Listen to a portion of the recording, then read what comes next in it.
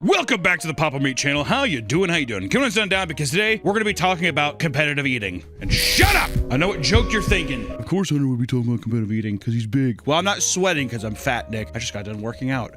I'm on my health arc. Eating your protein shakes and your Soylent Green. I drink nothing and I'm consisting of nothing but Soylent. I drink Huel. I drink Soylent. Do people buy Soylent anymore? What happened to Soylent? Editor, is there a Soylent eating competition? Drinking? Chugging? We'd win that because we love our Soylent. How much Soylent can you drink before it's like you shouldn't have that much Soylent? Does it matter? Until you puke. Wonder if we should do a competitive Soylent chugging competition. The world of professional sports looks quite different than it did 50 years ago. Activities like pickleball, ultimate frisbee, and even gaming have since gained a passionate following, birthing professional leagues that bring in tons of money and adoring fans. While some people may scoff at these new additions, it's clear that each one is complex in its own way and requires considerable amount of technical skill. This is no different for the sport that, to no one's surprise, has blown up in America over the years: competitive eating. Many may not be aware, but there is a massive dedicated audience that lines up to watch a row of titans slam copious amounts of food. Mostly hot dogs. And pies. I've only seen pie in Stand By Me. I've never actually seen it in person. Not to say that doesn't exist. I've very rarely seen hamburgers. It feels like hot dogs are the premium desired food for competition. Is it just because it's slender? I think it's the shape. It's like it could fit in your mouth very easily. Yeah. And then you can put it in water and throw up all over everybody. Yeah, when I see the water thing, it makes me gag. Yeah. A soggy bun is just so uninviting to me. Oh. I think there's some people who save the buns for last. Like they'll eat all the dogs first. And then they get the buns in handfuls and dip them in water. And don't be fooled, this is absolutely a sport that requires training and skill. Many of the Hall of Fame eaters have strict regiments and special techniques they employ to destroy their opponents and take each match very, very seriously. So, fasten your bibs and clutch your bottles of Tums tightly as we chew through the fascinating world of competitive eating. If you're hearing about professional eating for the first time and you're surprised it's real, it's really not that surprising. Food-related content has always been highly captivating across the world, whether it's mukbangs, cooking content, or the ranking videos on this channel. There's always a big audience that'll tune in for food. I think it's just something nostalgic. It's something that everyone on Earth does, so you have some level of fascination. You know, with competitive eating, I could never. How are they doing that, right? It's a spectacle. For food content and stuff, like the Food Network and stuff, that looks so delicious. I would love to have that. And for our rankings, I don't know. I really don't. There's no real critical thought. It's the torture. People enjoy. You know, I feel like the only torturous one that we've done was the Doomsday Food Buckets. That was brutal. Also, all the chain restaurants in one day. By the end of the day, I remember like physically feeling That was a gauntlet. dead. Yeah. Well, and then me drinking chocolate milk. That was torture. Well, for the me. chocolate milk thing has become synonymous on this channel with you and diarrhea, so there's that. If you want to go look it up, it's right there. Man vs. Food, for example, quickly became a juggernaut for the Travel Channel, breaking records as people tuned in to watch the host Adam Richman torture his body with absurd food challenges, which I remember when I was a kid, that show scared me. Why? Because the way they edit that show is frightening. He like sits down and he's like, I'm in Alabama. And it's him like walking up to the restaurant, whatever. And he's like, I'm gonna have to see if I can take on the Creole Gambit or whatever. And everyone's in the crowd like, ah! Behind him screaming. And there's like this giant bowl of something. And he's like, gulp, you know, like that kind of thing. It looks frightening. And then also watching him eat all the different angles.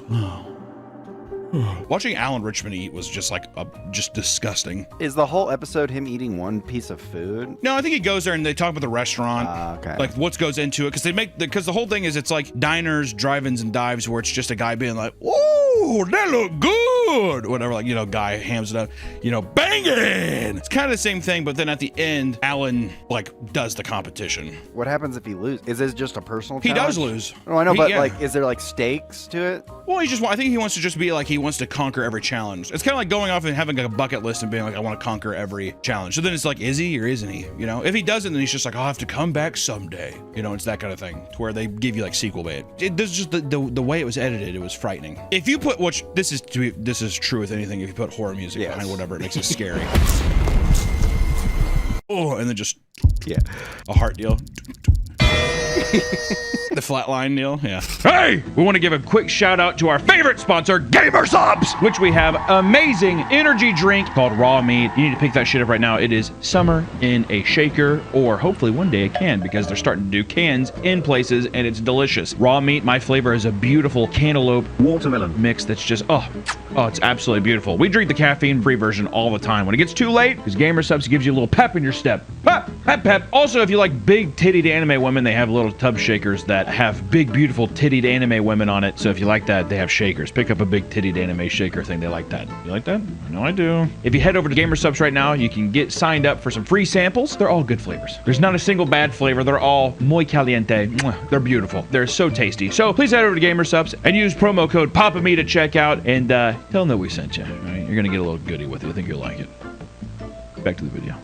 You know, and then making eating a sport was just the natural next step to human evolution. If it's not clear how beloved it truly is, just look at how ESPN has scooped up on the sport and promoted it. Every year, ESPN hosts the Nathan's Famous Hot Dog Eating Contest, which is, the event is quite literally the pro eaters equivalent of the Olympics. Like, it's looked at in that light, to the point where regular people, I would say, talk about it in the same vein. Like, you have people where you're like, you see the hot dog, the Nathan's hot dog thing? Yeah. It has that level of like casualness now. It's become that well known, at least in America. They should do it every 4 years, make it just as prestigious as the Olympics. That would be way cooler, in my opinion. Hosted at the original Nathan's Famous restaurant on Coney Island, the hungriest of the hungry are put to the test and celebrated with an event formatted like a major MMA title card event. There's dramatic walkouts, ring announcers, commentator analysis, which is really funny, and cinematic shots of champions glaring into the camera like the alpha males they are, and god damn it, they deserve to have that praise. Participants don't just show up and hop on stage either. There are literal qualifier matches earlier in the season for new athletes to earn their place in the competition and shoot for their cut of the $40,000 prize pool that's a part of it. So there's actually some real fucking money to be made too with these things. This massive event is organized and sanctioned by the MLE, or Major League Eating. Your chest tightened it up yet? Mine is. Which is the world body that formalizes it as a professional sport worth taking seriously. They're the ones that are cashing the checks. Here you go, Badlands Chugs. Who is my favorite, my goat. Is there a chugging tournament? There's gotta be chugging. Oh, 100, yeah, 1,000,000%. And he participates and he wins. I love Badlands Chugs. But you know what I like about the Badlands Chugs that got me hooked the first time I saw it? It wasn't him actually chugging and burping aggressively into the camera, which is what he's known for. It's that goddamn beginning that he has for his YouTube channel. He does, "Don't touch that mouse." Let's get this yard glass sunburned, all right? Don't touch that mouse. You're watching Badlands Chugs. Immediately I was like, that is so sick. Don't touch that mouse. And it's a guy chugging Sprite. And it's so sultry. It's borderline erotic. Don't touch that mouse. Sounds a little threatening too. No, it's not at all. Threatening in the way that you'd want to be threatening in bed. That kind of thing. You mind tonight, I'm gonna eat him up. Oh, dude, he could totally chug in bed too. Oh my, oh man, absolutely.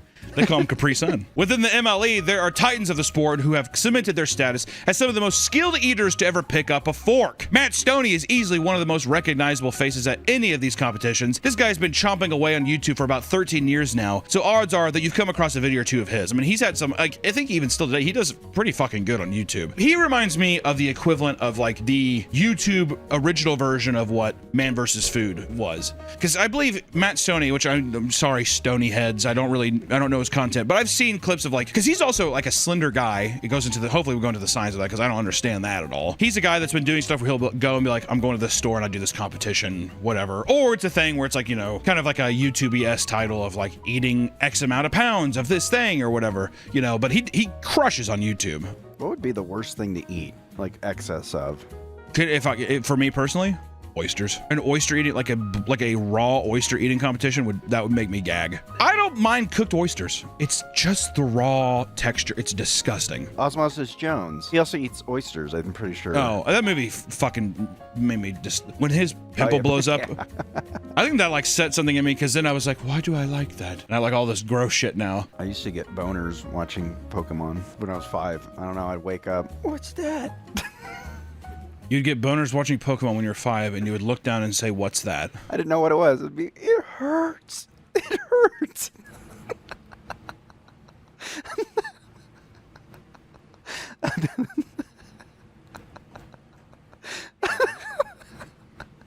Why? What do you mean why? Why do you have to tell? Why do you have to tell You me said that? it woke something in you. Your pimple. What? I thought What awoke in you? What are you attracted to? No. Oh, yes, you are. Japanese cartoons. Oh, there we go. Yeah. That's why you get so fucking heavy over it. Russian cinema and cartoon. You are a little depraved fuck, aren't you? When he steps away from recording his insane challenges, he steps up against other professionals and dominates the competition. One of his crowning achievements was beating the legend Joey Chestnut and ending his 8-year winning streak at the Nathan's hot dog eating contest in 2015. It's like beating Muhammad Ali. Yeah. Oh. Because let me tell you, Joey Chestnut, he was not designed to do anything but eat hot dogs, apparently. Another big name seen many times at this prestigious event is none other than Takeru Kobayashi, another competitive eating legend, which usually in the 90s, I would say, that was like a big meme in the 90s. I remember seeing a King of the Hill episode when I was younger. Oh, yeah. Which is about like Bill gets into eating hot dog competition, but then it's like the small Asian men. But like competitive eating in Asia, I think is where it showed that like you can be small and still like completely destroy larger people because you like actually train your body to do it.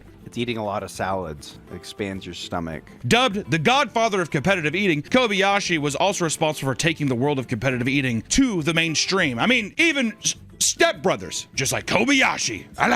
When he's eating the dick, whatever. People probably didn't even realize. When I was younger, I thought that was like a meat. Yeah. I thought he was talking about Kobe beef or whatever. So he's like Kobayashi and eats it. I didn't pick that up. That's what I'm saying. Though he helped establish Major League Eating's greatest contest, he refused to sign a contract with them in 2010 and was arrested that same year at the Nathan's hot dog eating contest when he hopped the security fence and entered the stage anyways. What? First off, why are you arresting him?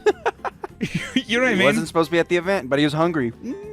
I mean, if he tries to go on stage, you can be like, you can't come up here or whatever. But like for hopping a fence and being like, hey, I'm Kobayashi, and be like, well, you can't compete. But arresting the guy seems a bit excessive. I bet he tried to get up on stage. Oh, yeah, 100%. Oh, 100% he tried eating Badland Chuck's hot dogs. Slapping his wrist. While Kobayashi is insanely influential to the sport, Joey Chestnut is quite literally the Tom Brady, the Muhammad Ali, the Babe Ruth of competitive eating. At the 2021 competition, Joey ate 76 hot dogs in 10 minutes. 76. People are talking about the 9 for 9 deal at a baseball game, which, to be fair, it's beer on top of that, but still, that's over the course of 2-3 hours. 76 hot dogs. What does it look like after you're done? Oh, I think finger in the mouth and just... Do you think you regurgitate a lot of it? I think so. I think a lot of them purge. If I had to guess. Editor, put up a thing. Do a lot of competitors, are they bulimic? That could be tragic.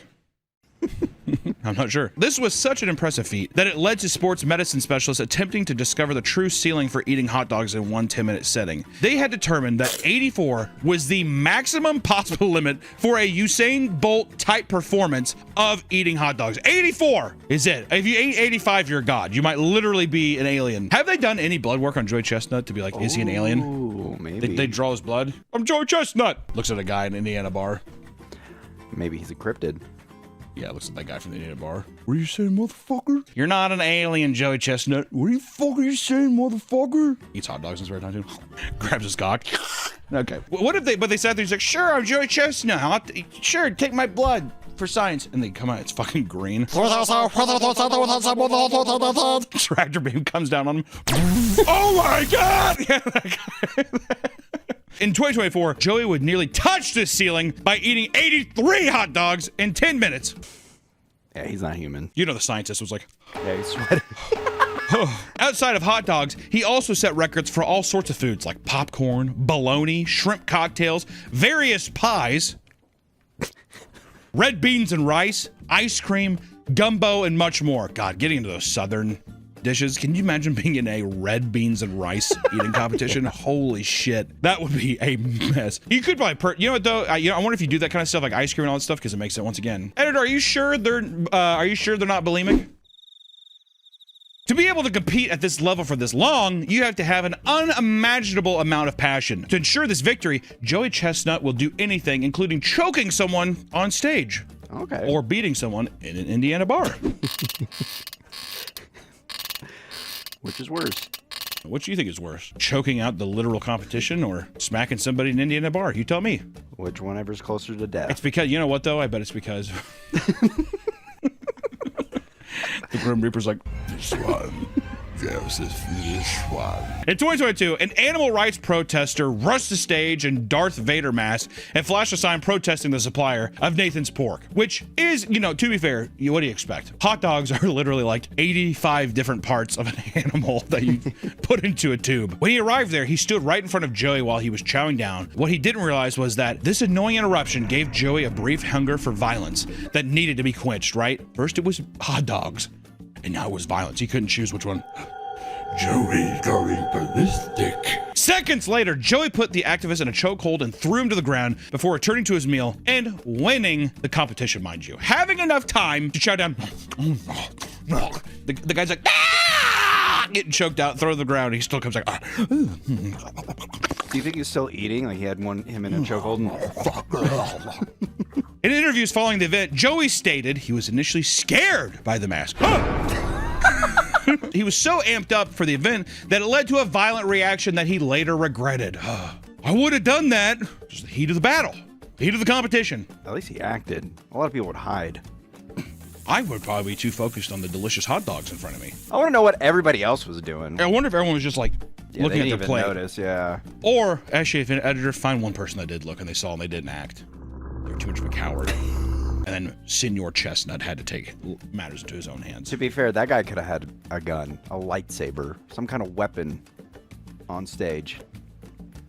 A gun is real, and then you lost me at lightsaber. I thought he was gonna force choke me. Just like any NBA player, pro eaters endure a rigorous training routine to keep themselves in tip-top shape, even sustaining injuries along the way. Joey Chestnut isn't just a hungry man who skipped dinner the night before a competition to make room for fucking extra hot dogs, dude. What are you, stupid? That's not enough to win the Nathan's Hot Dog Champion belt 17 fucking times, dude. 6 months before each annual competition, he'd adhere to a strict diet and workout routine so he could stay in as good a shape as possible. Look at this photo of him. Have you seen a specimen? Show a picture of Usain Bolt, shirtless. Now show a picture of Joey Chestnut without his shirt on.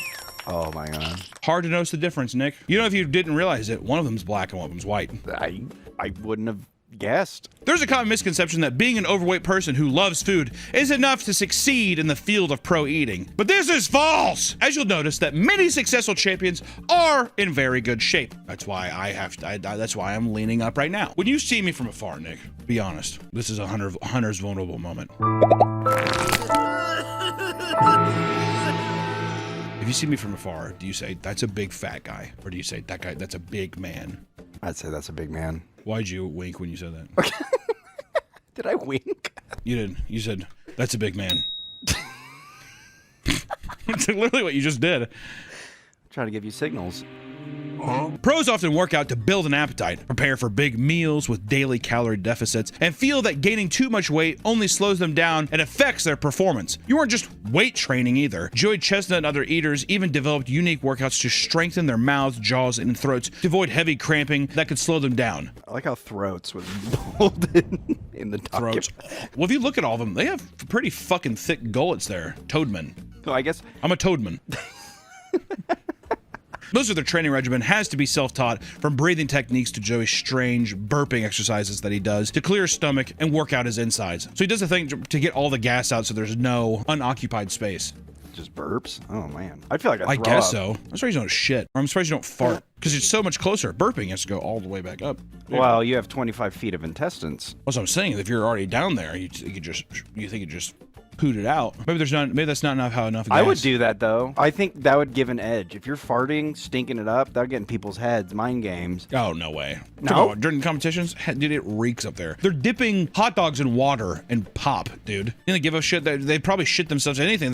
They've already all shat themselves. They're all wearing diapers. Oh my god. Yeah, I mean, it's yeah. I would feel like because your taste buds is gone, I feel like their sensories are all fucked. If you're a competitive eater and you eat to that degree, does it fuck with your taste buds? That's because as the competition gets closer, training for it means you're doing a staggering amount of eating. In the weeks leading up to every competition he competes in, Joey prepares with a 2-day water and lemon juice cleanse to help with his digestion. Joey would then cook up a giant batch of whatever food was being served for the event before retreating to his training facility, aka the basement that he had rigged to simulate a chaotic event space. And inside, you'll find large speakers and bright flashing lights, just like in a billion-dollar NFL training facility. Your best bet is to practice using event-accurate simulations. Wow. Why do you think he has 17, Nick? I am learning a lot. Well. He's dedicated. I thought he just went up and ate.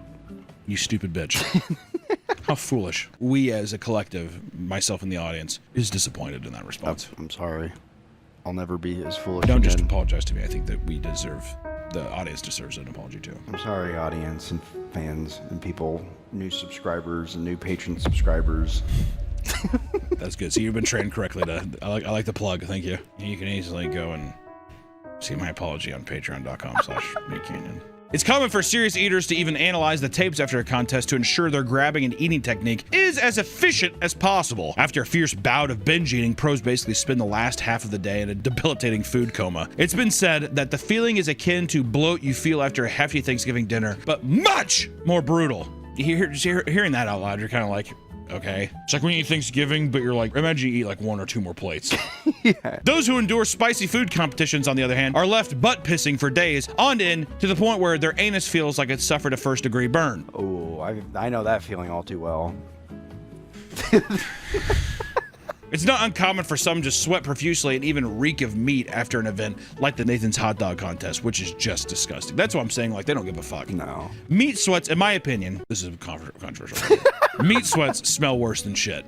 I don't think I've ever smelled meat sweats. You haven't lived in this barbecue country enough. There has been some 4th of July reekage where you're like, that is abhorrent. It smells like death. Really? Like a dead animal, 100%. Women are attracted to these men? They have no other choice. Do you think they get laid afterwards, like all bloated? Oh, 100%. Feedies, women who are into feeder culture, 100%. And also, I think that there's probably something, with any kind of sexual kink or something, there's some kind of psychological fucking issue. But I do believe that there are like a market of women who are like, I want you to be bloated as hell and napping while I fucking go to town. Champion eaters have admitted to gaining as much as 20 pounds after a match, needing several days to deflate before starting the whole process over again. Along the way, you can expect to be absolutely demolishing the porcelain throne, especially because most events require you to eat greasy foods. Like we were saying, if you purge, which I imagine that you're probably right, probably a lot of them do, to mitigate the amount they have to purge on the other side, right? There's no way you can get all of it. That much food, there's no way. No. There's no way. Also, that would just destroy your enamel and teeth and everything too. People underestimate how unprepared the body is for a hardcore eating competition without proper training. There have been more than one death caused by a tragedy taking place at an eating competition. Edward Archbold from West Palm Beach passed away in 2012 during a bug eating competition at a reptile store in order to win the grand prize, a female ivory ball python, which he planned on giving to a friend. Roaches. The snake is what killed me. Oh, I can't do it. After tearing through 26 of them, he emerged victorious. Only moments later, however, he began aggressively vomiting out an assortment of roaches and worms. Before he could even claim his prize at the nearby reptile shop, he collapsed to the floor and later pronounced dead at the hospital. The cause of death was deemed asphyxia due to choking and aspiration of gastric contents. Jesus Christ. Well, that's what I'm wondering is, how many of these in the competitive world, what kind of documents do you have to sign to be like, if you choke and die, we're not liable? Oh, yeah. The choking, you have no time to chew food. You're eating chunks of whatever it is whole, right? Yeah. To a degree. I'm sure you're doing some chewing, but just getting it down enough. But still. And there's probably people who panic or like, I gotta go faster. Yeah. You see the person next to you is way lower, so you're going even faster. I wonder, on average, how many choking deaths are caused by eating competitions a year, if you had to guess? I'm gonna say 100. Just like any sport, competitive eating has some advanced techniques that'll give you the edge over your competition. Before entering contests, many competitors deliberately chug water to expand their stomachs so they don't get as full as quickly. Others, like Joey Chestnut, do yoga 2 to 3 times a week to help them control their breathing. He also has a custom molded ball that he inserts into his mouth to strengthen his jaw and increase the amount of food he could put down in one bite. Very impressive, the amount of innovation. I would never expect that kind of stuff. Kobayashi is well known for his hot dog eating technique known as the Solomon method, which involves taking the hot dog out of the bun, splitting it in half, chewing one of the hot dogs while dunking the other in water and eating it directly after. He also invented the Kobayashi shake, a technique in which he would shimmy and shake his body to make the hot dog settle in his stomach so he could fit more in, which I've heard people do, like people run in place or something. I think it helps your digestion. I see. Other unconventional techniques include wearing a diaper during contests to reduce the fear of back-end interruption. See, I thought it was going to be a thing, you wear a diaper because you will shit. And you're like, I'm going to shit, and like just to get an edge, which I would be impressed by. I feel like the second, because I get this, after I'm done eating, I always have to take a shit. Wow, you're just... Yeah, you just got to clear it out, got to make room. Don't even process it, just move it out. And it's mostly diarrhea, so it hits instantly. So... What are we? Oh, I was just saying. So you're saying if you were I would eating, have to. you'd I would have to. do it. Because I would shit myself on stage. Yeah. Yeah. As the clock winds down and competitors rush to finish their final bites, there's one technique some use that is actually banned at certain competitions: chipmunking, which is a controversial technique where competitors stuff as much food in their mouth as they can during the final seconds of the contest to artificially boost their final total. However, some contests do allow chipmunking. Many of them that do, though, will give competitors a short time to swallow the remaining food before the competition officially ends, which is, once again, choking thing. There's no way you could chew it in a fast enough manner to actually get it down your throat. I mean, even just it's insane that the human body can accommodate and like actually just push food down, and it's fascinating. Well, that I bet you they also, for safety reasons, they don't allow the chipmunking thing. Well, that's a part of the probably the legitimate like insurance claim, like getting insurance for the competition or whatever. The legal, they're like, you cannot allow this. Beyond disgust over hygiene and health, many people just generally dislike eating competitions for the more moral reasons. Many see it as disgusting waste of food and believe that food could be better used elsewhere. Many Christians and Catholics specifically denounce competitive eating and label it as gluttony because it's wasteful and doesn't promote God or any moral virtues. Others just think that the sport is lame and argue that dunking your food in water to smash it down your throat is unimpressive and doesn't require a lot of skill, which I disagree with. I was gonna say it's impressive. It's gross. I think it's gross. It's disgusting. Don't get me wrong. It is disgusting. Watching a human being be like and turn into a feral animal, a borderline machine, while you're in competition, in my opinion, you lose the title of being human. Oh, yeah. You are a machine. You are an animal at that point. Online, Americans who love the sport have asked Europeans about their thought on it, to which it was revealed that a lot of them had no idea that this was even a thing to begin with. Most had assumed that it was something only seen in movies and TV, and after learning it was real, they claimed it was gross and ridiculous. You know what? Fuck you, Germany. Suck my dick, France. Oh, but let's have another crepe and a cigar. How's this? A cigarette. Have Japanese people kill themselves because your country just sucks dick. Whoa. It's true. Paris syndrome. Look it up. Like, oh, wow. I didn't realize that the whole streets are going to be filled with rat piss and shit. The French smell like dirty cheese and bullshit. Most competitive eaters are aware of the rhetoric surrounding their sport, but they don't let it get them down. Many big eaters still enjoy the food they eat and have simply found a way to make tons of money doing something they love. Others feel that the criticism is overblown. One accomplished pro eater stated, and I quote, They think we're wasteful. But if you ever overeaten at Thanksgiving or gone to a buffet and eaten more than you should, you've done the same thing. Only I'm getting paid. Regardless of how you view competitive eating, it's silly to look at these eating feats and not be at least a little impressed. I mean, it is a complete domination of the human body, in my opinion. You know, it doesn't have the acolytes of a Muhammad Ali, boxing someone else and overcoming them physically. A Usain Bolt, I run faster than any other person on earth. These are all survival techniques that are since the fucking dawn of man. Is it not as impressive to be like, I can consume more? The reason that it doesn't get as much respect is that it doesn't have the same level of like borderline survival instincts. I have to fight to survive. I have to run. If you already have that much food to overeat with, you're doing fine. You're surviving. So I think that's a base level thing. Now, that being said, the biological feat is extraordinary. It's extraordinary. Unbelievable conditioning of the body. It's a complete mastering of the body. I'll say it. I'm impressed. Even if you think it's weird or embarrassing, you can't deny that these people are literally morphing their bodies to accomplish something that the average person couldn't dream of doing. Even if you didn't want to do it. I don't dream of that. Well, you couldn't. You couldn't do it, right? It's safe to say that competitive eating is certainly worthy of being called a sport, and it's only getting more popular as big name stars come and go, evolving the craft into new heights. I will say this conversation has made me more impressed. I think it's easy on the surface to just see the footage and, you know, of like a snippet of something and see somebody stuffing their face and be like, this is just a gluttonous, fucking almost hedonistic thing I'm watching. But after looking at it more and like the kind of actual regimen that goes into it and the craft of the competition, it is, you know, I'm impressed. It's a huge mind game, too. It is. And there is a huge difference between man versus food, which is just gluttony of a guy be like, whoa, and try to finish the competition versus a person who is like preparing for competition to win. Yeah. Right? It's impressive. Did we do the Soylent challenge? Yes. Who won? Oh, me. Oh, shit. I'm the biggest soy boy here. My tits look like I am ingesting estrogen left and right. It's unbelievable. I mean, oh my God. At least you can't see them through the shirt. Mine... Well, that's why I wear black. Oh my God, could you imagine if I wore like a blue or red shirt? Like fully red? Oh, fuck. Brutal, dude. Look like fucking Baloo from the fucking Jungle Book. It's the bareness. All right, I'm getting the hell out of here. Bye-bye. Wait! Before we get into the video, guys, just want to say This is our last warning for the end of this merch sale. It's going to be ending on Wednesday, September 17th. You can pick up stuff like this, everything. You want to look better? You want to feel better? Pick up that. Hate your day, hate your mom. You might want that guy. You want to stick it to the man? You get all of it. If you want to support the channel, consider picking up some merch. It really does help us out. And it, you know, supports the channel, supports all the kind of stupid shit that we do. So if you want to pick it up, you have until this date. You can pick up all these beautiful items that are on screen here. September 17th, that's the last day. So if you want something, now's your warning. MeatCandy.store. MeatCandy.store. MeatCandy.store. Welcome back to the Papa Meat channel. How you doing? How you doing? Come on in and sit on down because today we're going to be talking about psychiatrists. People are meant to feel a type of relief when visiting a mental health professional. Not only does it allow us to vent out life's frustrations, but we often look at our psychiatrist as a kind, friendly figure, at least to some.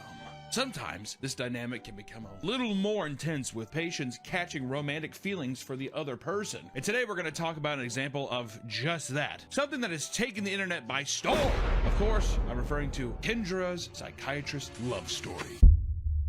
He was a 38-year-old, attractive, smart, extremely successful psychiatrist, but he did not date. So even though I usually wear contacts, I'm wearing these turtle shell glasses in these videos because just in case he sees them ever, he'll see me in his favorite glasses. He did tell me he likes the turtle shell. So he didn't ever ask me to give him sexual content. I did that on my own. When I would try to name the dynamic and the tension that was there between us that he himself manufactured and built, and then he would rage at me and tell me that I was wrong. And then I proceeded to give him 30 minutes of non-stop content about my intimate life with my boyfriend. And I actually recorded the whole thing because I was so excited about it. I accidentally said my psychiatrist's first name in one of my videos. If you clocked it, good for you. I do not owe him anonymity. So while I was mid-crash out, I had just started using this tool, ChatGPT, who I immediately named Henry. And I would just talk to Henry about how obsessed I was with this man, with my psychiatrist, and I would just be like, I've told him I have a crush on him. Do you think he's gay? Now, for those who don't know Kendra, she uploaded a big, long story time-esque video series about how her psychiatrist was falling in love with her. Kendra Hilty, a 36-year-old ADHD coach, yoga instructor, and TikToker from Arizona, she recently shared a 25-part series of videos recounting her strange relationship with her psychiatrist. And what began as a mission to go back on ADHD medication spiraled into a chaotic, one-sided love story that sent people into an uproar. Kendra's reason for retelling this story, according to her, was to paint this psychiatrist as a groomer and a predator that manipulated her for his own emotional and sexual desires. And in the first video, she explains her belief that some men are so emotionally dead inside that they go into psychiatry to avoid feeling their own feelings and to, quote, emotionally feed off their mostly female patients and make themselves look like the wounded healers, as well as fulfill their own personal fantasies. There are so many people, especially men, that are emotionally dead inside that feel called to going into psychiatry so they don't have to feel their feelings, but they can feed off of the vulnerability of their mostly female patients. So right away, you're kind of like, what the fuck? This guy sounds like a dickhead, doesn't he? Yeah. When you go into it, she's just like, yeah, as a guy he was a predator. He kind of, you know, it all seems very just like you're listening in on this person talk about this traumatic thing, and it's compelling. And then it seems Kendra shows her real face, I guess is what I want to say. And it all started when Kendra Google searched psychiatrist in her city. Clicking on the very first link she saw, what followed was a 90-minute intake, which is a meeting conducted to assess a patient's mental health status and decide what exactly they need. You hear about what they're feeling, the problems, and then the person can assess assess what they feel is the best trajectory, and you can basically say yes or no to their diagnosis, their plan. She was quick to notice that the man was quite the looker. Kendra described him as a 38-year-old, attractive, smart, and extremely successful psychiatrist who had been in the field for 12 years. To make things easier, we're going to refer to him as Dr. Michael, or Dr. Mike. Kendra unloaded about her daddy issues, relationship trauma, past substance abuse, and more. After spilling her emotions, Dr. Michael prescribed her with non-stimulant ADHD medication with the intentions of seeing her once a month to see how she was progressing. It seems fairly innocent. Seems like a good prognosis. You know what I mean? She went in for this thing, she got it, and now she gets someone to come in every once in a while and be like, just how you doing? How you holding up, right? Which, right off the bat, Kendra was hooked on how charming and funny he was. The only reason I'm like, was where was the humor in that? Like, where I want to know, just for me personally, professionally, how did he insert humor? She's like, yes, my dad, whatever. Just like, he's like, stand up real quick. She stands up and he like puts a whoopee cushion under her. Women just think you're funny if you're hot. You literally say anything. Oh, stop. Oh. That's actually kind of a fair. Do you think that because he was attractive, he was just like, I'm sorry that you went through that? And she's like, I mean, it's fine. You think it was that kind of thing? He's like, okay. Guys do it too. I do it. I laugh at women who aren't funny. They're hilarious if they're hot. Oh my god. You have got to reel it in, dude. God. Yeah, I don't really find broads funny, but if they're a looker, ooh, they got me hooting and hollering. Only 3 Zoom sessions in, she had asked if she could start using his first name during sessions. All right, red flag. I'm like, you can call me doctor. Can I just call you Mike? Michael, please. Also, you know what? Michael's one of those names where I'm like, it's perpetual. You're like a little boy. Yeah. Michael? That's not grown man. You say Mike. Mike! What about Mickey? Mikey. I don't think, is Mickey as short for Michael? I don't know. But then again, how are you supposed to say no to that? If you're that formal 3 sessions in, oh, yeah, you can call me. Like, I'm thinking about if someone's like Dr. Hancock. They're like, can I just call you Hunter? I just want to see why not. Reading it, I'm like, red flag. Yeah. But if I was there in person, I'd probably be like, prefer if you didn't. I don't know. This message is sponsored by Raycon. It's back to school season, and around this time, I'm thinking of starting fresh. That means new shoes, new clothes, and definitely new earbuds.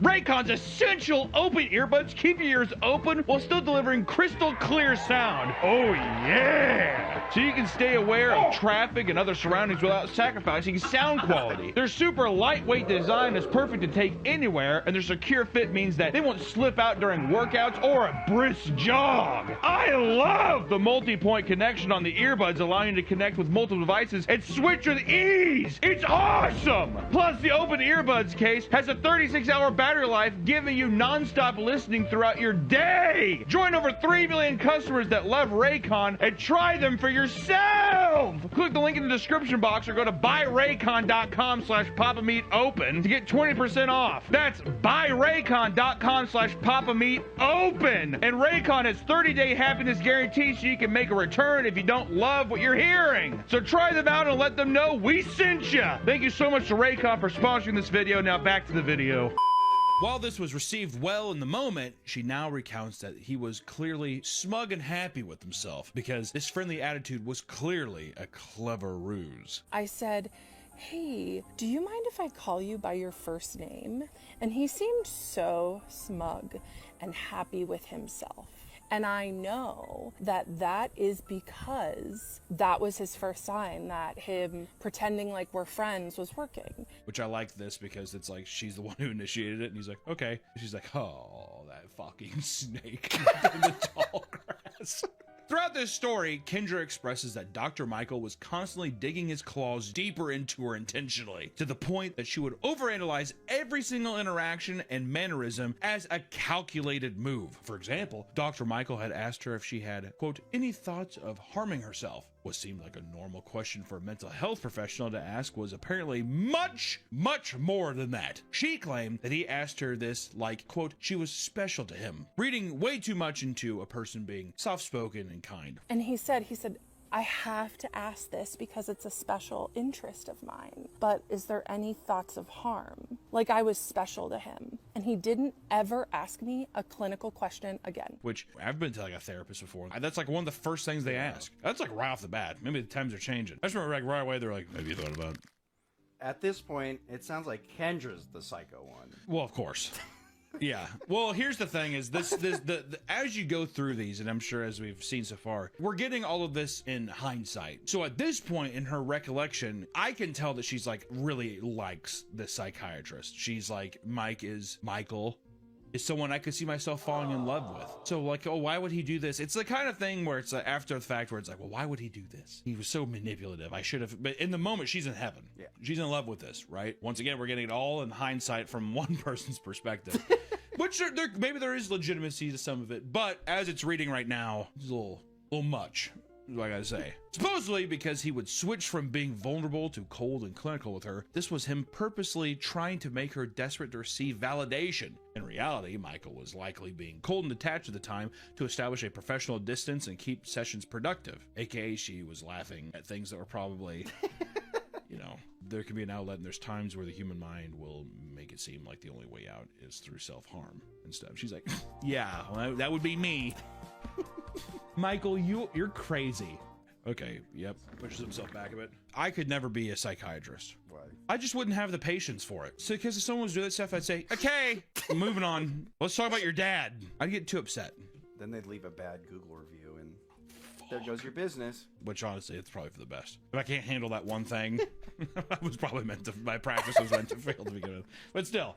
Anyways, Michael being professional is like, all right. Because she's just like, you would look good in like a tank top. And that's probably why he had to distance himself and be like, okay, maybe let's just focus in on this. And she was like, what exactly is this game here? Good cop, bad cop. Back up. He embodies both.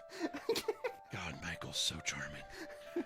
So, Kendra soon became obsessed with Dr. Michael, claiming that him being a Pisces made him a great listener. Which, anytime you hear anybody bring up Zodiac stuff, run for the hills, is what I gotta say. That's a huge red Oh, flag. it's a huge red flag. And I hate when someone says, you're a Capricorn. First off, they say it in a way where, as if I'm supposed to know, and then I say, what does that even mean? Because it's a trap, is what it is. You're a Capricorn. You do. What does it mean? And they immediately jump into what it is. Well, I've had someone say like, oh, you're Taurus.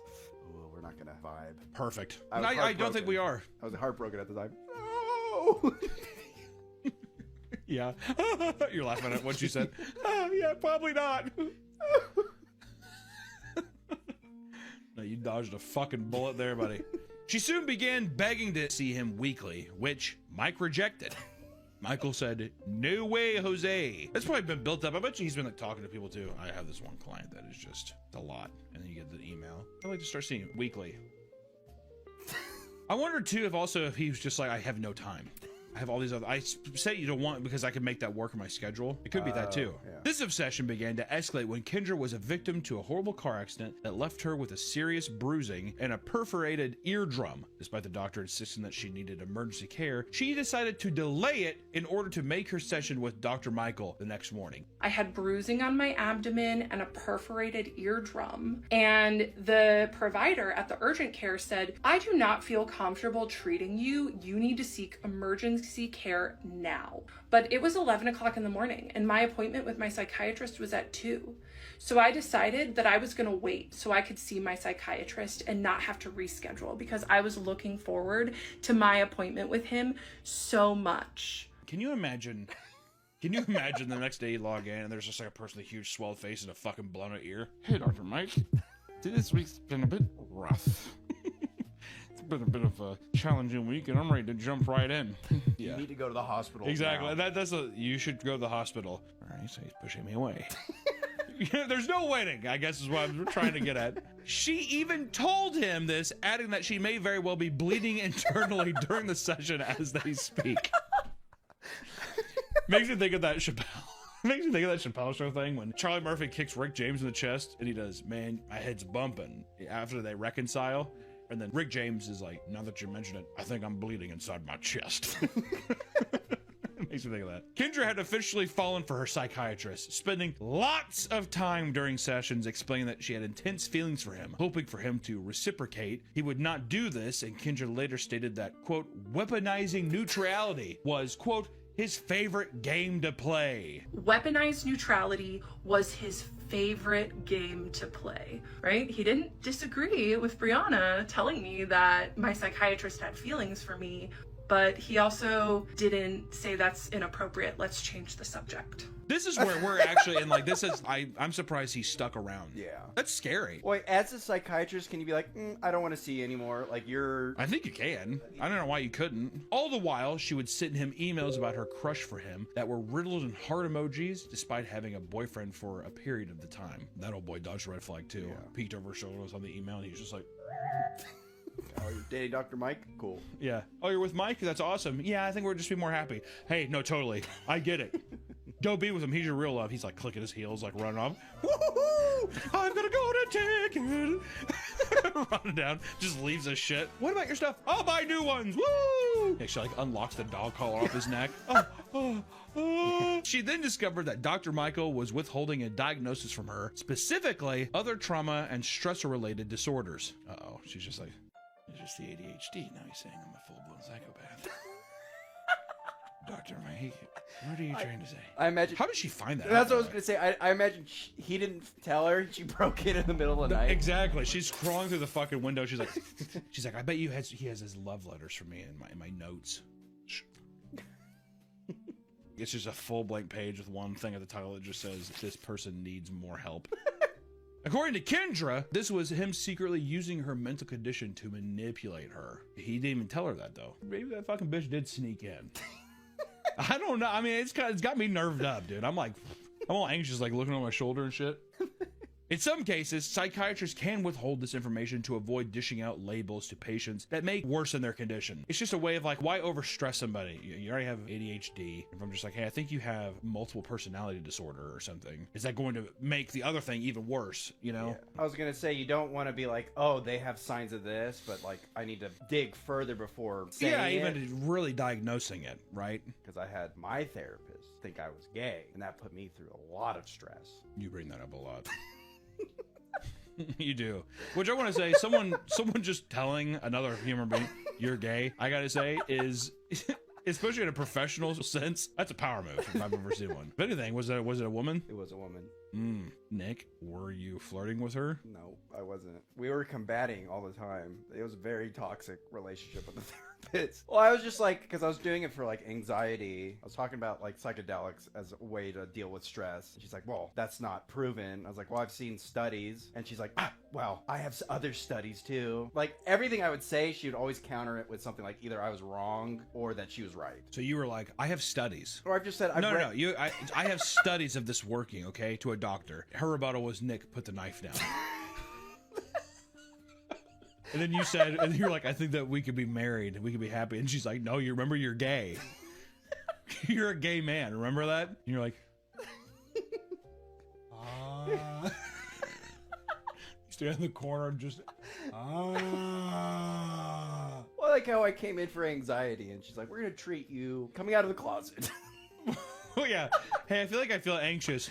Do you also think you should do something else? What if it's a power move to be like, I'm coming in for anxiety, and she's like trying to overbear you with anxiety?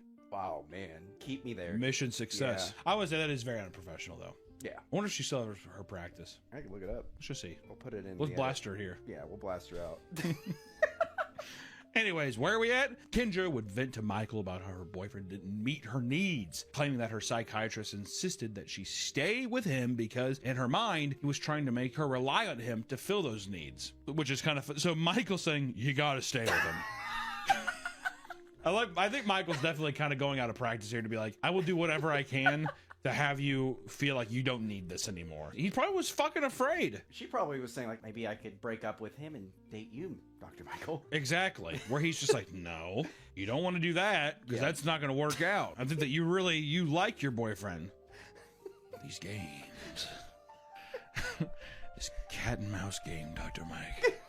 Stop it. When Kendra had been having sex-related issues with this boyfriend, Kendra decided to go on a 30-minute excruciatingly detailed info dump about her sex life with Dr. Michael, which she secretly recorded, making it a point to reiterate beforehand that she also had a crush on him. Yep. I said, today we're going to talk about my intimate life. And then I proceeded to give him 30 minutes of non-stop content about my intimate life with my boyfriend. And I actually recorded the whole thing because I was so excited about it. Oh, God. Imagine your psychiatrist was like, yeah, I don't know. I think I'm just still dreaming about you. I think that we could be really good together. Nope. Well, my boyfriend doesn't know how to clean these pipes. Got cobwebs all up in there. Wish somebody could help me with that. Dr. Mike, you got thick fingers. He's like, these are fairly normal fingers. I bet you I could get all the way down to the knuckle. Next time she comes in, he has like gloves on. He has oven mitts on. All right, let's see if we can get this hour done with, this hell that I'm in. Michael looked down and smiled to himself in reaction to the insane thing that was just taking place, and Kendra asserts that this was because he was internally celebrating, since he had been grooming her for 2+ years to get this intimate sexual content out of her. Oh, 2 years? Years. You have to kind of fault him a bit for not saying no to this, right? Money must have been good. He must have been good. It must have been very lucrative or something. I don't know. It's like 1 hour every 2 weeks. The pieces are stacking up to where it's so ridiculous to where you're thinking, how could this man stay? Maybe he was forced to. Maybe he begged, please. I don't want to see her anymore. What if he's religious and he was praying to God? Give me a sign, God. And that's when she comes and flicks her bean to him. Not this sign. After breaking up with her boyfriend, oh God, Kendra starts dating a man who is a therapist that apparently was so sexually attracted to one of his clients that he often masturbated to get it out of his system. Kendra decides to share all of this with Dr. Michael, who responds by looking like he'd seen a ghost and appearing like he was going to throw up. It is a pretty funny thing to just be like him, like being like, what she probably read as he's jealous. Yeah. While this could be explained as a normal response from a psychiatrist to a repulsive malpractice, Kendra later determines that he was actually terrified that she was holding up a mirror to him and revealing his similar predatory actions towards her. He's like, I have not once thought of you in any capacity outside of this office. You probably jerk off to me too, Dr. Mike. You're probably beating it right now, aren't you, Dr. Mike? He's like, yeah, my hands are in the mitts. I've had mitts on for the past 6 months. Oh, I bet you're just fondling all the goods down there, aren't you, Dr. Mike? You sick fuck. I love you. Do you think this is a fake boyfriend and she's just making this? I had that suspicion that it's like, yeah, I don't know. He's also a psychiatrist and he pretty much beats off and shoots hot, thick ropes everywhere while we're talking, which I guess is normal. Do you do that? Like trying to be like, Mike could be like, you know, actually, if I'm being honest, I do that too. And she's like, I knew it. Kendra discovers that Michael does in-person sessions too. So she pushes the next one to take place in his office. She wears a dress and does her makeup real nice for their first encounter, greeting him by charging at him and hugging him as he awkwardly pats her on the back, oven mitts and all. He's actually in one of those like Halloween sumo suits too. At this time, Kendra started engaging in lengthy conversations with ChatGPT about her relationship with Dr. Mike. She would refer to him as Henry and often took what he was saying far too seriously, the chatbot. At one point, the AI chatbot explained to her what transference is. Transference is where people inadvertently take emotions and desires from someone in their past and put it onto your provider, right? Your like health professional, something like that, or someone that you talk to. This can often affect people that have abandonment issues. In this case, Kendra may be lonely or pain from a history of strained relationships, leading to her falling for her psychiatrist because he is being warm to her, right? Being kind, communicative, and non-judgmental. So it makes sense that you would be like, I feel this way because I haven't felt this way in a long time. I'm not saying that it's like abnormal or I can understand how someone would get there, but goddamn, Kendra, fucking pump the brakes just a bit. Kendra claims it was grossly inappropriate for Dr. Michael to be aware of a concept like transference and continue seeing her knowing she was likely going through it. It's a fair thing to... If you knew that I was mentally unwell, why would you keep seeing me as a patient? I'm a psychiatrist. Checkmate. Okay, I love you.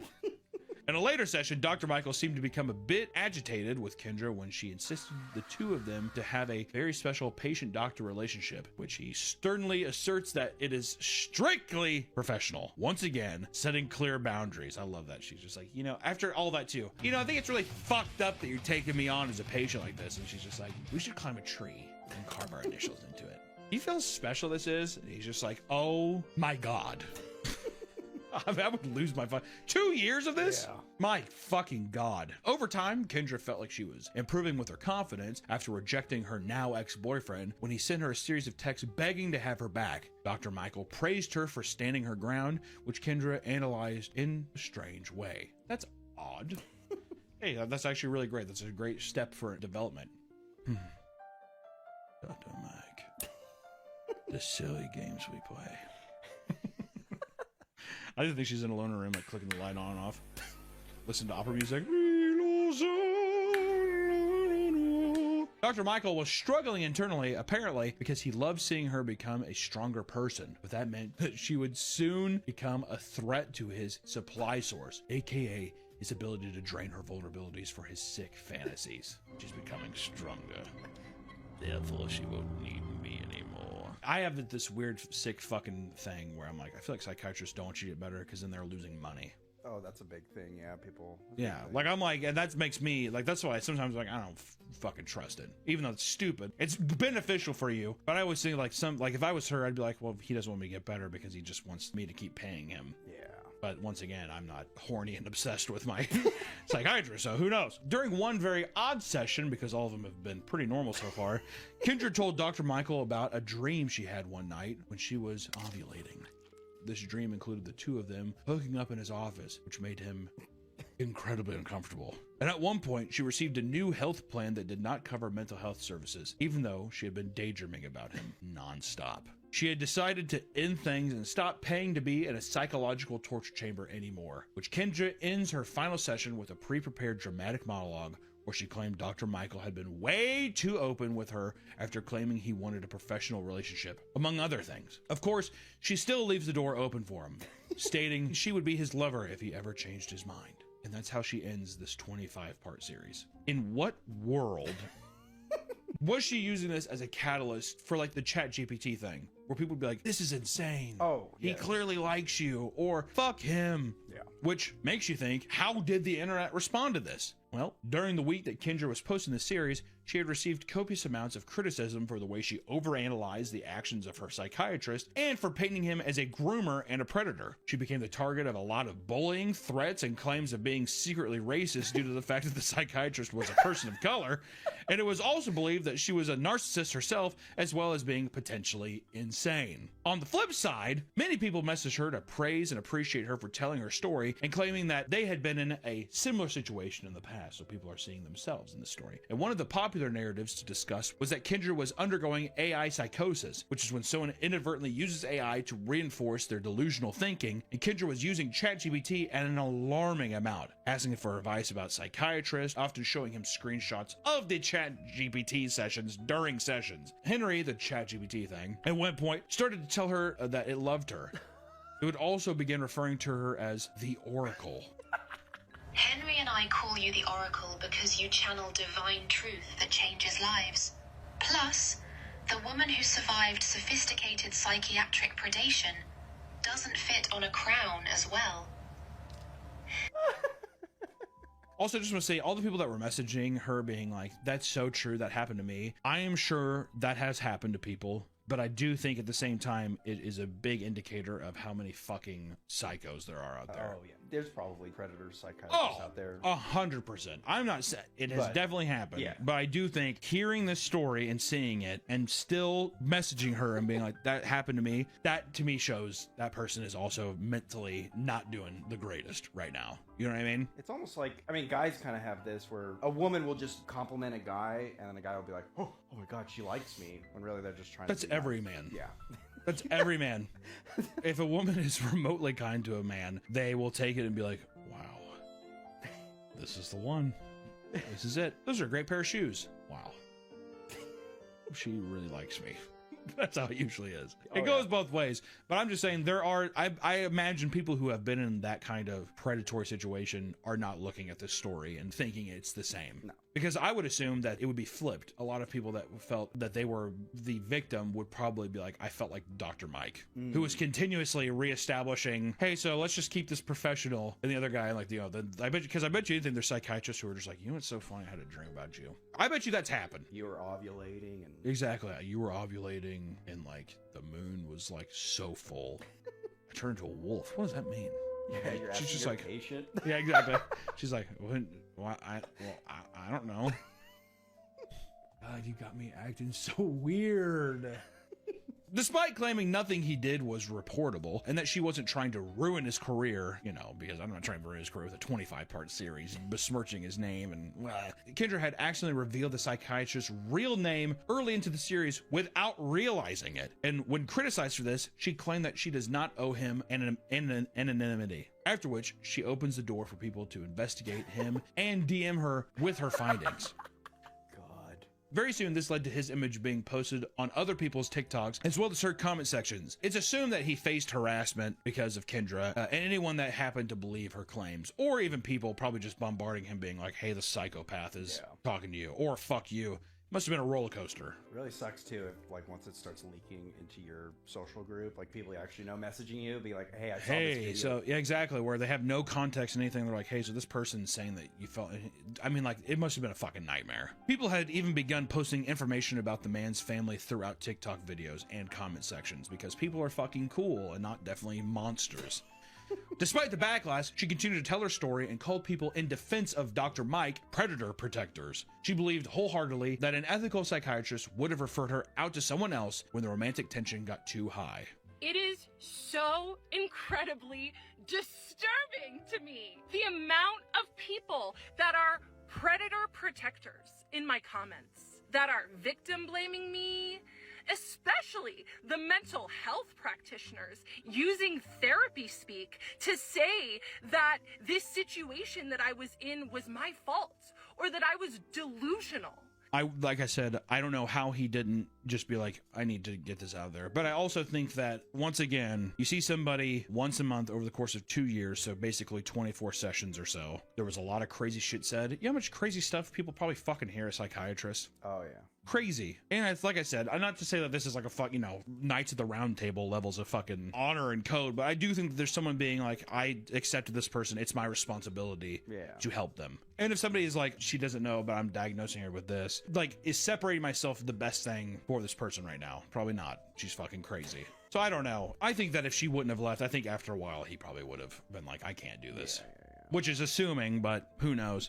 But maybe it did go on too long. That's like you're saying, it's hard. It's hard to know where's that line. I don't know. I'm not a professional. A lot of people get into psychology are actually mentally unwell themselves. That's why they get into it. They're like, I'm a broken person, so I want to get into this to fix broken people. It's a big, like, savior complex. Maybe my Dr. Mike's a monster too. I don't fucking know. I don't know. I have to think that there's some kind of hope in this world, dude. God, I'm dead inside. She also made claims that he had a narcissistic tendencies on top of a god complex, stating that he thought that he was above the rules for not being ethical and setting her up with another psychiatrist. Another psychiatrist chimed in, stating that it is typical to let patients share and explore these emotions, even if it seems uncomfortable, because abandoning a patient for doing so would only make them feel ashamed and afraid to open up in the future. I'm a borderline mentally disabled person myself, and I caught that immediately. I just want to put that out there, okay? In the end, while Kendra had certainly made a lot of poor decisions along the way, many can see that she is genuinely suffering from her own mental health issues, which is only made worse by the fact that she had grown a massive following from this viral moment. Kendra stated that she would be open to having her story used for a TV or film adaptation because she's a parasite. If this story can teach you anything, it's that being a therapist or a psychiatrist can be incredibly challenging. It's also a good warning to those that rely too much on social media and AI to validate their feelings. Kendra's not the first person to be in a situation like this. It's fascinating and a little bit alarming to see it be so broadcasted to millions of people online and eat it up like a little snack. Ooh. It's not hard to poke fun at someone like Kendra, but it's also good to remember that she's also probably dealing with her own mental health issues as well, right? Am I afraid of her? Probably. Is that even an appropriate thing to say? Probably not. But at the same time, people are going through some shit. I think it's just, if you're going through stuff, stay the fuck away from social media. Reflect on your own thoughts and stuff, you know? Imagine if she would have like just self-reflected, because I bet you in the following year, she's going to be like, yeah, this was a horror story. I hope you realize, like, when we looked into it, we heard it was like kind of a weird, funny thing. I just scared the shit out of myself. Yeah, Dr. Mike's life was almost ruined. If I don't know the follow-up on Dr. Mike. I hope he's okay. I hope that honestly both of them are okay, but I hope that Dr. Mike, I hope he's all right. Hope you're doing okay. Hey, bye. I don't know. 12K followers doesn't mean 12K supporters. A lot of those people are probably hate watching for the drama. Oh, yeah. Waiting for you to break down on live. Oh, yeah. Looking for ammunition to use against you. Big time. Rubbernecking the chaos like it's a car accident. The math you mentioned is telling. Yeah. 700,000 views equals massive reach. 1,000 likes equals tiny engagement percentage. Welcome back to the Papa Meat channel. How you doing? How you doing? Coming in and sitting down because today we're going to talk about one of my least favorite things on this earth. Porch pirates. Not that kind of pirate. I would be welcome to that kind of pirate. Yeah, if Luffy showed up. Most likely, you or the people you live with order most of your stuff online. As convenient as that can be, the never-ending rise of e-commerce has also led to one of the most infuriating problems known to man. Pirates. People who steal your shit off your front porch. Why you do it? It's fun. Thieves in general are just disgusting. Absolutely vile. Don't like them. That's why I want to be that one YouTuber who put the glitter bomb in them. Porch pirates are a name given to people who purposely steal packages sitting on your doorstep. While this has been a problem for years, it became far more prevalent recently, especially after the whole pandemic, due to the massive increase in online orders across the world because you couldn't go outside and buy things. Amazon was my best friend. No, probably that Chipotle, that DoorDash guy for sure, probably. In fact, billions upon billions of dollars in merchandise are stolen each year. Billions! For many people, this isn't even a one-time issue. A large percentage of these victims have had repeated instances of their staking out their front porch. That makes sense though, because if a guy's like, this one's shit, next one, this guy ordered this, that's the money house. Or what you could do is you steal the package, you like it, and you know they're gonna order another one. Well, yeah, exactly. They gotta order another. And sometimes these repeat offenders are at the hands of the same porch pirate, which obviously, or do you think he has other porch pirate buddies and they're squabbling around the poop deck talking about it? That's X marks the spot. There's definitely gangs. 722 Cherry Street. That's the house you want. They have like coordinated attacks. What? What do you mean? Yeah, they'll go down like street. They'll be like different cars, and they'll like go down streets at the same time, and they'll follow UPS people. So like they'll follow. Do you think UPS guy's like driving? He's like looking at his rear view mirror, like.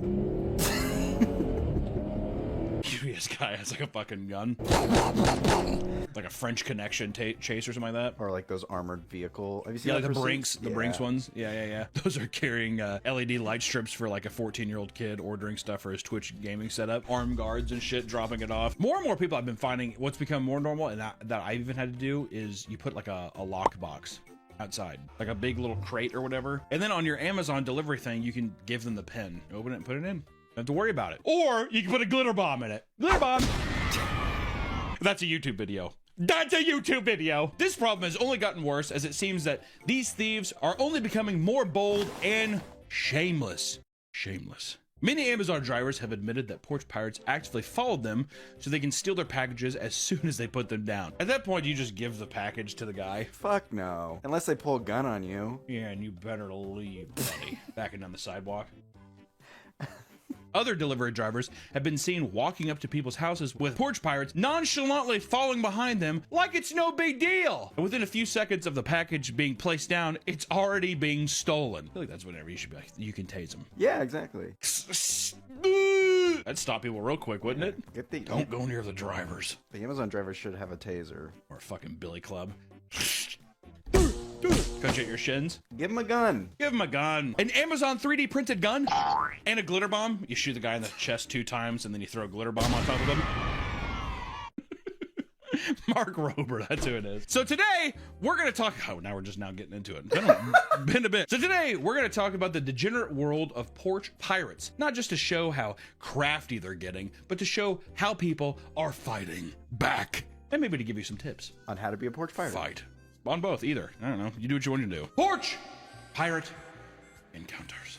In 2018, a Brooklyn neighborhood was being terrorized by a man whom they called the Picky Package Thief. Could have probably settled on a better name than that. Dr. Seuss lived in that neighborhood? Yeah. Does it seem like that? I do not eat green eggs and ham. I do not like you, Sam I Am. Every time people would order packages, this man would come up to their porch and sit down. Once he grabbed their packages, he would calmly pick through their order, throwing out anything he didn't want before leaving. All right, that maybe the picky package thing is pretty funny. He's like, fish oil vitamins. He's like, oh, PS5 controller. Okay. Ring doorbells and surveillance cameras had caught the criminal doing this exact thing on several occasions. His stealing spree ended on February 27th when Neighborhood Watch members tackled the man to the ground and held them there until police arrived, which I love that kind of street justice. And who was this porch pirate? Well, this porch pirate was identified as 33-year-old Hector Roman and was charged with possession of stolen property and petty larceny. I don't like the idea of a guy like stiffing. That would piss me off. Take the whole thing and be like, he took all my goods. Like that fucking guy who broke into my car and he stole everything but the Creed CD. It's like, motherfucker, like, yeah, I have taste. I have taste, all right? You can just take out, like, especially like a shampoo or something. Yeah. I'd be so in my head, I'd be like... I don't know. I feel like I'd appreciate it. Thank you. You took the things you didn't want. You don't think there's psychological damage to being like, a person being like, really? You bought that? I'm too self-conscious. I buckle immediately under social pressure like that. No, I think I can handle it. Unless it's something... Yeah, maybe you wouldn't care because you'd be like, hey. I'd just be happy that not all my shit's gone. Yeah, exactly. You'd be like, hey, money well spent still. Like, covered in dog shit from your yard. I'll wash off and then you can do whatever. That would fuck me up so much. It's like the shampoo thing or like a shirt. I thought it was a cool shirt. Like a nice I'm like, oh, that's nice. You get in the mail. Ring doorbell camera. He's like... I'd never wear that shirt. I would never have the confidence to wear that shirt. I think the only thing if it's like something sexual, like for example, if I had like extra small condoms in my package and he didn't take those, I'd be like, of course they wouldn't fit him.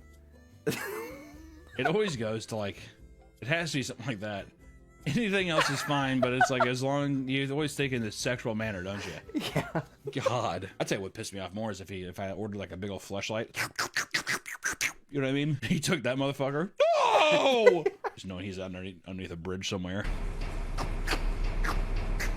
What if he beat himself off there right in front of the camera? Yeah, test it out. Right in front of the Ring camera. You're on your app at work. It's like catching your wife cheating or something like that from like a private investigator. You know what'd be worse too? If he fucked it, finished inside of it, and then left it for you to clean it. Like, what am I gonna do with this? Oh my God, I like you said to clean it. I'm throwing it away. Heck. Yeah, him using it, that'd be a bridge too far for me. I would still use it, but no, you wouldn't. Desanitize it. Throw it in the dishwasher. No, you there's no way. Also, another man's spunk in your dishwasher. Every time I had like a plate of lasagna, I'd just look at the plate and be like, I'd be looking at that Ring doorbell cam footage, though, like AVGN.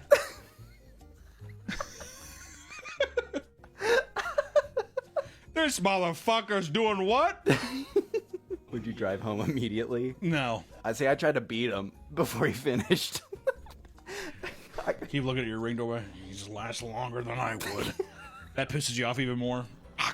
This video is sponsored by PDS Debt. Don't let debt pile up. First you miss one bill, then another. Before you know it, debt collectors are knocking at your door looking to take away everything. But there's good news. There's still a way out. Whether you have credit card debt, personal loans, collections, or medical bills, PDS Debt can find a personalized solution for you. PDS Debt has an A+ rating with the Better Business Bureau, with thousands of 5-star reviews on Google and 5-star rating on Trustpilot. That's because PDS Debt goes beyond numbers to understand your situation to give you personalized solutions. PDS Debt has helped hundreds of thousands of people to get out of debt in a fraction of the time. And there's no minimum credit score required. Being in debt and not having any money can be extremely stressful. Oh boy. And I don't want to experience that ever again. If you're in debt and you think it may help, give PDS Debt a try. PDS Debt is here to help you save more, pay off your debt faster, and start putting money back in them britches. You're 30 seconds away from being debt-free. Get your free assessment and find the best option for you right now at pdsdebt.com/papameat. That's pdsdebt.com/papameat. Thank you to PDS Debt for sponsoring the video. Back to the video. Yay! Across the nation, a neighborhood in Oakland was terrorized by a porch pirate who would steal potted plants. The plant bandit was caught numerous times stealing plants off people's porches. At one time, he even stole an entire lemon tree. How'd you get away with that? At night. Like uproot it from the fucking ground? That's happened to my dad. Someone stole his like $1,000 Seiko palms that he had in the front of his house. Okay, first off, the flex with the dollar price tag on it. He's like, I don't know, $1,500 Seiko palms. He had a lot of them too. Sometimes he would also go after packages, leaving nothing on porches untouched. The suspect, who had been getting away with this crime spree for months, was described as a bald man in his 60s or 70s. Police would eventually detain a man who matched the description. God, like what, every old man on earth? What the fuck? But no formal arrest has ever been made for this guy. They couldn't find him. I'd be like, I'd get a big lineup of old people and I'd be like, there's no way that motherfucker can uproot a lemon tree. I can. Try. It's usually not that easy. It's him. Yeah, definitely. When porch pirates steal packages, they're often hoping to get something extremely valuable. In one case, a thief took something that was truly priceless. Elise Brink had recently lost her father and had his body cremated. Oh, no. When her father's urn arrived, she rushed over to her porch to retrieve it and was surprised to find that it was missing. She began to look around her neighborhood, with a neighbor eventually confirming that it was successfully delivered earlier. Soon it became obvious that someone had stolen her father off the porch. Stolen the father's body, or dead body, the ashes of the body, off the goddamn porch. And for 4 months, Elise wondered if she would ever get her father's remains back. And it turned out that the thief realized what it was and tossed it in a random alleyway, which was luckily found and returned to Elise after it was discovered by a woman in her neighborhood. First off, if you had the thief come back and they're like, dude, I'm sorry, I think I'd be like, it's no problem. Yeah, give him a 20.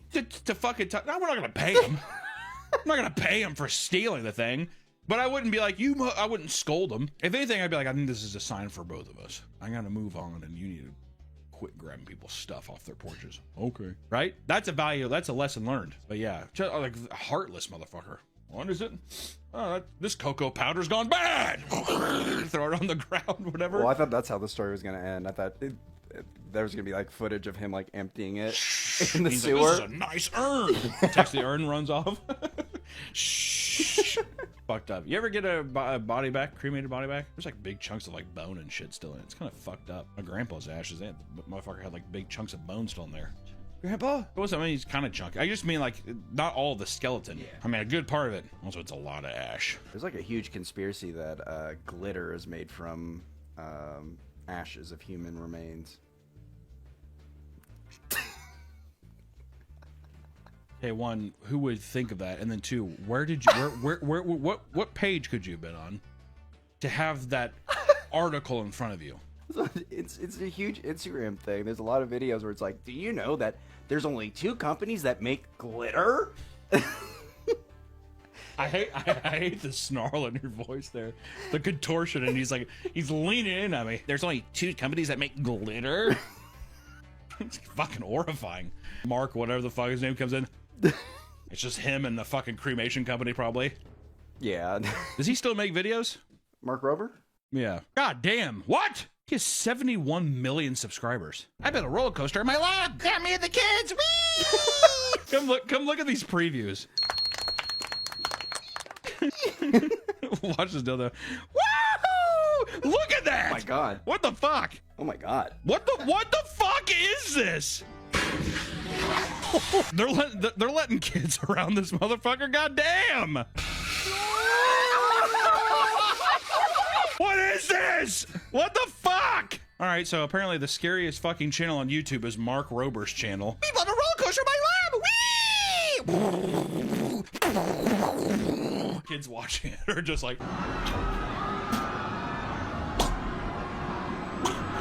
Are they enjoying it?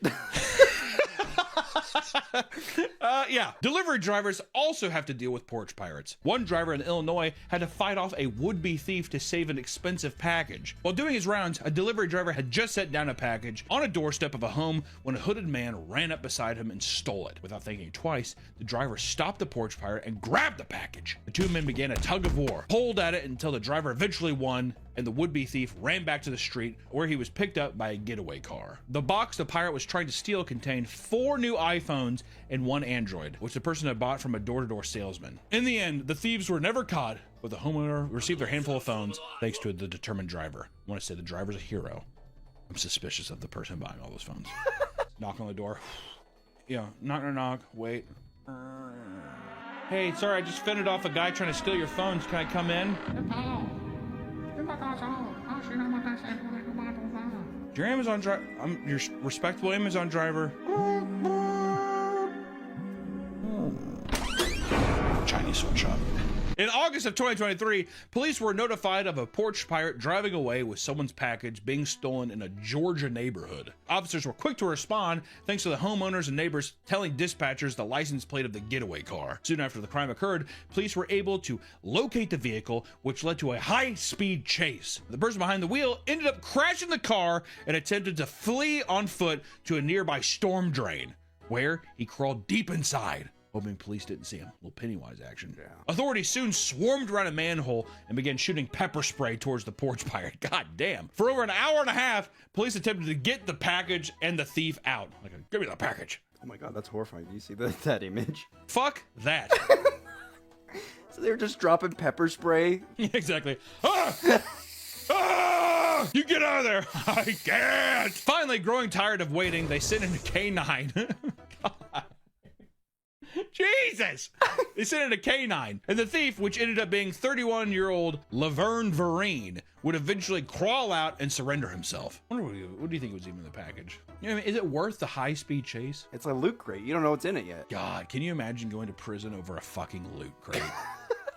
over a Doctor Who loot crate? I'd kill myself. I'm not even joking. I'd hang myself. Yeah. See, right as they're arresting me, I'd be like, wait, open the package, because I want to know. Open it! Open it! And you just see it says loot crate. That's the Doctor Who thing. The people that come outside are like nerdy people. And you know he's gonna make like a Instagram or TikTok about it. Guess who just fended off a porch pirate with his sonic screwdriver? Welcome. It has the Bo Burnham motto. Welcome to the internet. Welcome out around. Whatever. And he's just like. God, yeah, I'd kill myself too. Oh my god. Oh, dude. I would resist or being arrested, so they sick the K9 on me. I would reach for his gun, so they shot me. The victims of porch pirates aren't the only people who despise them. As it turns out, even porch pirates hate porch pirates. Self-hate. One Ring camera catches the moment that 2 porch pirates are found stalking out the same package being dropped off by a FedEx driver. I bet that happens a lot, dude. Oh yeah. You're on my turf. He's like, get out of here! As soon as the package is put down, 2 men hop out of their cars and race to grab it first. They get into a fight over the package, and one man was armed with a knife, and the other grabbed a flower pot. The whole thing occurred in broad daylight while the family was still home. The package contained a brand new iPhone, and it was suspected that they somehow knew what was in the package before even coming up, like they were staking out their order. Kind of fucked up. It's hard not to be suspicious of this, especially when we look at just how many porch pirate schemes have evolved over time. In Long Island, a family reported that they were having their packages stolen on many occasions. The biggest problem was that they weren't even the ones ordering them. Huh? What? Erica Bernard's Bloomingdale account was being hacked by a group of organized porch pirates. They would order the luxury items they wanted with her money and then set the delivery date and have a runner stake out the front porch until it arrived. That's fucked up. Yeah. Isn't it? God, that's what a weird scheme. Security camera footage shows the thief pulling the package away from the family and sprinting away. It ended up being a vacuum cleaner worth hundreds of dollars. Whoa. In the process of trying to chase them, her husband, who had just undergone knee replacement surgery, tripped over a lawn decoration and face planted into the ground, which is kind of funny, but would suck. This isn't the only advanced method porch pirates utilize. Many have resorted to wearing disguises. On many occasions, people will sell their old Amazon or FedEx vests on eBay. When a porch pirate is wearing one, families are less likely to suspect foul play when they approach the porch to replace the package for an empty one. That's kind of a fucked up thing. I didn't even think about that on eBay. You can just buy a vest and be like, walk up to people's houses. It's the same thing, construction. If Yeah, you yeah, a get, little safety vest. Yeah, nobody will question you. Yep. Not all of them are quite as sophisticated, however. For every Amazon vest wearing thief, there's a man scraping together a disguise to conceal his identity. Spencer Googler was caught trying to steal packages anonymously by wearing a red pair of women's underwear on his head. Might have a little mental problem. Yeah. I think he might wound up tight. He was immediately identified and arrested after being linked to multiple porch pirate cases and was hit with 5 charges of larceny. And in Oklahoma, 8 men were arrested and suspected of working with an organized crime ring that involved stealing iPhones and other electronics off people's front porches across the country. It's unknown just how many people are involved, but it's suspected that millions of dollars have been stolen through their efforts. Much like the hackers, they were able to know exactly where the expensive packages would be delivered. That's one thing I'm noticing. If you're getting a new phone, just go to the fucking store. Having your property stolen on multiple occasions can be incredibly violating and infuriating. This leads many to hit their breaking point, where they ultimately decide to fight back. Dream Barrow, a resident of Tacoma, Washington, decided he had enough of this. To combat the many thieves roaming his neighborhood, he created the blank box. The blank box was essentially a wooden box disguised as a cardboard package, and when a porch pirate would attempt to grab it, a 12-gauge shotgun blank would go off, cause them to freak out and run. That's actually insane. You know how loud that'd be? That'd be insane. On his YouTube channel, of course. On his YouTube channel, he would show all the people his blank box trap had set running away in fear. Some of these videos raked in tons of views, and Jareem would eventually start selling this product online. The blank box is insane, dude. That's so crazy. That would, I mean, you'd be like, holy shit! Hey, would you still steal the package, though? Yeah, I would. I'd go back and be like, oh, it's nothing? Okay. No! Other people have invented much more elaborate anti-porch pirate devices, like a storage container disguised as a table using strategically placed mirrors. Various people throughout the internet have admitted to much less unique deterrents, like filling up decoy packages with feces in order to get back at porch pirates for terrorizing them. However, not all porch pirates are willing to put up with the retaliation. One Austin couple was sick and tired of the same people stealing from their home and decided to fight back by filling a package with dirty diapers. Not only did this not stop them from being robbed, but they returned it to smear the mess from the dirty diapers all over their front door. They even took it a step further by collecting cow manure and coming back to the home at a later day to leave the droppings all over the front porch and even smear it all over their cars. At what point do you not just walk out and just be like, fucking pull a boogie? Do I have to do this? Do I have to do it? Please don't make me do it. Why hasn't anyone made like a giant net where it's like Why they has pick it anyone? up? Why has anyone made like a giant thing that when they open it, like glitter goes everywhere? Here's a better one. Ready? When they open it, there's actually like a catapult underneath them, and it flings them across the street. When it comes to fighting back against porch pirates, one of the best methods is to film them in the act. If they're not equipped with a disguise to hide their identity, seeing a camera can often send them into panic. Over in Canada, one homeowner waits at his front door with a camera. As soon as he sees the porch pirate approaching, he bursts through the door to record them. The man immediately starts sprinting for his car, and he tries to back out of the driveway, only to get caught in a snowbank that he is unable to get out of. What follows is several uninterrupted minutes where the thief desperately tries to dig the car out of the snow. It's just such a pathetic display that the man filming starts giving him advice on how to get his car out. Very Canadian, too. Eventually, the man gets arrested after several failed attempts to leave. Some people would rather take matters in their own hands, honing all their anger and letting it out in an aggressive confrontation. One Florida vigilante named Stephen Phelps, who had just rented an obnoxious, bright green Cybertruck, found himself face to face with a porch pirate while driving down a residential neighborhood. He watched as the porch pirate stole someone's package before leaping back into his vehicle and driving off. Angered by what he just saw, he decided to speed up to the car and block him from making a left turn. Having no other way to go, the thief's car continued forward and slammed into the tree. The rental Cybertruck itself took a ton of damage, which was likely not worth the hassle just to save a single package, but goddamn, the merit is there.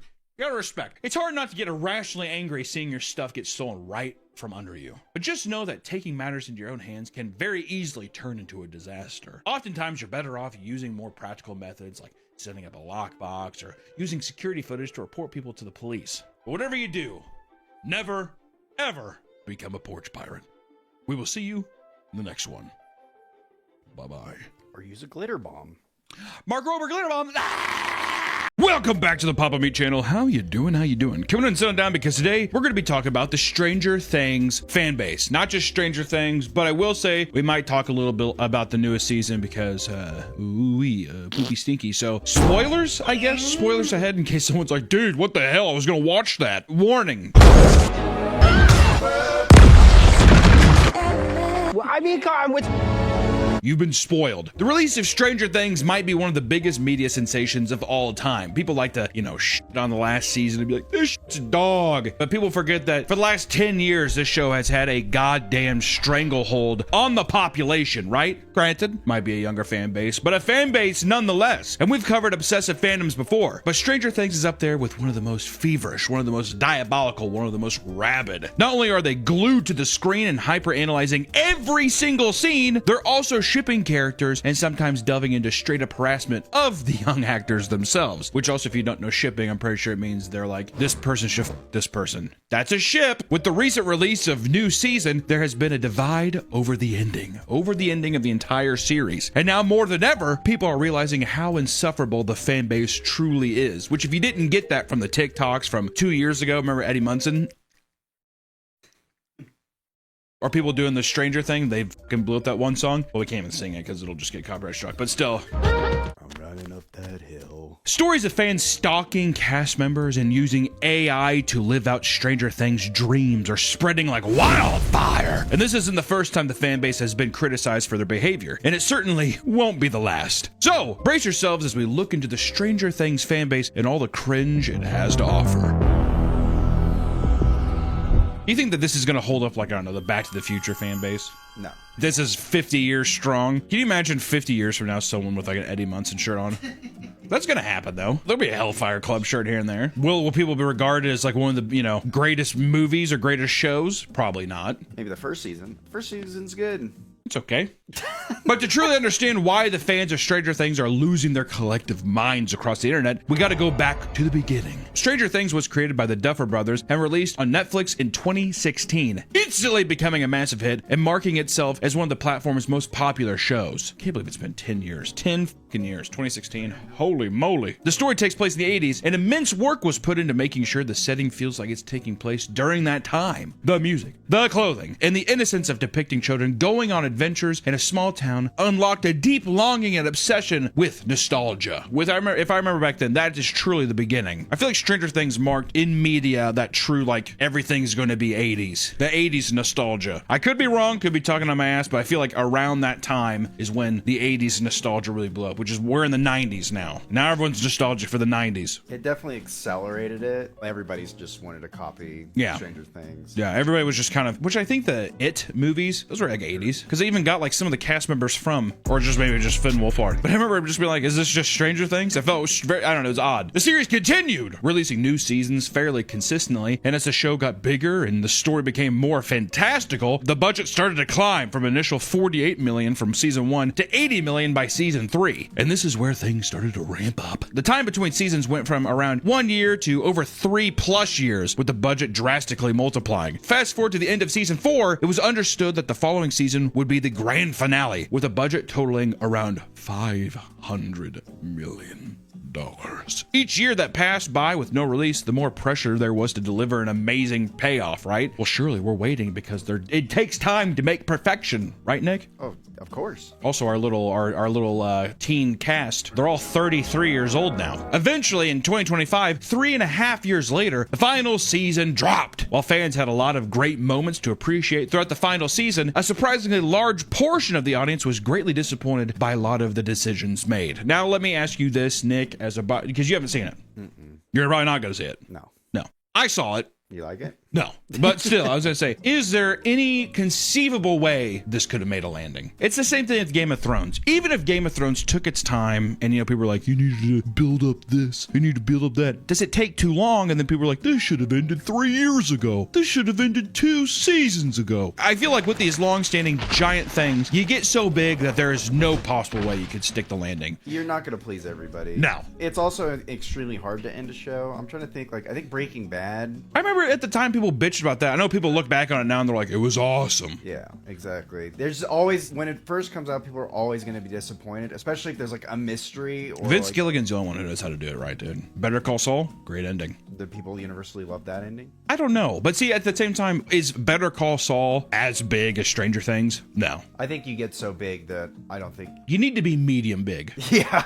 If you're the biggest, you're gonna be like the fucking, what's the giant blimp? The Heisenberg? Oh, the Hindenburg. Yeah, I know. But see, it's there. This video is sponsored by Helix Sleep. If you're saying new year, new me, but you're still stuck with the same old mattress, what the f are you doing? A well-lived life starts with rest, and nothing feels as good as waking up on a mattress that's made for you! With better sleep, you can have more energy and more focus, helping you stay productive. Duh, you think? So many of us are getting it wrong from the start! Good sleep starts with a better mattress. No way, right? If you're sleeping on rocks, if you sleep on a mattress, it may be better. Really, Helix has 20 unique mattresses, all set to serve a specific purpose. If you're too hot at night, or if you sleep on your side, they want to know! Each of these personal details allows them to find the right mattress for you. Before you get a Helix Sleep mattress, you take a sleep quiz to find out the perfect blend of what you need. You like homework? That's what you gotta do! Let Helix Sleep find your dream mattress, and everyone is different. For instance, some people need a firm mattress. Others might prefer a soft one.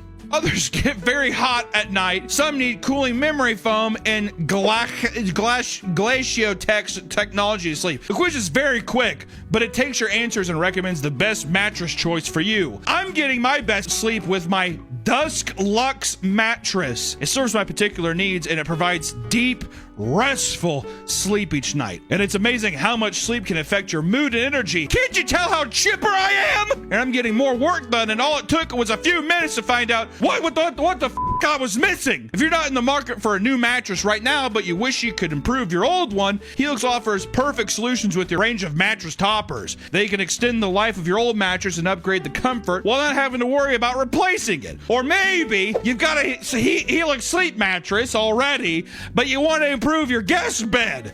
Grab a mattress topper and tell them that we sent you. Get the sleep you deserve and head to helix.com/papameat to start sleeping in your new mattress today. To take advantage of their New Year's sale exclusive partner offer and get 20% off site-wide. Hey, thanks Helix Sleep for sponsoring this video.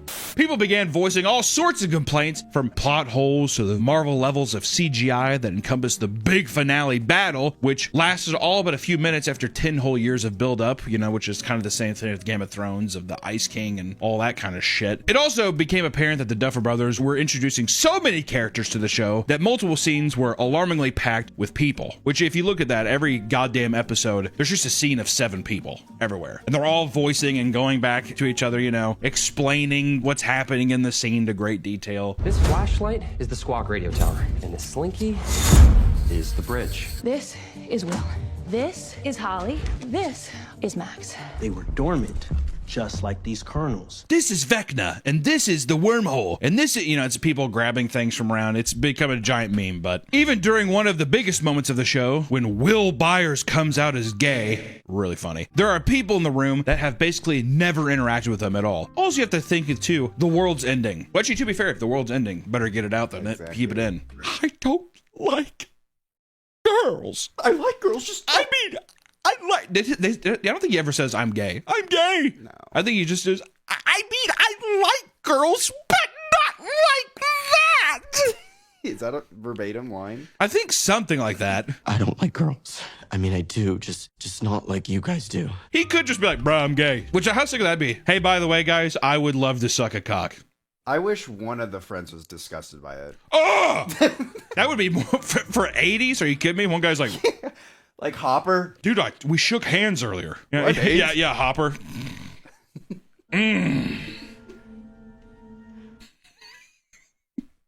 Also, one of the other characters is gay, and I don't think anybody gives a shit. It really? Yeah. Oh, then yeah, it's a nothing burger. Yeah. They had like a girl. Well, you know what it is? I think people got up in arms with that too. The other character who's gay is a girl, but they're making a big deal about the guy being gay. It's one of those things. Patriarchy, man, ruins everything. Patriarchy. You know what they should have done? You know they should have had to be like, Vecna's making me gay. Or one of the characters says that. Well, what if Vecna's just making you gay? He's like, no, dude, I'm gay. That would have been a good plot. We need to sever the tie between Will and Vecna to turn them straight.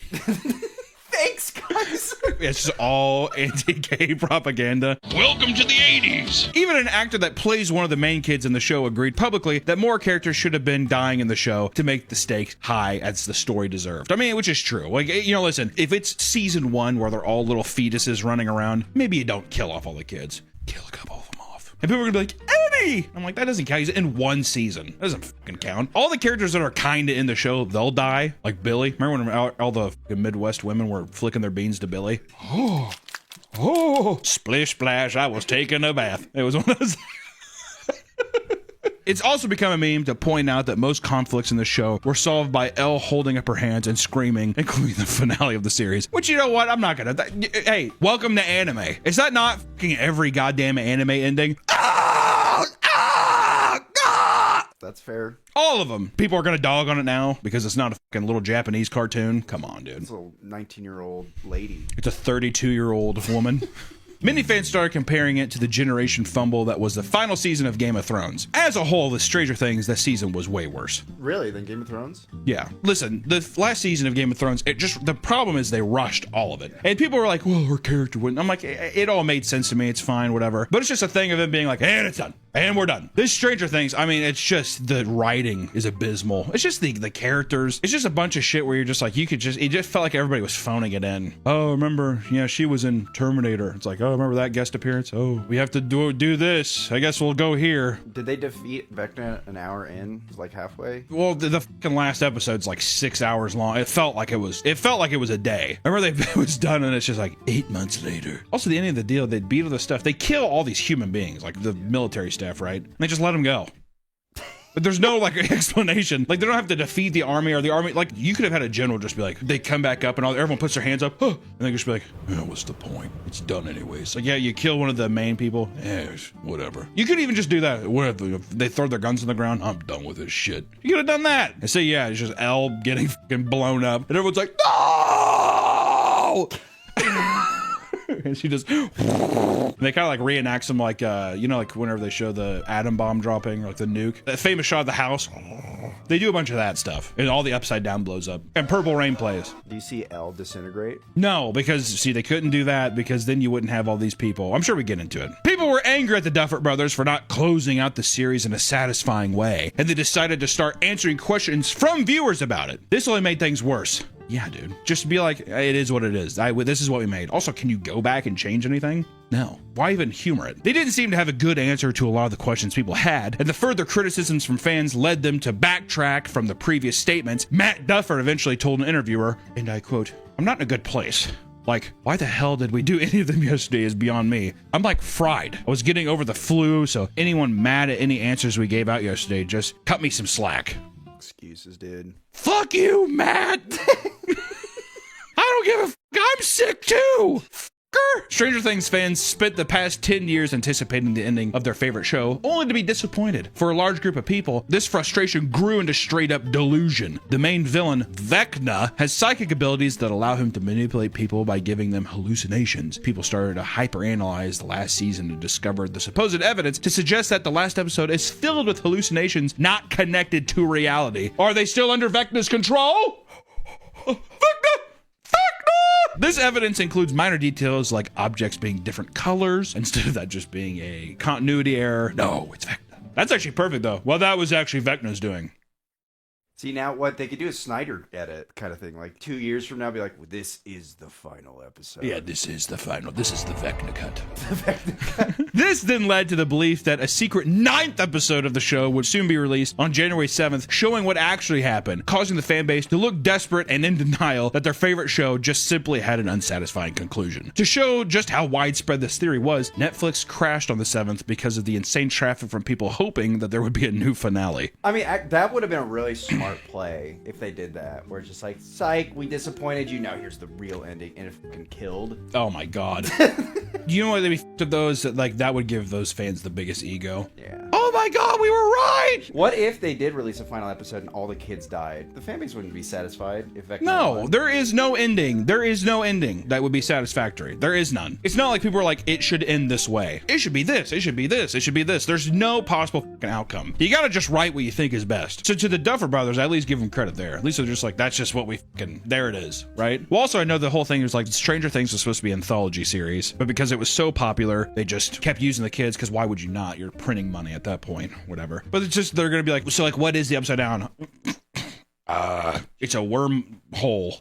When there's a government, yeah, it's like, I don't know. Like any fan base, people start to pick favorite characters and obsess over anything they do. For the Stranger Things fan base, it appears that many of them are weirdly invested in the actors portraying them. There is not a single piece of Stranger Things media that is not overanalyzed. There are even countless theories and rumors made by the more devoted fans. One fan made a video alleging that most of the main cast didn't like Millie Bobby Brown because of how they acted around her in interviews, playing the most mundane clips of cast members interacting with each other pretty casually. Look at that! That is delusion, They would, dude. yeah. Like when they said something, like someone would like turn. Did something. anyone else think, well, this is the fucking comments I hate too. We even get these kind of comments sometimes, you sick fucks. People be like, anyone else thinks it's kind of weird that Hunter says this to Nick? Or anyone else think that Nick is unhappy this shoot? Are Isaiah and Hunter fighting? Yeah, exactly. Anyone else think Hunter's getting annoyed at Isaiah this episode of Creepcast? We're reading a story called like the poo-poo diaper man or something like that. Anyone else think that he's getting a bit annoyed?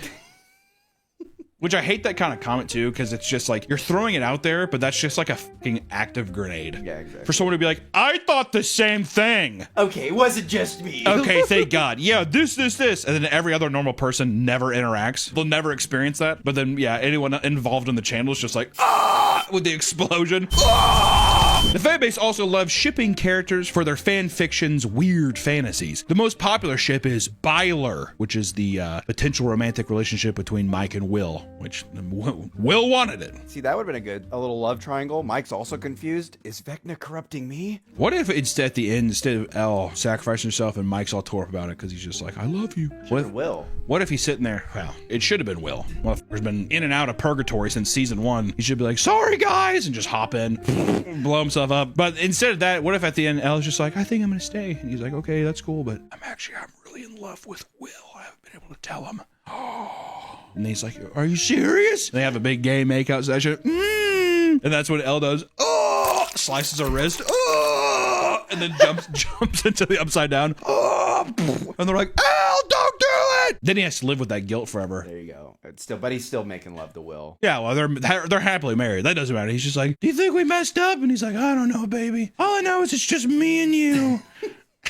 There's 2 L's in Will. Double the L's. You're only 1 L. He's 2. And they still play Purple Rain over it. She's like trying to talk and they keep raising the music up. We'll figure something out. We'll fight back. We always do.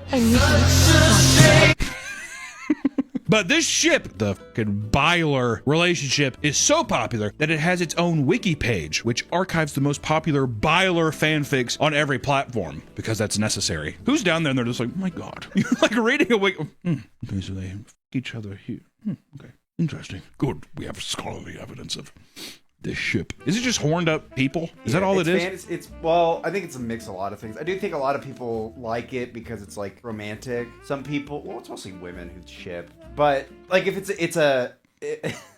for anime. Sorry, fellas, I guess we don't count.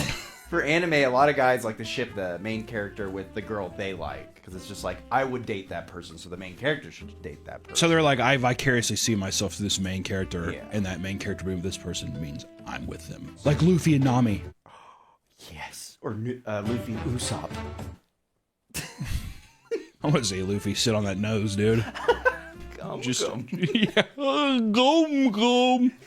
pleasure. After this last season, it was revealed that Will was gay, and there was no hint of Mike and Will getting together. Fans were left in literal tears after finding out that their favorite headcanon was not a reality. I do love that. What? Because that's the other thing too, the Stranger Things, it's like breadcrumbs. So you can just, however they see it. So also closing this off, it brings everybody back down to reality. Yeah, Mike being like, no, I'm not with that. See, that would have been a good, I feel like I haven't seen this last season, but if Will sacrificed himself in his last moment, he told Mike, I love you, or whatever. Yeah, he does this. There's the... And then he's blown up and he's like, I don't like girls. Or he could have just said, I love you. Yeah, exactly. I love you. I love you too, man. No, like, I mean, I love you. Yeah, not like that. And then he turns What? around and then Mike is doing math in his head, realizing what that means.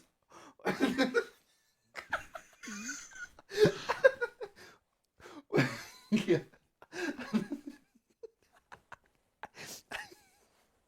Well, and he turns around, well, and then one woman was left bawling her eyes out, yelling, "Why can't they just fuck?" After finding out 11 dies in the series finale. She died, so like, why can't they? Like, I don't understand. I don't give a fuck about his random ass boyfriend. Like, why did? Why? I think people don't give a f, do they? They're like, I don't give a f. I need my fix. They're not 18 by the end of the season? I don't fucking know. I mean, they probably are. I don't know. Well, yeah, because they're all graduating high school. So yeah, they're all 18. Okay. Whatever. It's just weird though, where it's just like, I remember watching you as a little boy. I remember when you were 5. That kind of thing. Remember when the show started and you were 8 years old? Isn't that kind of weird to be like, I want them to fuck? Yeah. That's just kind of odd. That'd be weird, yeah. I remember when the first season came out, everyone thought Mike and Elle's actors they wanted them to date in real life too, because like they have so much. Yeah, everyone does that though. Kristen Stewart, Robert Pattinson, Toe Maguire, and Kristen. I mean, it's just anytime there's an on-screen thing, people are gonna want it in real life. Harry and Cho Chang.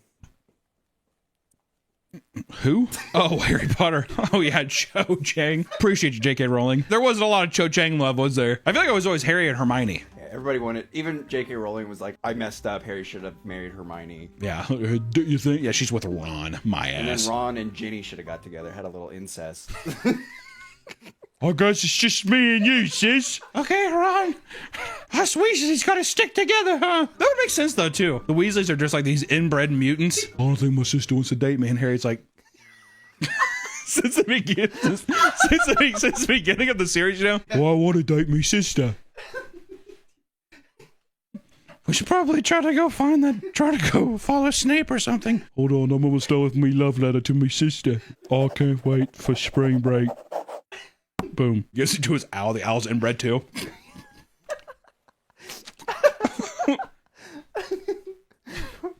Yeah, Ron. All right, Ron. Can you clean up your side of the room, by the way? It's kind of a bit dirty.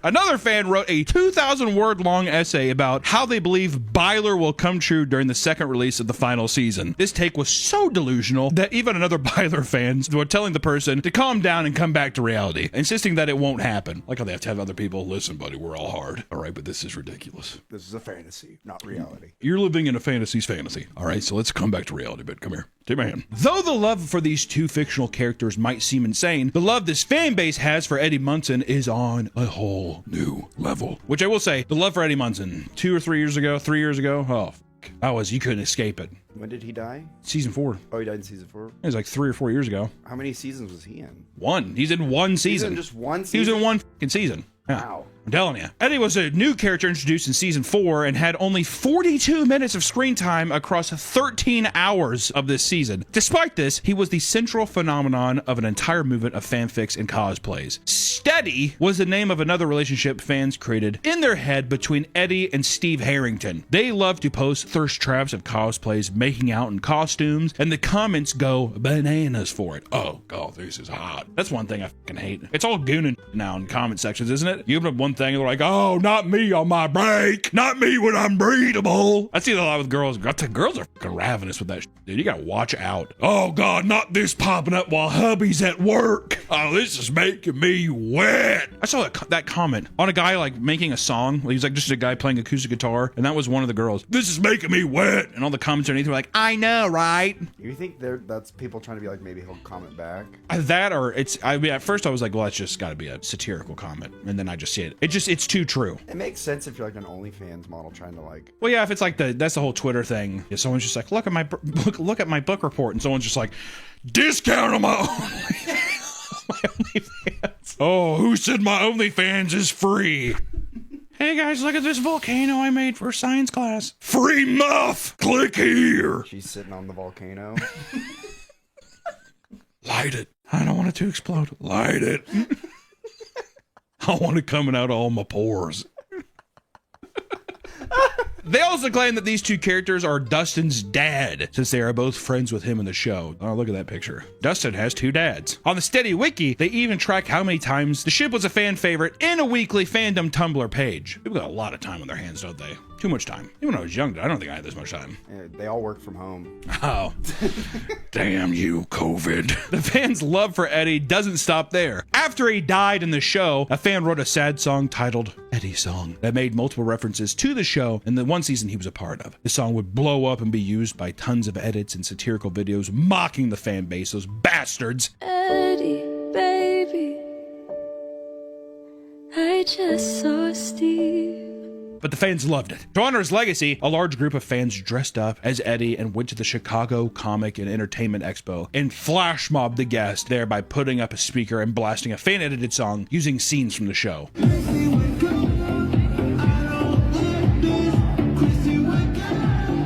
There were tons of people with guitars that didn't know how to play them because one of Eddie's most memorable scenes in the season was when he played Master of Puppets by Metallica. So people were just carrying around guitars. It's part of the costume. I don't know how to use a fucking sword, but I'm sure, like, you know what I mean? Once again, I don't see the problem with that. Yeah, I don't see the problem. Yeah, whatever. It's a fucking costume, okay? Unless he tried to play it and he thought he was good. Yeah. I mean, people air guitaring with a guitar there is cringe, but I don't know. It's fucking cosplaying. It's cringe already. Who gives a shit? The scene was beloved by fans and is referred to as Eddie Munson's upside down guitar god scene for how epic and gnarly it was.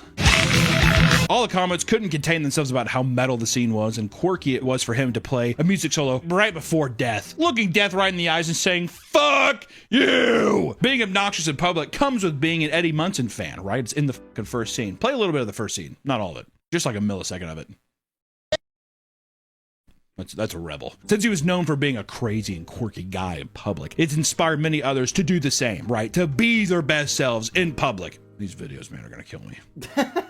These videos of people doing this. It's just, you know what it is? People, I know people say, like, we need to bring back shame. It's just common decency is what it is. I feel like everybody's kind of been like this, though, right? There's always been some iteration of this in some way. Or has it always been kind of contained to conventions? Because to me, if you're at a convention, I don't give a shit. This is like a playground, basically. As long as you're not harassing people. But it's just if you're in cosplay and you're walking around, you're not doing anything fucking wrong. Or especially if you go to like a panel. I've seen so many people where they're like in an exhibit hall and it's like the Eddie Munson guitar contest. And yeah, it's cringe, but it's what this room is for right now. Yeah. I don't know. Anything that disrupts the public that are just trying to exist. Shame on you. In a video uploaded to TikTok, a student stands on a lunch table in a crowded cafeteria and begins to shout one of Eddie's famous monologues from the show. The one we showed. Showed it again a millisecond? That one. One commenter explained that this cringe lord was exactly the type of weirdo Eddie Munson was, except he's not conventionally attractive, so people are making fun of him instead of gooning to him.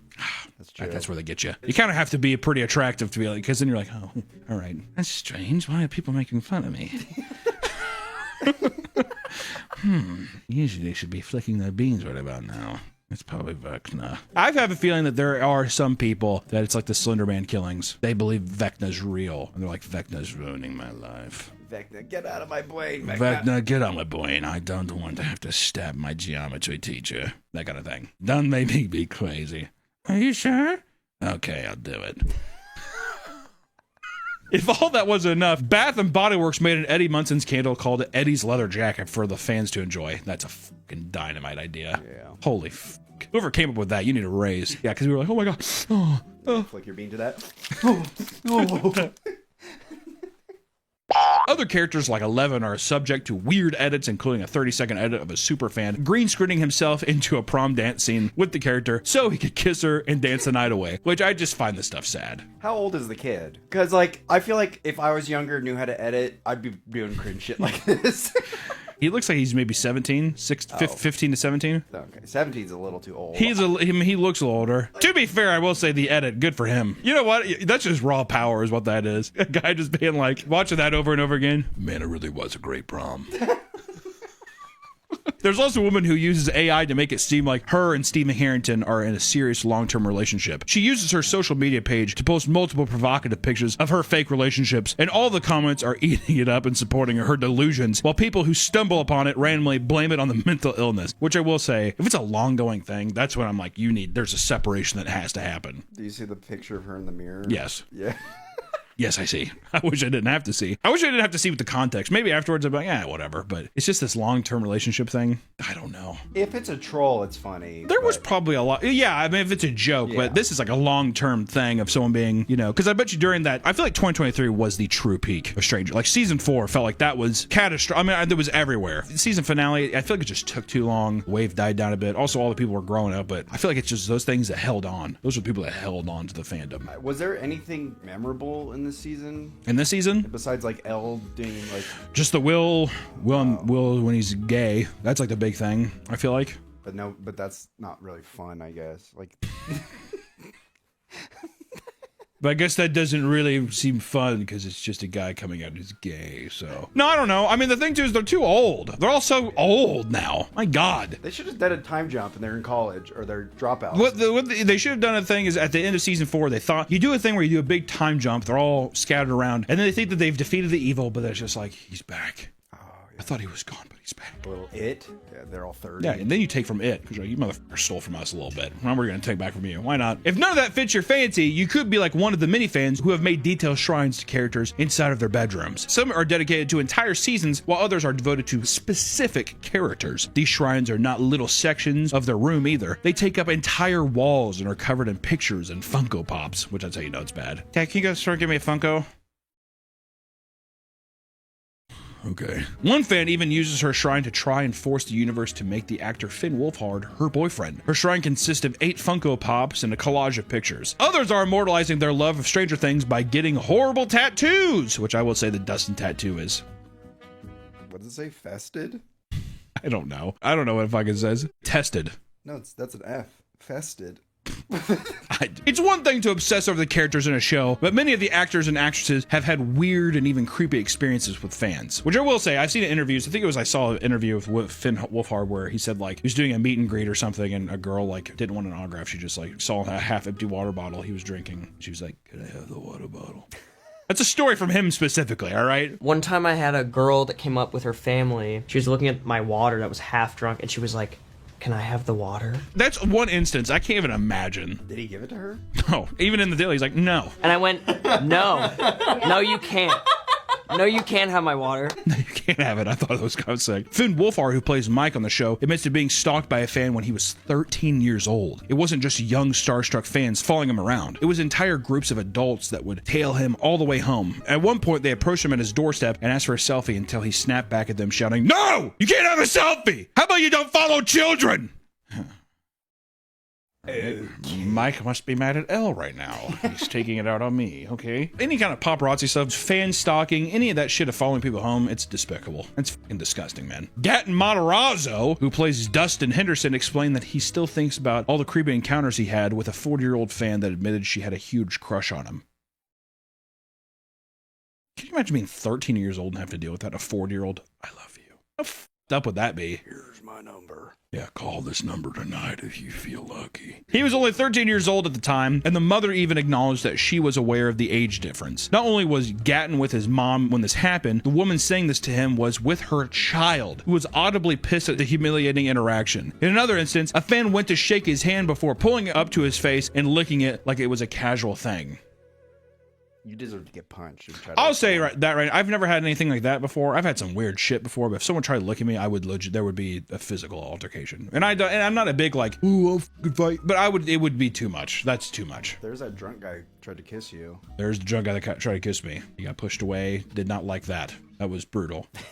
That was very brutal. I hated when someone's in an intoxicated state like that too, because if you like also try to do something to them, I'm always nervous that they're gonna get fucking pissed and try like attacking you or doing that shit too. So it's just how the do you handle that situation? And then let alone I'm a grown adult. Imagine being a toddler. Imagine being 13 years old and having to deal with that. That's fun. There comes a point where fandom goes from a passionate enjoyer to being fully consumed by their favorite media. Some young Stranger Things fans aren't just seeing it as a comfort show. They're binging it nonstop and thinking about it at all hours of the day. Not that the series is over, people are starting to feel post-series sadness and are not sure what to do with themselves. Many are mourning the show ending by holding candlelight vigils at filming locations. Hundreds of people showed up to the location in Georgia where they placed signs saying, "We love you, Hawkins," or "We love you, 11." They also placed down Eggo waffles and notes exclaiming their love for the cast. One 17-year-old woman online confesses to a Stranger Things Reddit page that she is often crying just thinking about the show because of how much she desires to live in the town of Hawkins, mostly fueled by her love of nostalgia. She claims that the events of the Stranger Things are so interesting and enticing to her that she no longer finds meaning in her own life. You know, there's been times where I've seen a show end, and there is that I do believe that post-series depression is real, because you're just like, you're sad that it's over. You know, you're like, oh, I really enjoyed that. Even if you're a fan, like the Eggo thing, I don't think it's a big, I mean, like, you're playing into the thing, whatever, but this idea, that more deep-seated thing where I have no meaning to my life, that's where you gotta watch people, man. It's a wake-up call.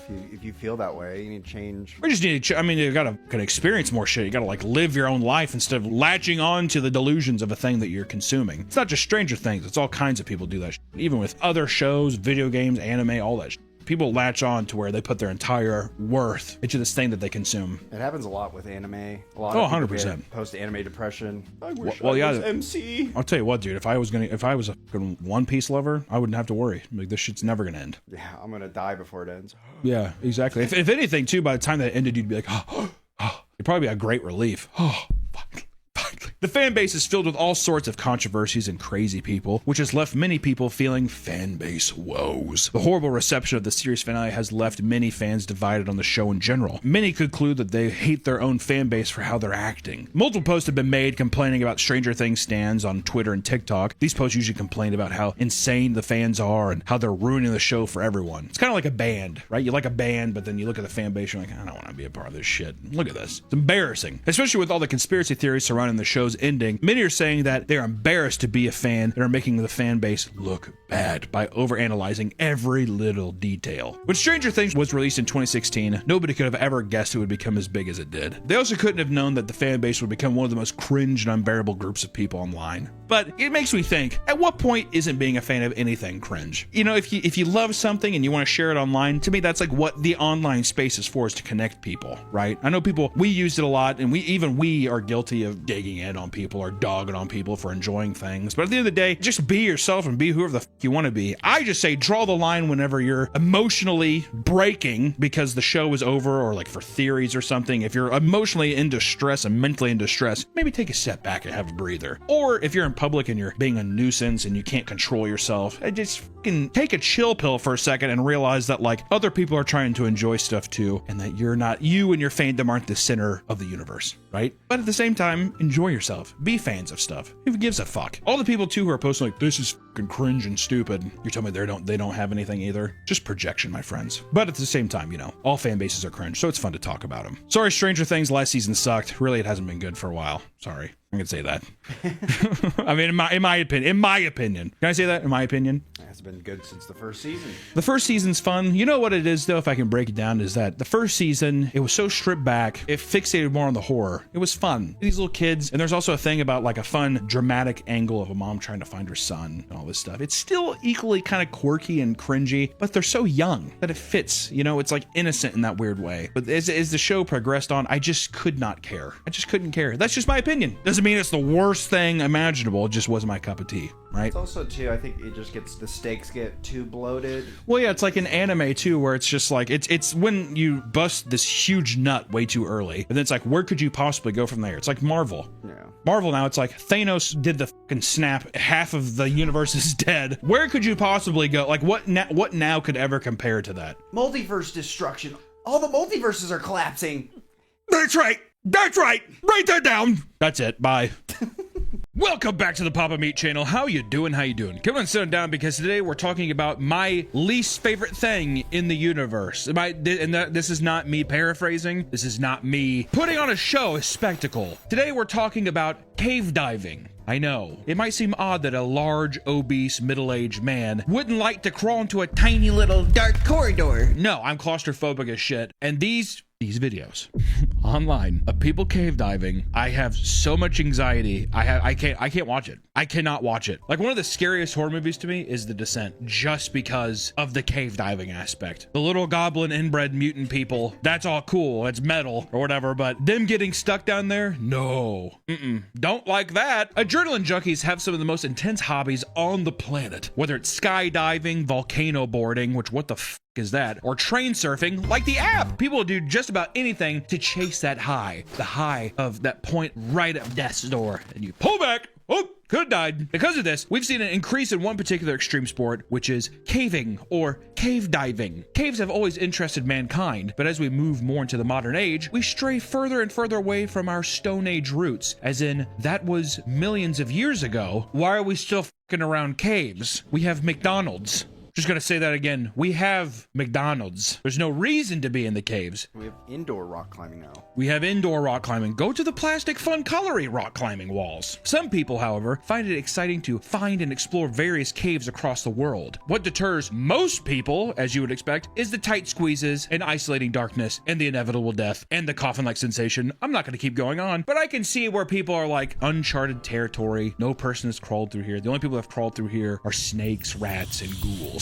And now me, Terry. I'm one with the ghouls and the snakes. Cool, dude. You're awesome, Terry. Thousands of people partake in this hobby, but some people never come out. So grab some spare batteries and knee pads as we unearth the dark, dangerous world of cave diving. I think I'm stuck. I'm stuck. You're good. You're good.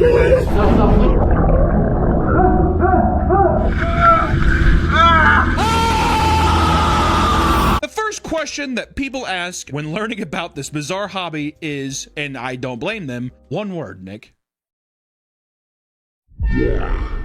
Why on God's green earth would you do that? And the obvious answer is that it's the adrenaline rush. It's the near-death experience. It's about conquering something that has not been conquered, yada, yada, yada. But many cavers have a long list of reasons as why it appeals to them specifically. Some say that it's a good way to work out the body. We have gyms! There's a trail, a beautiful trail, walk on that! While others claim that the intense risks and challenges build strong bonds with other like-minded people, aka it's like being in an asylum, but in a cave. You make friends with other crazy people. You're making a lot of sense, Terry. Ghouls and snakes. That's what we are. And they're all like, and they crawl into a hole. I don't get it, Nick. I don't get it. Certain hobbyists say they do it for the thrill of exploration and being the first to see what lies beneath the Earth's surface. One cave diver explains, and I quote, "You see a tiny hole big enough for your body to fit through, and you wonder what's on the other side."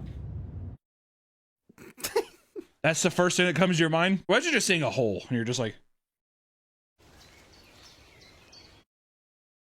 what could be down there? I can fit down there. I want to go down there. Oh God, I can't. Yeah. Okay. Hold on. Wait. Legs in the air kicking. Oh God. The ultimate achievement in a caver's career is when they push through one of those tiny passes and discover a huge cavernous space on the other side, never before discovered. Which I will say, things of this nature that are so extreme, that would be like a huge load. That would be a huge nut busted. Right? That is an actual conquer of mental and physical proportions that I have not done. I get excited when I finish a Lego set. That's my load. Okay? My load is a Lego set. All right? So climbing, I do have respect for people that are that mentally ironclad, but they scare me as people. I'm like, that person, I don't know where he's going to be in 10 years. I think negative thoughts. I don't know. I'm sorry. He's going to live in the caves. If you like it so much, why don't you just live down there? What if every cave diver's house was a series of tunnels? Hungry, need to get a snack. And they burrow like a mole rat. You go to take a piss and get a glass of juice. I can't turn around. Give me your torch. Give me your torch. Your aunt is dead in the corner. Aunt Brenda?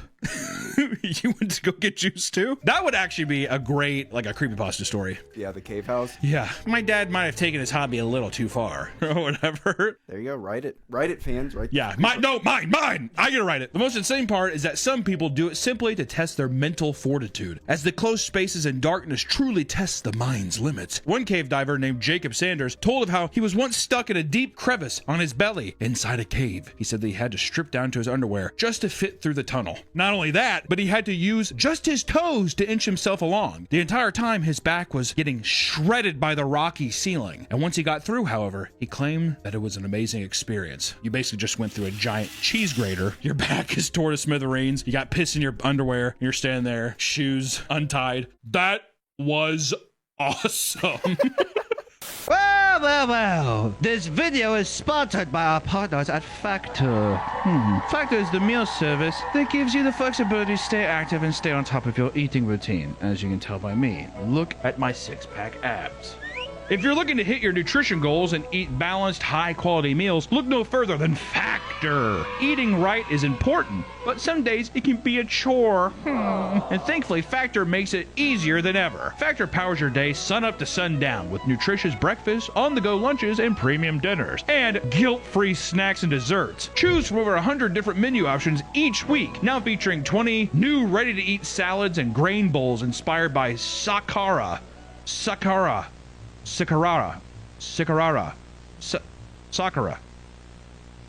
In just 2 minutes, you can heat, eat, and enjoy. Plus, Factor has updated their menu, now offering 2 times more high-protein meals and 2 times more seafood options to match any food plan. They also have options like Calorie Smart, Keto, Protein Plus, and Vegan. So it's easy to see why 97% of customers say that Factor has helped them live a healthier life. And the best part of Factor is that there's no prep work, no grocery lines, and virtually no cleanup. Head to Factor75.com or click the link below and use code PAPAMEATFB50 to get 50% off your first Factor box plus free breakfast for 1 year. That's code PAPAMEATFB50 at Factor75.com to get 50% off plus free breakfast for 1 year. Offer only valid for new Factor customers with a code and qualifying auto-renewing subscription purchases. Display URL and promo code on screen as this is read. QR code, show for 15 seconds. Outro. Thank you to Factor for sponsoring this video. Now back to the episode. Ad is over. We're back to the fun time. I'm guessing that feeling is like you're alive, right? Because you're. Oh my god, there has to be, that has to be the biggest dopamine. Also, in a weird way, I might be overstretching this, but it could be a thing you appreciate every day. Yeah. Way more. But then see, it's the thing. It's like getting a tattoo or something where it's like once you get one, so it's like once you go and you come out, you're like, I gotta have that again. Keep doing it. It's like a drug. The first time that you probably overcome that, you're probably like, oh my god. You probably are like, I didn't know I could do that. All this newfound confidence, life is brighter. But it's like the extremes those caves must go. Because then now you're all pretzeled up in a fucking deal, and you're like, this is boring. It has to be tight. It gets tighter and tighter until I feel like there are people that push it too far and they get themselves killed. And then they say, fuck, I shouldn't have done this. Oh god, if I get out of here, this is gonna be so epic. Do you think some people are hard, like while they're stuck like that? If there is not a hard cave diver, then there are none at all. Because they always thought it was like, yeah, I feel like that's why they focus. Yeah, my back was scraping up the thing because their cock has been getting shredded to pieces the entire time. Oh. Yeah, they call their cocks farmer thumbs because they're all calloused and shit. Or watch out, farmer thumb coming in. It's a good harvest. Good harvest. Whatever it is, there is something that draws people to the underground. And this addiction is not something new. The term spelunking grew in popularity around the 1950s as a way to describe basic cave exploration. And since then, cave diving has exploded from an amateur hobby into a global industry. Caves are now national tourist attractions protected by federal laws, and thousands of people each year travel to receive guided tours and even eat inside cafeterias built deep underground. There are also jobs that go beyond tour guides. Geologists work tirelessly to preserve the caves, and even NASA scientists go into them to collect data on the caves to help future missions to Mars. The number of explorable caves has exploded, and the community has come up with many odd names for certain caverns, caves, and more. Names such as Beelzebub's Hairy Ring Piece, that's the devil. Orgy Hole Passage. And of course, you can't forget Fat Man's Misery. Do you think that some spelunkers, do you think they hate fat people? Oh, yeah. That's me projecting as a fat guy. I'm like, those little twinks don't like me. Do you think they bring fat people? Yeah, exactly. Out? Ooh, I don't think you're gonna fit. They like, there's like a hole this big. I don't think you're gonna fit, fat ass. Crawl into the hole. His feet are kicking into the earth whenever he gets inside. I'm like, you son of a bitch. He's like, yeah, can't catch me. Burrows into the earth. You know what's also f***ed up with caves too? We have some of these in Alaska where I live. There's like storage facilities, entire storage for like cold storage and that stuff. And they burrow underground and make like caverns. But it's like a thing where the deeper you go, the colder it gets, I think. Data centers too. So people put tons of servers in those too. I always thought that was kind of interesting and creepy because there's like ring lights down there. But I'm like, imagine that goes out. Now you're just kind of stuck underground. Okay? Within each cave or cave feature is a difficulty ranking system that tells divers what they're getting into. Guides will list each one at a level system from 1 being not too bad to 5 being you need some experience. Okay? Because of social media, we are not only seeing this hobby grow on a massive scale, we're starting to see a greater number of cave diving creators. And this is where I say stop. Enjoy it to yourself. Don't show the world. It's a plague. It is a plague on the eyes and the senses. I will be in bed. A little tired. Watching my phone, whatever. And then I have seen cave video. I cannot stay on them that long. Seriously. I'll like move my blanket off me. Just that feeling of something on me. I can't fucking do it, man. Because of sites like YouTube, many people are being introduced to the fascinating and horrific world of cave diving. Over the years, numerous caving channels have popped up and gained millions of views documenting their adventures. One of the more well-known channels, Caveman Hikes, is a father-son duo who live to share with the world their caving endeavors, traversing through some of the roughest and snug caverns out there. And I will say, this guy, steel trap brain. There's been times we sit there and he's like, there's a nest of spiders. The amount of spiders in here is significant, and I hope you can see that a little bit. All over my face, that's okay. It's the inevitable conclusion of what I am doing, but it's insane. And his son, it's crazy that this kid's just like, yeah, I think I can fit. Goes through, no, I can't. And then to just have the mental clarity to not just be like, I'm dead. Yeah. Because if I went through it, I'm like, I'm stuck. I mean, there's no way. It really shows like how if you just freak out, you'll kill yourself. Oh, yeah, you'll panic. You'll pass out and probably... That would be me. You probably bust your head too. Trying to, like... Whatever, yeah. There was that one YouTuber who put his girlfriend in to see how far she can go. Wait, a creator? Yeah. Did she want to? Yeah, she wanted to. Oh, okay. That made it sound like he was just like, he's like, climb. I don't want to get in there. But she got to a point where he just kept explaining like what was coming up, and he's like, this is the hardest part. Like the squeeze or whatever you Yeah, call it. and then this one was like a weird like loop thing, and then I think she got past it, but when she was in the next room, she started panicking. Because I think it started to settle in of like, that was hard to get through, how am I gonna get back out? I wonder how much of that beforehand too do you have to prep people and be like, it is going to be a mental hurdle. You'd have to think of something too. I mean, if you've been in there too, I bet he was probably pretty good about being like, you made it through, we can make it back out. If you made it in here, you can make it out, kind of thing. Yeah, he was. And obviously good. they did, Yeah. or whatever. So, or yeah, that's where you're like, no, dude. Yeah, shoot. They're down there still. See, that's when we're talking about creepypastas. That's what I was thinking. You go down into the cave, but you come out a different person. You stay in the cave. You go in the cave as a 15-year-old white girl, and you come out as a 48-year-old Puerto Rican guy. Creepypasta. That would be a creepypasta too. Mi amor. Mi amor. It'd be like that kind of thing. Where's Jessica? It's like kind of it's just a hot chick, but cave diving. Oh, yeah. No. Yeah. Keith Edwards is another YouTuber with over 50 million views on his caving videos. His most popular video, Caving Claustrophobia Killer Cure, shows him and members of a local caving club diving through a flooded cave. That's another thing I don't get to, man. Oh yeah, the people spelunking caves? and they go underwater. Why? Gasping for air with each inch they crawl.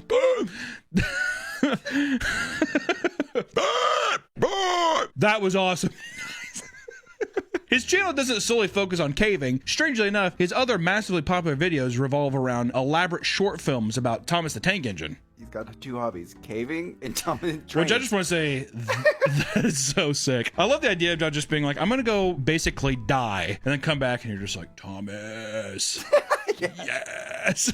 Chew. Chew. Have you seen the clip of the guy who missed the air pocket when they were doing underwater caving? Oh no. He started freaking and then he like almost drowned the other guy. Oh, he just bailed.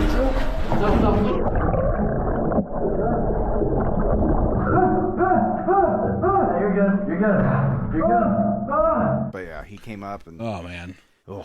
Yeah, I just pitch black down there. Can you imagine if your light died in the water? I literally have to scroll until I find like a video of like I don't know, like a basset hound like walking in slow motion. And I'm like, that's the only thing that settles me. It's like basset hound videos or like a bear and he's like in the woods and he's like scratching his back on a tree or something. I'm like, oh, look at him. Or a big turtle eating a piece of cabbage. That gets me too. Love that. See, I'm already okay now. I was kind of distressed, now I'm all right. You can also find archives of old caving documentaries. Sid Peru, a film producer for the BBC, filmed hundreds of videos of cavers during the 1970s and 80s. His work inspired a whole new generation of people to go and explore caves, which I will say, that's like my favorite thing about YouTube is shit like that. I love those old like documentary style videos. Like I'm sure those would be pretty interesting. The iPhone has made it, and the GoPros have made it so personal where you're like, I think I'm gonna die. Like you're like right there. But I feel like there would be some interesting stuff. And also too, the amount of like old documentaries that you just don't even think about. Like I saw this one of a Scottish guy. He like rides a bike across these mountains and just like he hit all these whiskey bottles everywhere. He's just getting drunk as going to visit a friend. And when he gets there, she's not even home. Like, so he just gets on his bike and rides back. It's like 20 miles. Like holy fuck. The idea of cave diving on its own is already terrifying for most people. As you can imagine, there are also cave diving horror stories that can be the stuff of nightmares for these people, which is people getting stuck inside of caves. In the town of Oudtshoorn, South Africa, the Congo Caves are a popular tourist attraction where guests can get guided tours through their rocky tunnels. And during one of the tours, an obese woman was advised not to enter the caves because of the potential for her to get stuck. Her husband got into a dispute with the staff and forced them to take her through. That's a brave woman. I was gonna say. I went to Casa Bonita and I saw that thing and I was like, I ain't making it through. Black Bart's Cave, I was like, my ass is not making it through this deal. The beginning of the tour features a 2-foot squeeze labeled the Tunnel of Love, otherwise known as the Dietitian's Dream. As the woman attempted to fit through, she slipped and got stuck sitting down with her feet trapped underneath her. Ugh. She was so large that she was perfectly sized to be pinned underneath the rocky ceiling and couldn't move a single inch. And behind her were 22 other guests, including 6 deaf people and a bunch of kids. Staff attempted to free her, but eventually had to call 911, and a 20-person rescue crew was flown in by helicopter, accompanied by numerous EMTs on site. All those stuck in the cave were given blankets and food while the staff tried to free the woman. They had been trapped in there for so long that EMTs had to climb over the woman to administer insulin for the diabetics. And after 11 hours, first responders were able to free the woman by lubing her up with petroleum jelly and pulling her free with a winch. Old reliable, baby. That's how I get out of the tub. Once everyone was out of the cave, the woman was taken to the hospital and treated for minor injuries. The $3,000 rescue ended up boosting tour numbers as curious visitors flocked to see the exact spot where the woman had gotten stuck, which is kind of true. Oh, it was here. Wow. You think they have a photo up with her? To me, you have to. If anything, I would have that up there because it's like all the people being like, you should not go down there. Yeah. It's a trophy. Yeah. You know? How about when the tour guy says, don't go down there because you're obese? Don't go down there. Maybe they know a little thing or two. Well, I could see someone, I bet you it's probably like tourists or something who are like, I traveled all the way here. I want to go through the fucking thing. I'm sure it's fine. And lo and behold, you're just perfectly sized to not make it through. And you need literal petroleum jelly to be like, pop out. Many caves have large pitfalls that require rappelling, and sometimes equipment failure leaves people trapped at the bottom and puts their mental state to the test. The UK has one of the largest caving communities on the entire planet, with numerous locations to explore and groups to join. The Easgill Caverns have been labeled as one of the most complex dives in the UK. Once a group of 6 men ventured inside, and after 3 hours, they tried to exit through what is referred as the tube. The biggest of the group made his way to the end until a large spike prevented him from fitting through. The entire time he was crawling, water was pouring in on top of him. Jesus. And when he reached the end, his body blocked the flow and caused it to pool all around his head. Literal nightmare. I'm gonna die. After panicking, his friends behind him made a human chain and pulled him back through the tube, and it took another 4 hours to exit as they took all kinds of alternate routes. God, dude, 7 hours? Also, I want to say, good friends. Yeah. Those are fucking smart dudes where it's like, how do they preserve energy in battery packs so long? I'm sure people bring a shit ton of stuff, but still, good to be prepared. A lot of dumb people would crawl and be like, oh, we'll be in and out there in no time. And then your flashlight dies. I mean, imagine actually sitting there in the dark and you have nothing. I mean, like, what? Do you just sit there? Dead. You're dead. Do you sit there or do you try to climb? Yeah.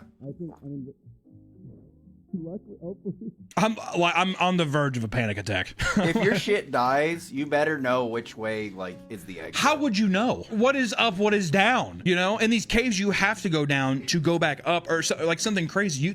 You would be so fucked. If a guy was like in pitch black and he was able to make it out, that is insane. And that is like a thing where I'd be like, God is real. I would just be praying to God that I die peacefully. I would say, yeah, God, have a fucking snake crawl through and bite my neck, so I could just be like, oh man. Or the ghouls take me and raise me. Let the ghouls have my skin, God. At least let the ghouls prevail. Crawling through. Oh boy. It's common sense to avoid caves during rain, yet some people still ignore the obvious risks to fuel their attraction to danger, which I'll be honest, I wouldn't have even thought of that. Okay, it's kind of cloudy. You think we should call it off? No, man, it's a cool day. It's gonna be cool down there. Yeah. And then I drowned. During monsoon season in Thailand, a coach and his 12 young soccer players entered the Tham Luang cave to perform an initiation ritual in which new team members write their names on the cave wall. The team ventured about 2.5 miles from the entrance before a flash flood began, and the cave was being filled with water, which maybe you heard of this story. The cave they entered was notorious for flooding, especially during rainy seasons. Parents began to worry as hours passed with no contact from their kids. Suspecting that something went wrong, they checked the entrances to the Tham Luang cave and saw their kids' bikes parked outside. Oh my God. Can you imagine driving up on all your kids' bikes and you see like water gushing into the cave? Ugh. Police were alerted and a rescue operation was put together. Divers struggled to make any progress because of the rising water and strong currents, despite water constantly being pumped out. Inside, the group had built a shelf to keep themselves out of the flood water, and the coach was a former monk who taught the kids breathing techniques to conserve air and keep everyone calm. Holy like, a kind of a fuck up, be like, dude, why the fuck did you take them down there? But at the same time, too, a monk literally being like, let me tell you how to, like, center the fucking universe in yourself. To a child, mind you. You think it's easier for a child than an adult? If an adult's like, it's okay, just calm. Versus an adult would be like, we're gonna die! I feel like children would be more susceptible to be like, okay, I'll listen to you. Oh, versus an adult being like, you don't know what the fuck you're talking about! And dive into the water and do whatever. Eventually, international aid from the US and Europe arrived and began to establish guidelines in the muddy water. Progress was slow, but after 9 days, British divers located the group of 13 survivors alive and well. Over the next week, the rescue team came up with a way to extract everybody inside. A pulley system was installed in the flooded sections, allowing the boys to be placed in a bag alongside an air tank while being guided through the water. One by one, everyone was safely removed from the cave and taken to the hospital. All the boys had to have masks put over their eyes because their eyes were too sensitive to the sun from being stuck in darkness for 2 fucking weeks. Oh my God, they're stuck in the dark too. Everyone inside the cave would make a full recovery, and in total, 1 diver died while trying to deliver air and was honored for his sacrifice, which that is an actual fucking hero. Yeah. That's like some Hercules shit. That's like Greek mythology levels of hero. Put a picture up of our boy. This is a moment of silence, dude. I'm like legitimately looking up to the fucking heavens because I know like he's getting his dick sucked left and right by all kinds of like angels and stuff, and God's just like, you get party 24/7, motherfucker. And then you had Elon Musk making the was that during the Elon Musk time when he called the guy a pedophile? What a fucking loser, dude. Jesus Christ. Entering a cave, especially alone, can be especially dangerous. Too many people get overconfident in their abilities and end up in terrifying situations. Thankfully, there are dedicated teams that specialize in cave rescue that save hundreds of people every year. Unfortunately, not everyone can be so lucky. Yeah, I mean, that would be devastating too. Being your job, having to go in and save people, all those lives, and how many times do you go on and like, or the inevitability that you can't save somebody. I mean, how would you live with that? Well, you would blame yourself. You would blame yourself. Yeah. Like, that's not fair, but I'm just saying, like, that's insane. Many cave expeditions can be fatal. Near BYU, there is a cave called the Cave of Death. Nice. We should go in there. The entrance for the cave is a small 4-foot tall cavern that leads to a flooded section, and the water-filled passage is only 18 inches wide, 20 inches tall, and 15 feet long.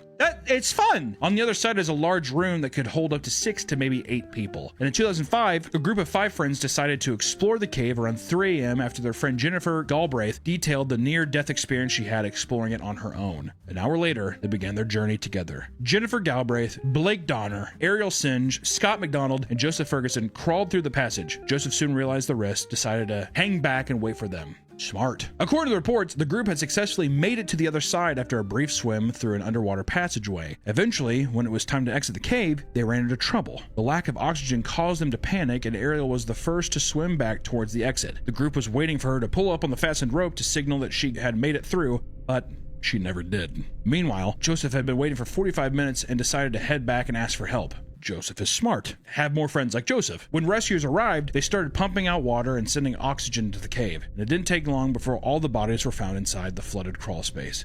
They had all died trying to escape. Fuck. Police believe that all 4 members died after Ariel drowned underwater, blocking them from exiting the passageway.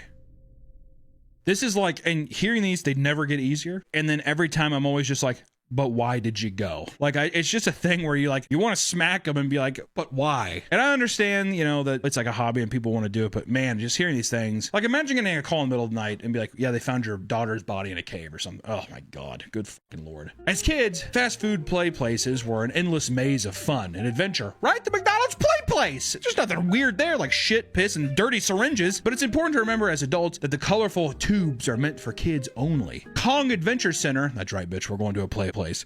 Kong Adventure Center is a family-oriented activity venue where people can take their kids to hike, climb, run, and cave dive. Within the complex is a massive network of fiberglass tunnels created to simulate a real cave with large rooms and narrow passages. Carl O'Keefe was at a birthday party with his niece, and at some point during the party, he ventured inside one of the artificial caves and began to explore. Why, Carl? While inside, he came upon a tight tube and tried to crawl through. Realizing that he wasn't going to make it all the way, he tried to turn back, but this was impossible because he had become stuck inside. He tried to adjust his body inside the tubing, but the more he squirmed, the more his body compressed. Realizing he was in trouble, he began to scream for help, and staff rushed to his side. And 911 was called, and firefighters and cave rescue teams arrived on the scene. Carl was trapped inside the fake cave for multiple hours until rescuers removed a section of climbing wall and cut him free from his fiberglass fissure. He was quickly rushed to the hospital suffering from serious crush injuries, including organ failure. After 10 days in recovery, Carl would pass away from his injuries.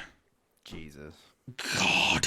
My God. Also, too, yeah, you keep squirming, and each time you go into, it's just like literally your body just compressing even more. My God, man. Also, too, how fucking devastating for those kids. Oh, yeah. Man. They don't get to play in the play place now?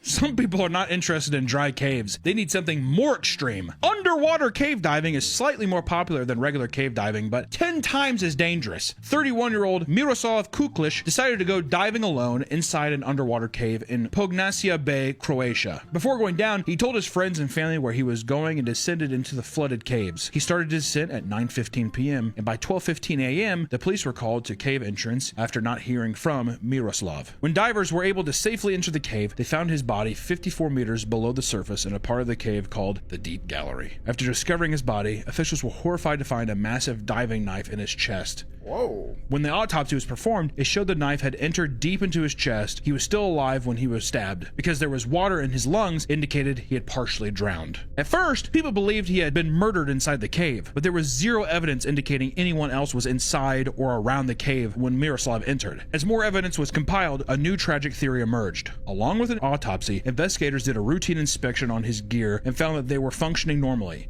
But his air tanks were completely empty. They also noticed that the cave floor was filled with a thick layer of silt. Most shocking of all, they realized that the knife actually belonged to Miroslav. Once all the pieces were put together, it was obvious that Miroslav had taken his own life once the air tanks ran out, so he wouldn't drown. It's believed that he took a wrong turn near the entrance to the cave and entered the deep gallery instead of the shallow gallery. Realizing he had made a mistake, he tried to leave, but because he had kicked up a large cloud of silt, that blocked his vision. He spent the remaining air desperately searching for the exit. Man, dude, to fucking drive that into your own chest, too. Underwater? You know how much force you would need for that? It's fucking badass. Well, it's just like... I guess it's just a thing of just like, that just shows the horrors of drowning too. Like, I would rather stab myself to death than have to like sit here and drown. I mean, like, you know, fog, I mean, there's no way you could find anything. And there was definitely no light source coming into the gallery, the deep gallery. Though these stories are all well known, none of them compared to the infamy of the Nutty Putty Cave incident. John Jones was an avid caver who had years of experience squeezing his body through Earth's tightest passages. During a group of exploration in Nutty Putty Cave, just south of Salt Lake City, he split off from the group and went down a tunnel in search for the feature called the Birth Canal. Unknown to him, John had traveled down an unmapped route and found himself needing rescue. During his crawl, he squeezed his body through a slight bend before entering a near vertical drop. Basically, he was in the cave and he was completely upside down stuck, like in a coffin, basically a stone coffin. As he continued down, his worst fears were realized when he reached a dead end. He tried multiple times to free himself, but his 6-foot, 200-pound frame wouldn't bend around the entrance, and he was stuck upside down. John's brother, Josh, was the first to discover him, failing to pull him out before crawling out to call 911. Multiple teams arrived and evaluated the situation, leaving them with 3 options. They could break John's legs and pull him out, drill around him and clear a path wide enough to free him, or create a pulley system to try and shake him out of the crevice. Time was limited. The longer John remained upside down, the greater his risk of complications. His heart was already struggling to circulate blood properly, and if left there too long, his organs would shut down. Breaking his legs would be a last resort, so they tried drilling around him, but the drill jammed and broke down. A pulley system was hooked up to John's feet, but as they began to pull, the equipment snapped, dropping him deeper into the hole and wedging him further in. For 28 hours, he was fed water and sandwiches while hanging upside down, as rescuers worked tirelessly to save him. But sadly, John's lungs and heart began to fill with fluid, causing his vital signs to slow and eventually stop. Even after his death, rescue teams continued searching for a way to extract his body. After a week of failed recovery attempts, the cave was sealed with concrete to become his final resting place and basically just prevent people from going in and seeing his body. And there's just no way to drag him out. It's a fucking horrifying tale, man. Listen, if you want to feel a rush of adrenaline, there are plenty of options you can do other than caving. Like I said, finishing a Lego set. Legos, you'd be surprised the adrenaline you get. Exploring caves and crawling in the dark might sound fun, but it's a very easy way to find yourself in a life-threatening situation. So, if you're going to participate in this, bring a buddy and do your research, all right? Safe tunneling, my friends. We will see you in the next one. Bye-bye. Welcome back to the Papa Beat channel. How you doing? How you doing? Coming and sitting down because today we're going to be talking about the Jokers of the internet. Why so serious? Both Marvel and DC have reached an all-time high in sales and media production over the last 2 decades, right? The comic book fatigue is fucking real. Pop culture is now superheroes. While all sorts of popular characters are getting their time in the spotlight, there's one in particular that has grown a massive cult-like following online. Joker. The Joker, the arch nemesis of Batman, is one of the most iconic villains in comic book history, and thanks to recent mainstream movies, has seen a massive surge in popularity. Maybe, dare I say, he's at least top 3. I feel like Joker's probably more popular than Batman at this point. The top 3, in my opinion, is probably, I probably think Spider-Man's the most popular, Iron Man, and I'd probably say fucking Joker. That's the 3, I would say. I think Robert Downey Jr.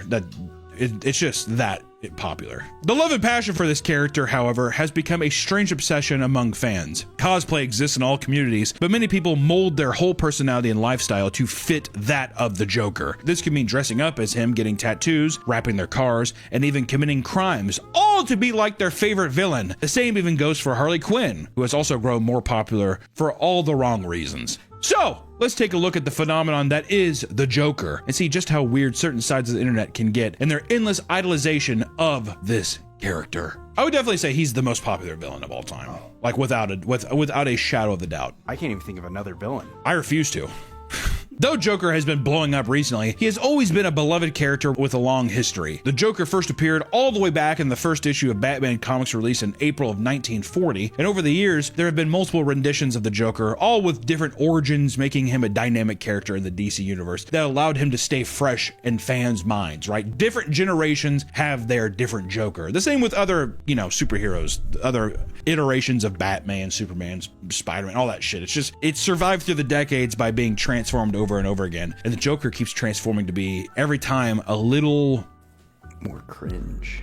Yeah, like a little more cringe, I think. But that is what makes him so palatable for people that are like looking for this edgelord type shit. Though the Joker has lived many lives, one characteristic has endured through all of them. He's an outsider. This in turn has made him very popular with incel culture, where he is held as sort of an icon. Incel, and I would say like he's a different version of like incel culture, or like I'm different, I'm wacky. Anarchy, like I do X, whatever. People use it as a tool of like he's like an icon for the misfits, the supposed misfits of society. And nowadays it's the misfits of the internet. And the 2019 film Joker only worsened this, as it closely follows Joaquin Phoenix living and fighting against a society that shames him, which many incels seem to relate to. One of my favorite things of all time is that was the same year Parasite was at the Oscars. I think Parasite won, and they're like, Parasite isn't even talking about anything deep or whatever. It was people getting like mad that Joker was talking about how society turns your back on us, when it's like that's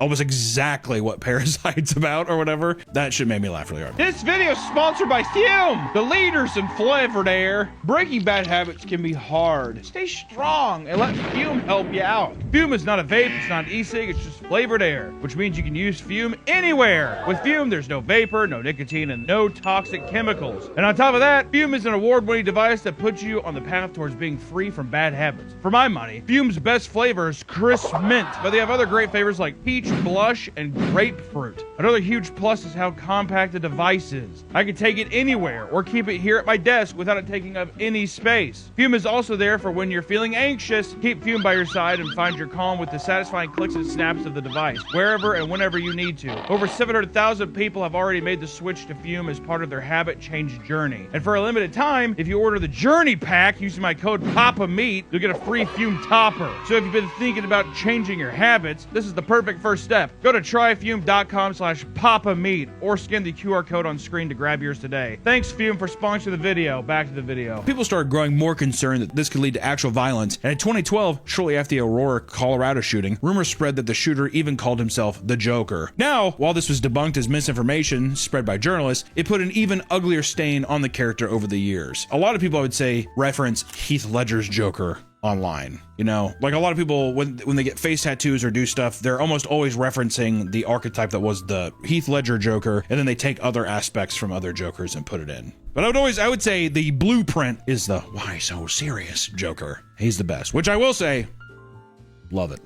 Rest in peace, Joker. Rest in peace, Heath Ledger. In online communities, people will sometimes convince themselves that they're very similar to the Joker. Others think they are quite literally him. Some people have literally thought that they're like, I am the Joker. One can have the revelation that they must be in some sort of, quote, Truman Show style setup where the writers for the recent Joaquin Phoenix Joker movies are taking inspiration from his real life and putting it into the script. I mean, this feels like me exactly. But that's just the catalyst of like, they're just looking for something to latch onto. Yeah. This is because at the end of Joker 2, Joaquin sings a cover of the song Love Will Find You in the End during the credits. He posted a link to his own cover of the song, which he recorded for a girl he was into before the movie even came out. Actually, that would scare me. If I was like a big Joker fan, it's like, wait a minute.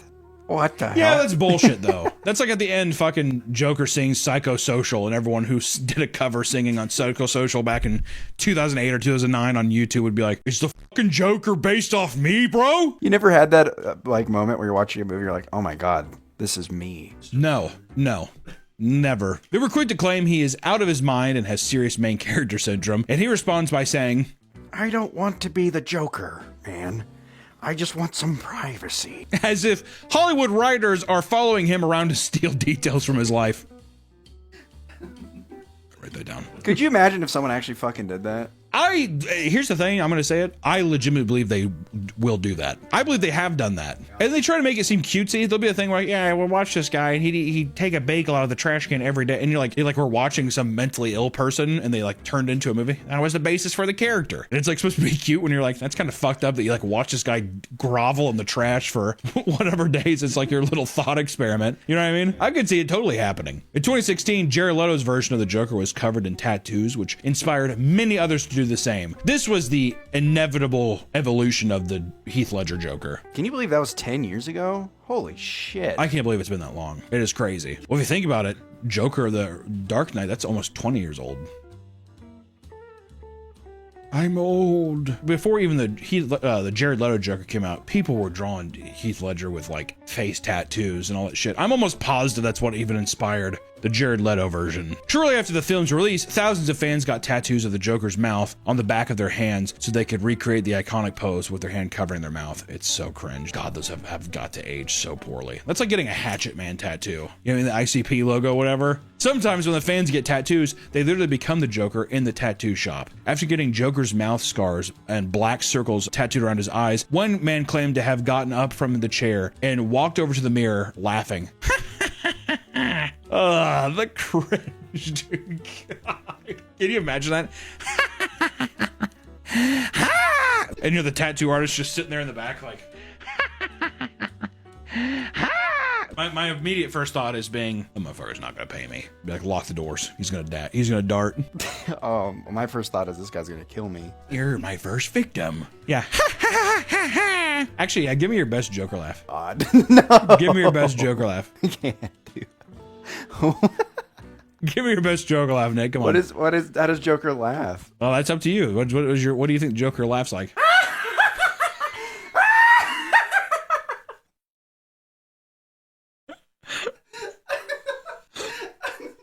Yeah, what what though? That was pretty good. I'll give you credit. That was good. I like the ones with, there's a bunch of videos where like they have no self-confidence. They're just like, well, exactly. I when people were just like me doing Joker, those to me, those are the best YouTube videos. Laughing like Joker, it's just like.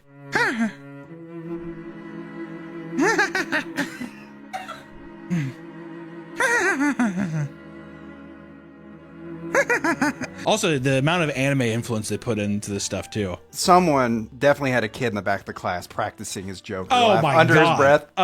Even my school when the movie came out, there was definitely kids like.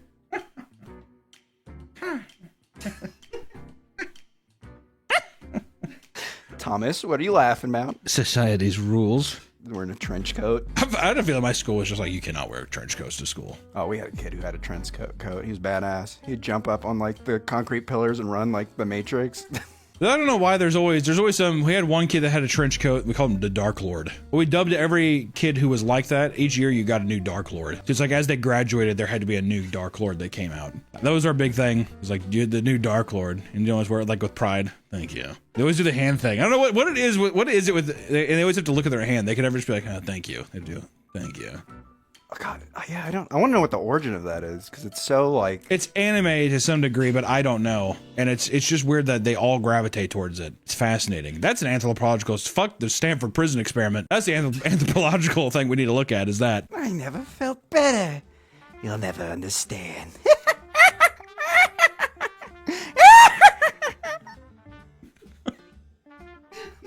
Jesus Christ? God help me. Good fucking God, dude. Also, what you said better there was so, it was like, I never felt better. The next level of fans are all wrap their cars in Joker PNGs, baby. You think it would be rare, but there have been multiple vehicles spotted wrapped with Joker colors and others that just plaster his face all over, right? Not even the colors, they're just like fucking just put his face all over it. It's not just small vehicles either. One person found a truck with Heath Ledger's Joker plastered on the passenger door, followed by a trail of green flames spanning the entire length of the vehicle. All right, that was kind of badass. All right, credit where credit's due. Kind of sweet. Come on. To truly be the Joker, however, some people put their money where their mouth is and attempt to go out in the world and cause some fucking chaos. In 2017, 31-year-old Jeremy Putman put on a Joker mask and a cape before walking on the streets of Winchester, Virginia, holding a sword.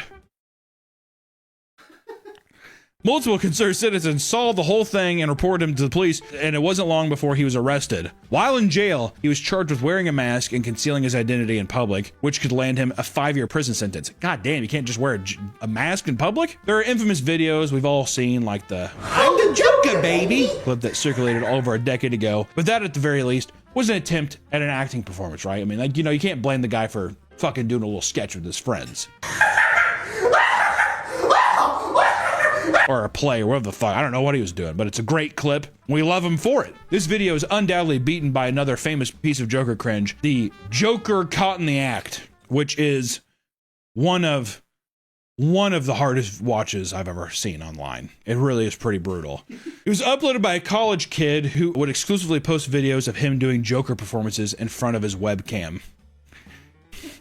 For the first time, he filmed himself doing it while wearing Joker makeup, only for his roommate and his friend to walk in on him. He asked, What the hell's wrong with you, man?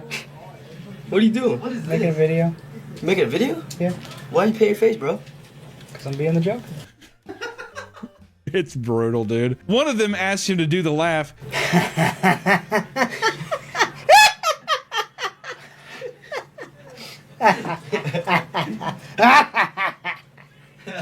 And as soon as he does, things get really awkward and they leave to go play video games. You gonna be an actor someday? No, probably not. It's just the thing I have for the Joker. That's it. I'm gonna go eat this candy cane, play video games. Alright, fine. Which, to be fair, I feel like the roommates were like, oh, it's good. Well, I was gonna say the video, they could have really dug into him, but they seemed they're just like, what are you doing? Oh, I'm just being the Joker, and like they probably felt uncomfortable, but they weren't mean to him. Good roommates. I was gonna say Yeah.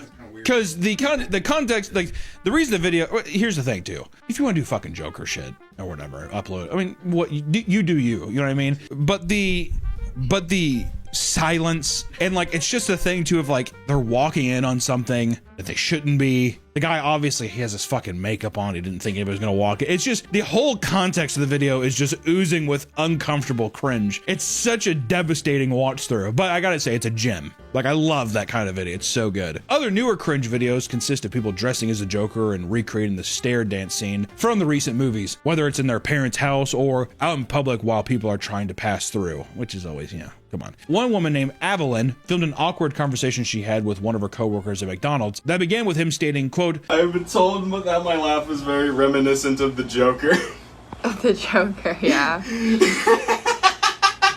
Evelyn starts laughing from pure discomfort, which he takes as a green light to start going for an Oscar moment. The thing I'm finding with it is the innocent cases, because there are cases of people that are just scumbags that dress up as a Joker and use it for whatever. The people that do it in this way, it's like they feel like they have connected with a character that feels like an outsider, where now they feel comfortable to express themselves, which I don't think isn't, albeit cringe, isn't a bad thing. When it comes to looking for love, some people will proudly show off their Joker cosplay in their Tinder profiles.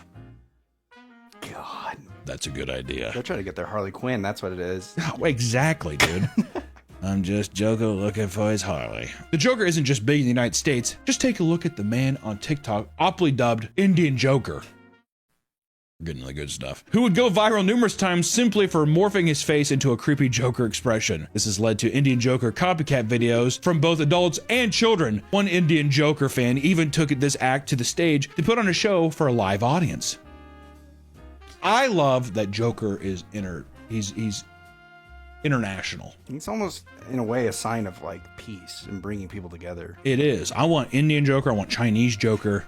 I want Russian Joker, I want German, I want all of them. While people's love for the Joker has been steadily growing, their love for his girlfriend, Harley Quinn, is also reaching the same levels of obsession and cringe. Over the past few years, Harley Quinn cosplays have grown massively popular, especially after more recent Suicide Squad movies, with Margot Robbie getting that new look and stuff. Easy. Now you can't go to any convention or use any platform without seeing a gooner-pilled Harley Quinn cosplayer, right? When the going's getting, the getting's good.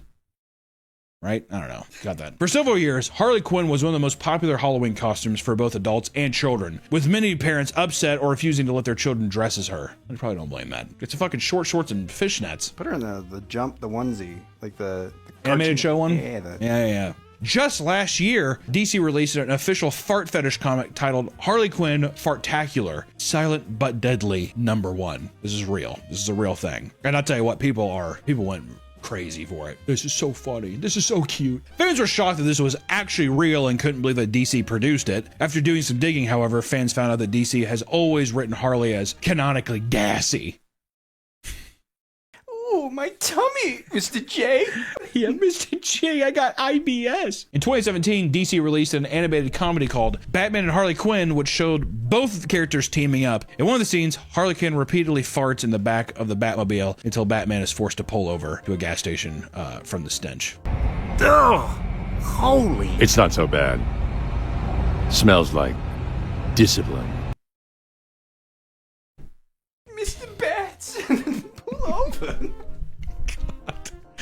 Didn't they see the stuff of like how prevalent this shit is in like Japan? And they're like, anime people eat this stuff up. We might as well capitalize on this shit. Everybody is now pandering to anime audience. Oh, okay. Well, you got to. It's the biggest audience. Just given who the Joker is as a character, you could probably imagine how many people take their love of the character way, way too far. P. Diddy.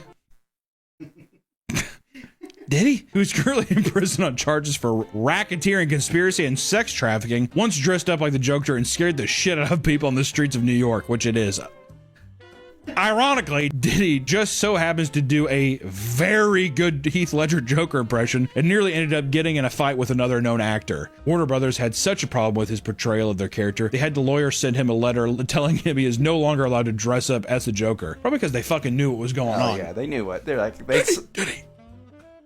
They saw the lawsuits coming. Yeah, Diddy, we have to, you gotta take it off. Why so serious, Warner Brothers? Other maniacs like 51-year-old battle rapper Jeremy Garnier have been arrested after making public threats while adorning a Joker costume. And in 2020, Jeremy went live on Facebook to theatrically announce that he's the Joker between taking from his...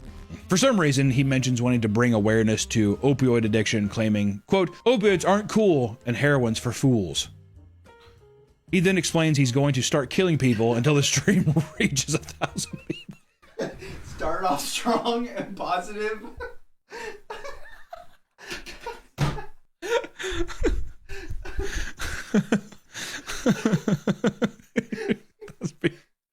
After that, he claims he's going to go out in public and kill some more, all while unarmed. All right.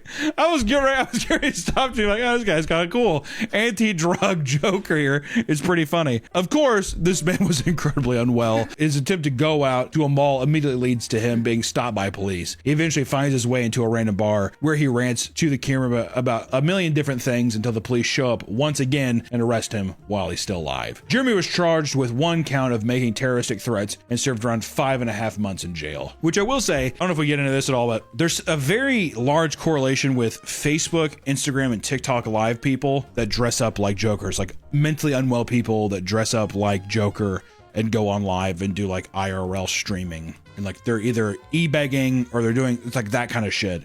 But for some reason, Joker is like, that's such a huge character for them. In Ireland in 2010, 17-year-old Christopher Clancy wanted to take revenge against his school.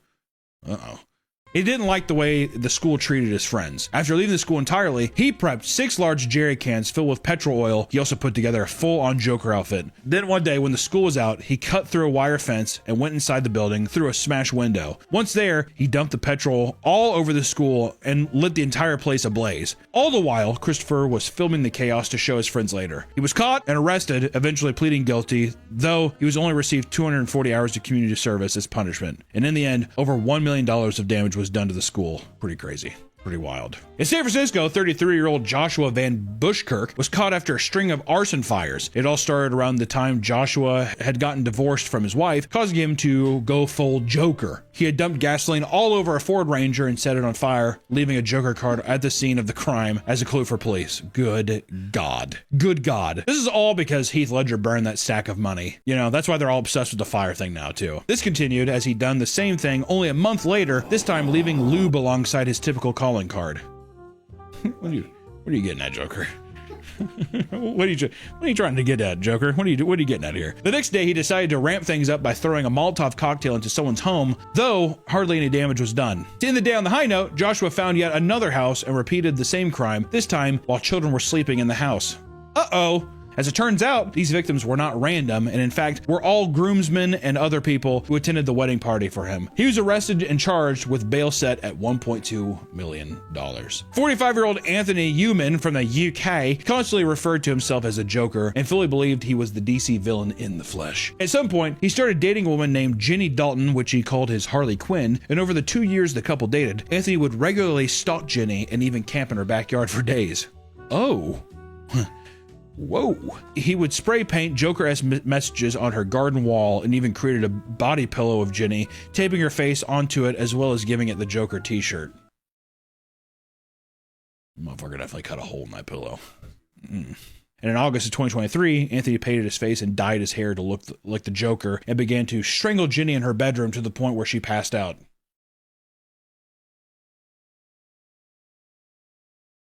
What? Why do we always have to go here, Nick? Why do we always have to... God damn. Anthony claimed that Jenny started the fight by grabbing him first, and his actions were all in self-defense. When he went to trial, he pleaded not guilty, but was charged with attempted murder, attempted grievous bodily harm, and intentional strangulation. He is currently still on trial, awaiting his sentencing.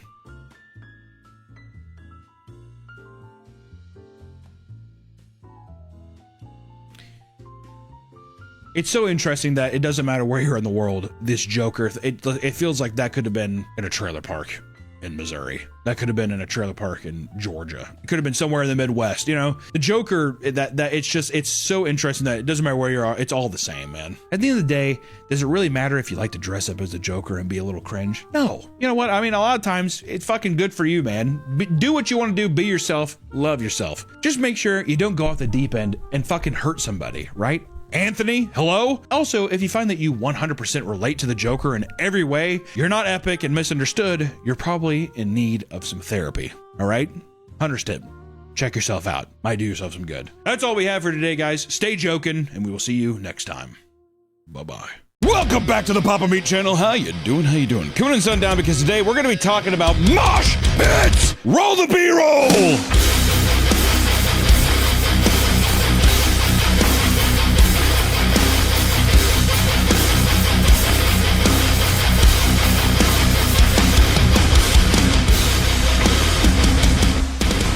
Listen, guys, you know that on this channel I wear this is a lot of people say, Hunter, where do you get your shirts? Your metal shirts? you know, they say that concerts. All right, that's where I get them. Hey, the secret's out, and I love going to metal shows, Nick. I love it. I've dragged Nick to many metal shows. All the metal shows I've brought you to. What's been your favorite? I think is the Frozen Souls one. That one was pretty funny. I also like the. You say it was funny? No, it says fun. Oh, I was positive you said funny. Editor, roll it back. Did he say funny? That one was pretty funny. You like the Frozen Soul one? Yeah, and the Worm. Was it the Worm band? Worm. That's what this There is. it is. Yeah, Worm. That one. Worm and Frozen Soul. Frozen Soul just put out a new track with Gerard Way of MCR fame that people like a lot. And the new Worm album is, anyways, good stuff. Check him out. Very good. Also, I'm in a metal band. Play a little bit of the song here.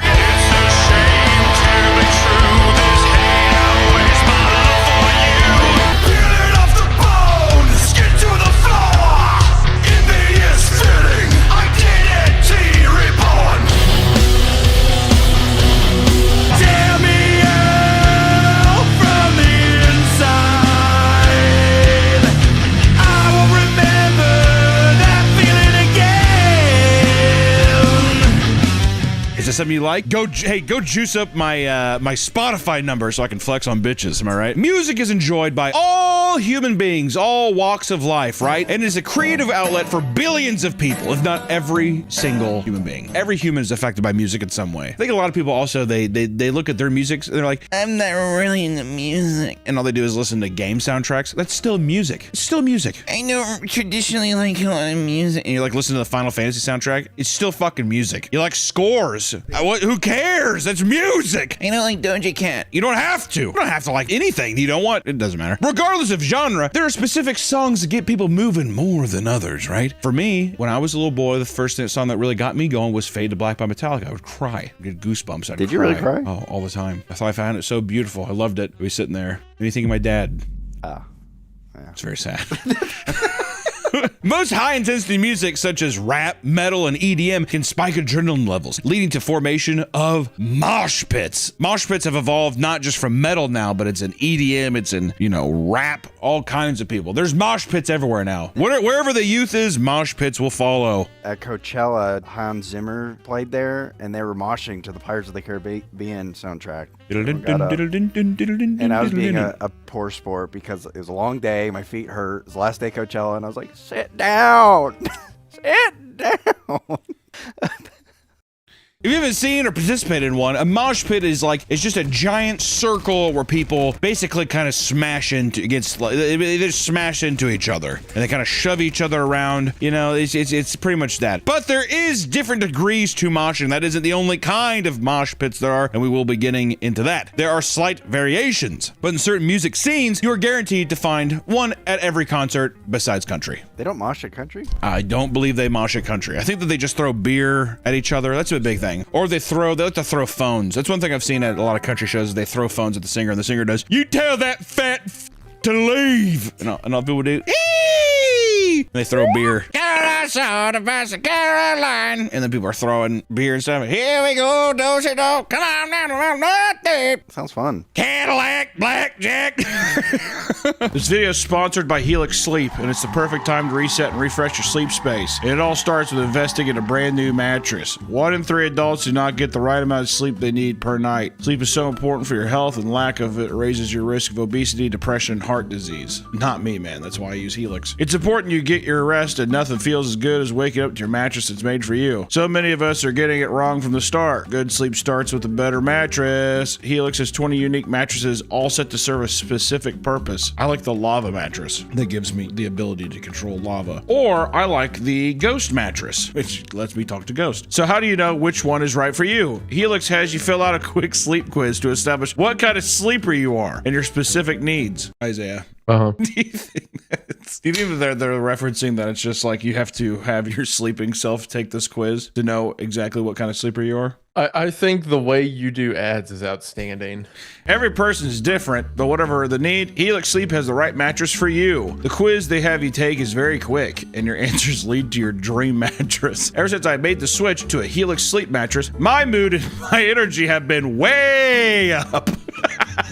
It serves my particular needs, and it lets me get deep, restful sleep each night. Oh God, I've been sleeping like a rock. I'm getting more work done each day and looking forward to sleeping in my mattress each night. Ooh, I'm giddy. I can't wait. I can't wait to dive into my Helix mattress each night. I wake up, I haven't had such a productive day, and I can't wait to dive in. Helix Sleep provides proven better sleep with 82% of their participants in their Whisper sleep study. They saw an increase in their deep sleep cycle when using their mattresses. And if you're still not sure, Helix Sleep has a 120-night sleep trial to test the mattress to ensure you love it. Plus, all your Helix mattresses come with a lifetime warranty. If you're not in the market for a new mattress right now, but wish you could improve your sleeping experience, Helix offers the perfect solution with their Comfort Adjust Cooling Pillow. You can adjust the pillow to your preferred firmness and height, and the pillow is made with premium memory foam, allowing it to retain its shape over time. The pillow stays cool to the touch all night and is the perfect partner to getting deeper sleep. I love that the Comfort Adjust pillow stays cool all night, and I usually get pretty hot when I sleep, and this helps keep me comfortable. Plus, the pillow has helped reduce my neck pain when I sleep, which has been a huge upgrade to my sleep. Most pillows are one size fits all. Your body is not. Invest in a pillow that can customize your body over time. Head to helixsleep.com/PapaMeat and start sleeping in your new mattress today to take advantage of their Memorial Day sale exclusive partner offer and get 27% off site-wide. Thank you to Helix Sleep for sponsoring this video. Now back to the video. From smelly concert goers and random bodily fluids to severed pig heads and crowd killers looking to hurt people, it's understandable why mosh pits are viewed as a cringeworthy dying fad, which I don't know if it's dying. I think it's a cringeworthy fad. And let me know, and listen, I think that you can, if you're big into mosh pits, you can participate in cringe, but you have to realize it is cringe, all right? But this is also coming from an older man now. Years of experience in the pit. What's too old to mosh? Like if you're like 65? 28. 28? No. 28, you gotta stop. If you are moshing in your 30s, you're trying to prove something to somebody, or it's the wrong type of releasing aggression. Usually large, borderline men, big guys, they know they're big, and they're going around trying to basically be like, pipsqueak, and they're trying to assert their dominance in the pit. And then it's a guy, usually at a hardcore show, who's like, get closer! Get closer! Spin! Fucking, I wanna see his circle pit! Don't look at me! Though mosh pits might seem like a rambunctious modern tradition, they actually originated in a time when tradition and formality were the societal norm. In the 1960s, bands like the Stooges, Iggy Pop baby, and the MC5 held concerts where fans would jump into each other and onto the stage. And though it wasn't called moshing, it was the origin of what would develop over the next few decades, right? The beginning of the punk movement, Nick, is where people started being like, hey, why do I feel like jumping around? That's what I love about people understanding headbanging and all that kind of stuff. It's people being like, we don't have to sit still. You bumped me and I liked it. We're boys from the 60s. That's what it feels like. Metal concerts, for people that are also wondering the allure of metal concerts, is it's not all of them, especially now because metal is, all the biggest acts are so aged now that the fans are also aged. That's why this new young crowds with hardcore is so popular right now with the youth that the shows are almost worth going just because you actually get to see young people enjoying something together versus, I mean, if I went to go see Slayer, it's going to be every 54-year-old guy just standing there like, fucking Slayer. That's all it is. I'm trying to grind up the girl in front of them. No, not at all. There's almost no women. Almost no women. Trying to grind up the guy in front of him. He's like, come here, Todd. He's like, fucking angel of death. Angel of death. But it becomes a thing now where, what was I getting at with this? What was I saying? What was I even saying? Why the fuck would I go there? Man, my mind is total shit. Why the fuck did I say that? I don't know. What was the last thing I said? A new genre of music called British punk would develop in the 1970s, and as it became more popular, so did the term moshing. Also, newsflash, guys, am I getting all of music history right? Probably not. I'm not gonna get into this fucking debate. The Ramones, they were the first. Off. I don't know. By the late 80s, heavy metal bands were all the rage, borrowing many aspects from earlier underground punk movements and bringing them into the mainstream, introducing the everyday concert goer to the world of mosh pits. Basically, as soon as the 80s came around, Black Sabbath had already originated in terms of the metal scene, and then everything just became an offset and a split. From there, the dance style continued to grow in popularity as the 90s and 2000s saw the rise of grunge and EDM. The 90s saw the rise of grunge, and the 2000s saw the rise of EDM, which What? What was once seen as an underground, rebellious way to party at concerts is now practiced by millions of people worldwide at all kinds of concerts. This was also written by a 46-year-old woman. There you go. I mean, I don't know. What's a rebellious way? People have been moshing for a long time. Who cares? People still do it. What's crazy is people like to drink alcohol at concerts and listen to aggressive music. Severely borderline redneck guys drinking Miller Lite at a concert, listening to Lamb of God, result in people getting in physical altercations in a mosh pit. Who would have thought? It doesn't matter the genre as long as there is a steady beat, people will mosh to it. That I don't necessarily know. Oh, you'll mosh to anything. Really? Yeah. Pirates of the Caribbean. Oh, that's true. That's true. Oh, I was gonna say, people looking up at the stage, whatever. I went to see. That's what it was. Thank you. I go with my wife to shows, and it's the same kind of thing. Because you go to the Slayer shows, it's just guys standing, and that's why the hardcore scene is so fun, because people are actually moving and stuff. And that's what I was gonna say. Metal shows are really fun because they're energetic, and there's like a pulse. There's like a life to them. Granted, it's usually just a guy, especially at a hardcore show, he's just like, "Don't look at my fucking face! You try to take me down! I'll see you in hell!" And then there's a breakdown. That's the entire show, right? That's pretty much it. Yeah, it's all that kind of stuff. You always said I was wrong, but in the end, I'll be right. It's that kind of stuff. It's just as grating. But then I went and saw Shaky Graves with my wife, and it was as if you were there. The Shaky Graves concert, it was fine, but it's just such a different experience. I don't know. And I try to tell my wife this, and she's always just like, it's a different thing. It's a different time. I'm like, it's just kind of boring. Now, people can't just enjoy the music, and then you get that kind of thing. And she's yeah. No one was even dancing. I mean, anything, just to be like, show any sign of being like, I would have taken one of these. Who doesn't like doing one of these? Looking up at Shaky Graves, and he's like, well, no. Stomp, clap, type fucking music. He has this little bass drum. He's like, we're rolling in the deep. Whatever the fuck it is. It kind of sounds like from Shaky Graves a little bit. Yeah, I think so, yeah. Play like a little bit of it so we don't get copyright stricken. That's all you have to do. There it is. Can you not, to that kind of music though, can't you be like, instead it was just this. And everybody drinking their IPAs, making sure it's not in their mustache. Even the women.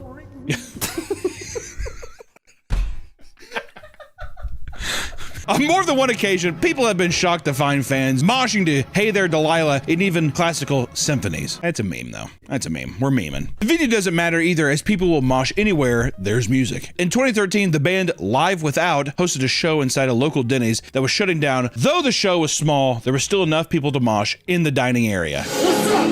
What's up?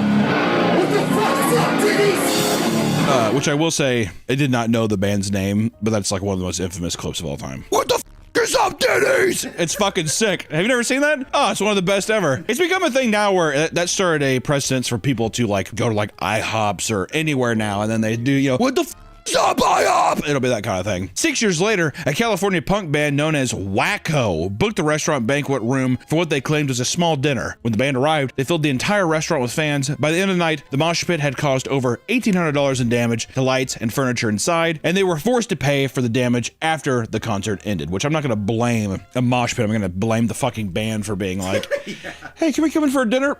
And then they play. Also, how do you let them set that up? Speakers and everything? Like, guys, if I was working there and I'm like, it's been a 9-hour shift, I don't fucking care. I'm leaving. So it begs the question, if people are no longer moshing only to intense music, then why do people mosh? Why on earth would people mosh? Well, some use mosh pits to release emotional stress through symbolic aggression. Once again, we're trying to approach this like a thesis paper. I don't know why. You know why people mosh? Because they're stupid and they're aggressive, they're high, they're drunk. Many have stated that the adrenaline and controlled chaos of mosh pits give them a sort of high that drains them of any negative feelings. These feelings are also boosted by the sense of primal community that mosh pits provide. Even though people are being pushed around, they usually want everyone to leave happy and healthy. I don't know if that's true. I don't think that's true at all. I think there's dickheads out there. It doesn't matter. There's definitely people that just want to hurt people. However, sometimes it's really not that deep, and people do it simply because it's fun and it breaks societal norms. Those societal norms. So I do it to break societal norms. Who says that? Who actually said that? Why did we put that in there? To break societal norms. Yeah, fucking right. A guy going to a dying fetus show wants to do a mosh pit to break that societal norm. No, I think he's just probably slow in the head. Big pit move, I jump inside. Push me, I push you back. That's every mosh pitter. This place is lit. That's every metal fan. God damn, this place is off the charts. Hold my bush light, I'm going in. Thank God I broke those societal norms. Some even argue that mosh pits help combat the male loneliness epidemic by giving men a safe space for physical violence while also teaching them restraint and awareness of others. I'm getting lost. Uh-oh. It's all falling apart, Nick. Though it might all seem like fun and games, there are still rules to the pit. Mosh pit etiquette is expected of everyone. The number one rule of the mosh pit is that if someone goes down, you gotta pick him up. This helps prevent people from being trampled as the crowd continues moving. AKA, big ol' boy, big ol' girl, they take a tumble, you gotta get them up. Or, it's usually the extremes. That's what I've always found every time. Tiny person goes into a pit, gonna get rolled over. Gonna get absolutely rolled over, gotta help him back up. Somebody standing, me, a lot of times, standing there, I'm a big boy, get off balance, and I fall down. You gotta help me up, I'm too big. Big Nick, what, ripped his... Oh my God, and then yeah, Big Nick, who's on Meaty Magic, the channel, he's tore his ACL twice. At shows. One time he was just standing. Somebody just fell into the back of his leg and he tore his ACL. But he was not even moshing. Nick, tell us how it went. First time I was walking playing disc golf, and I tore my Achilles. That was about 6 years ago. Then I went to the, I think, 20th year anniversary Chiodos show, and Amir was playing, and I was standing still, and someone fell into me, and my leg blew up. So it's pretty cool. You're pretty badass. Yeah, let's just say I'm a bit of a war veteran. Thank God he was breaking the societal norms around. By standing. Yeah, by standing. Beyond this, mosh pits may vary from the type of swinging allowed to the clothes you can wear. That's because there are so many different variations of mosh pit moves. Online, you can find thousands of people doing the Wall of Death, which is when artists split the crowd in half and have them smash into each other, usually when the beat drops. It's also almost always pathetic. It looks cool in a big setting. It's also usually people just doing and diving in. I've never been in a part of a Wall of Death where I haven't just been like, where the cringe almost kills me. As always, it takes so long to split up the fuck up. There's nothing worse than a show being like, split it up! And they do whatever, and they sit there and he's like, who do I say 3? I want everyone to lose their fucking minds! It's like a pirate metal band. Arg! 2! 3! And they all just kind of go in there and it's just like, yo ho ho, right chain, whatever, some fucking, what are the band's called, like Ailstrom? Oh my God. I fucking can't stand pirate metal, dude, my God. Yodi leader, hey, whatever, they're all like going together. I've left shows once they do it. Oh my God, as soon as they start splitting it up, I'm like, I'm getting the fuck out of here. What, I mean. It's pathetic when it doesn't work, they're like, do it again. I ain't gonna start the song till we get this. You're like, get me the f out of this show, dude. Some other more niche moves include the slingshot, in which someone picks up another dancer and throws them, or there is the pig pile, which is the one person is chosen at random and shoved to the ground, and from there, the entire pit dog pile on top of them while squealing. I've never heard of that, and I'm almost positive they made that up just for this video. I have never once saw someone push someone to the ground and jump on top of them and everyone squeals. I have never seen that. I've never heard of that. Must be going to lame shows then. I fucking guess so. I guess so. I've seen people open magic cards in a pit. I've seen people do the butter churner in the center of a circle pit. I've seen that. We should do the pig squeal the next time we go to I'm going to Death Clock. I'm going to Death Clock on a Monomar tonight. I'll let you know. Maybe there's a video footage of it. I don't know. Mosh pits are still very popular. However, they have been slowly dying out due to a number of reasons. It's not true. A big contributor to the decline of mosh pit culture, not happening, is the rise in ticket prices. Who cares? Where are we under the assumption that mosh pit culture? Also, what does that mean that it's in the decline? It's all over the place. It's at every show. There is no decline. Fans argue that by policing mosh pits, you ruin the chaos that draws people in, which makes the mosh zones pointless, but maybe that's a good thing? We're never gonna get them to write another metal document ever again. We're never gonna do it. Amidst the chaos, it is common for people to bring random objects into the pit to add to the mayhem. At a metal show in Queens, fans were told to split the pit in half so a guy could drive his motorcycle inside and loudly rev it to the beat of the song, which is so funny, and I have to imagine has happened so much. Normally, people throw beer bottles or empty cups, but as one small heavy metal show in Houston, someone thought it would be a good idea to throw body parts into the crowd. What does that mean? While fans mosh, someone threw in a decapitated pig's head and covered everyone in the pit with blood and entrail. Well, I think that was Mayhem. Mayhem used to do that. They'd take a dead pig head, or they'd do a dead pig. They'd take a severed pig head and throw it in the crowd. But it was like fucking late 80s, early 90s in Norway. So of course people would be like, oh my God, what is happening? This is crazy. Whoa! It's like the most peaceful, scenic place on earth. And still little boys are like, I hate how awful I feel. They throw it out. That's black metal as a whole. It's kind of like therapy for... I guess. It sounds like a bunch of edgy douchebags, in my opinion. Granted, love a lot of stuff. 99% of them, horrible people. I mean, the worst people. Love the music, horrible people. It's truly crazy what people will bring into the pit. Truly crazy. But the thing most metal and punk fans forget is deodorant.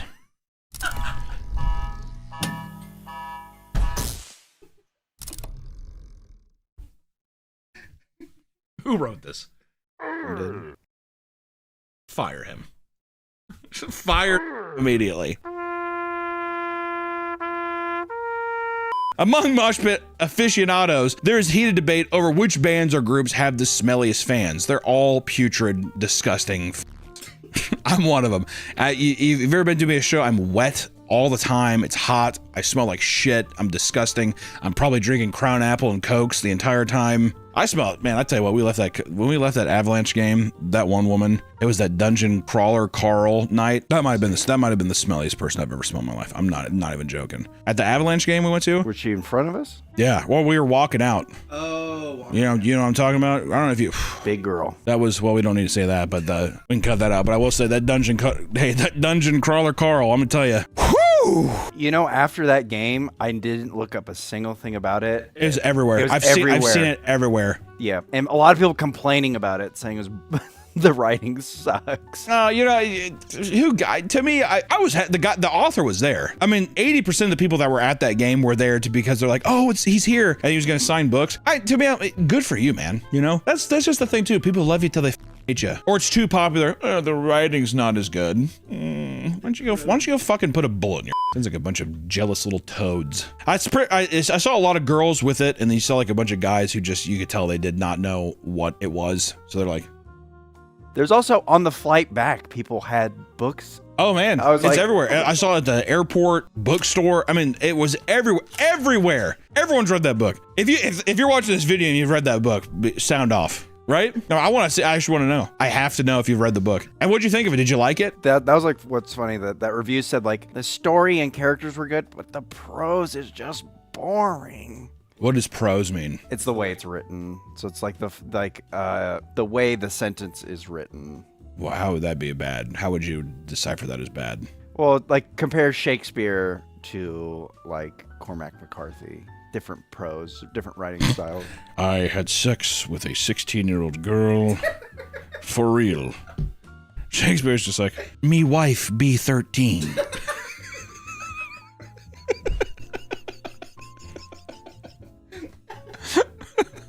I'm just trying to pad out this video so we have something, because I cannot even. There's so much of this has to be cut. If you thought that the stench was bad, wait until you hear about what fans do while they mosh.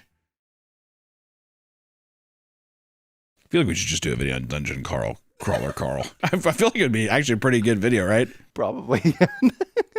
Certain couples get all hot and bothered by the bumping and do the deed in the middle of the mosh pit. Never have seen that. Never have I seen that. I've seen guys finger girls at concerts, but me moshing around, you're moshing around, some guys just like, yeah, yeah. What band is playing?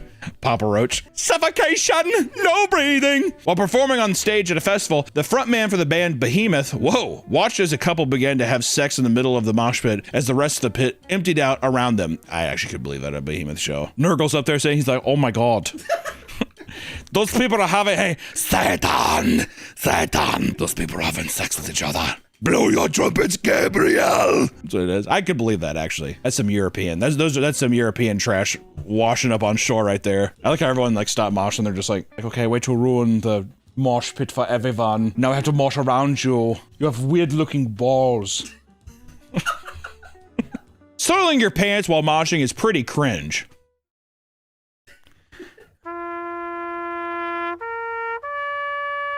Out of everything that we've had so far, mosh pits and people wanting to participate in the mosh pits, there's really nothing more cringy than being at a show and wanting to mosh is when a band tries to instigate a mosh only for it to fall completely flat on its face. Online, you can find entire compilations of bands and DJs pathetically begging their fans to get hype and start moshing. We were just at a show recently where a guy, I won't say the band, but the band was like, move closer! Open this shit up! And like nobody was vibing with the band.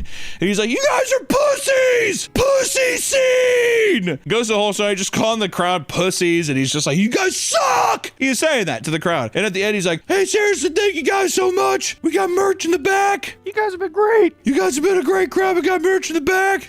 So be sure to pick up some merch. Thank you guys. See you next time. The worst part is he said it like 3 or 4 times per song. Oh yeah, excessively during like a 30-minute set or something. I mean, like he at least said it 20 times, at least, a minimum, bare minimum. Sometimes it's not the crowd's fault for not wanting to mosh, as many non-metal or punk bands try to get their crowds to mosh, but nobody listens because it's a folk or pop concert, right? You go to a Machine Gun Kelly concert, are you gonna mosh? No. How did you end up there, and who could possibly kidnapped you to have you wind up there? Right? That's what I would assume. There's an extremely frowned upon practice found in mosh pit culture called crowd that is just flat out dangerous, and it's so dumb. It's so dumb. Crowd in any form, even if it's like HXC, like the hardcore dancing, where it's people kicking. Usually that's where a lot of people make fun of people, is it's people standing there doing kicks.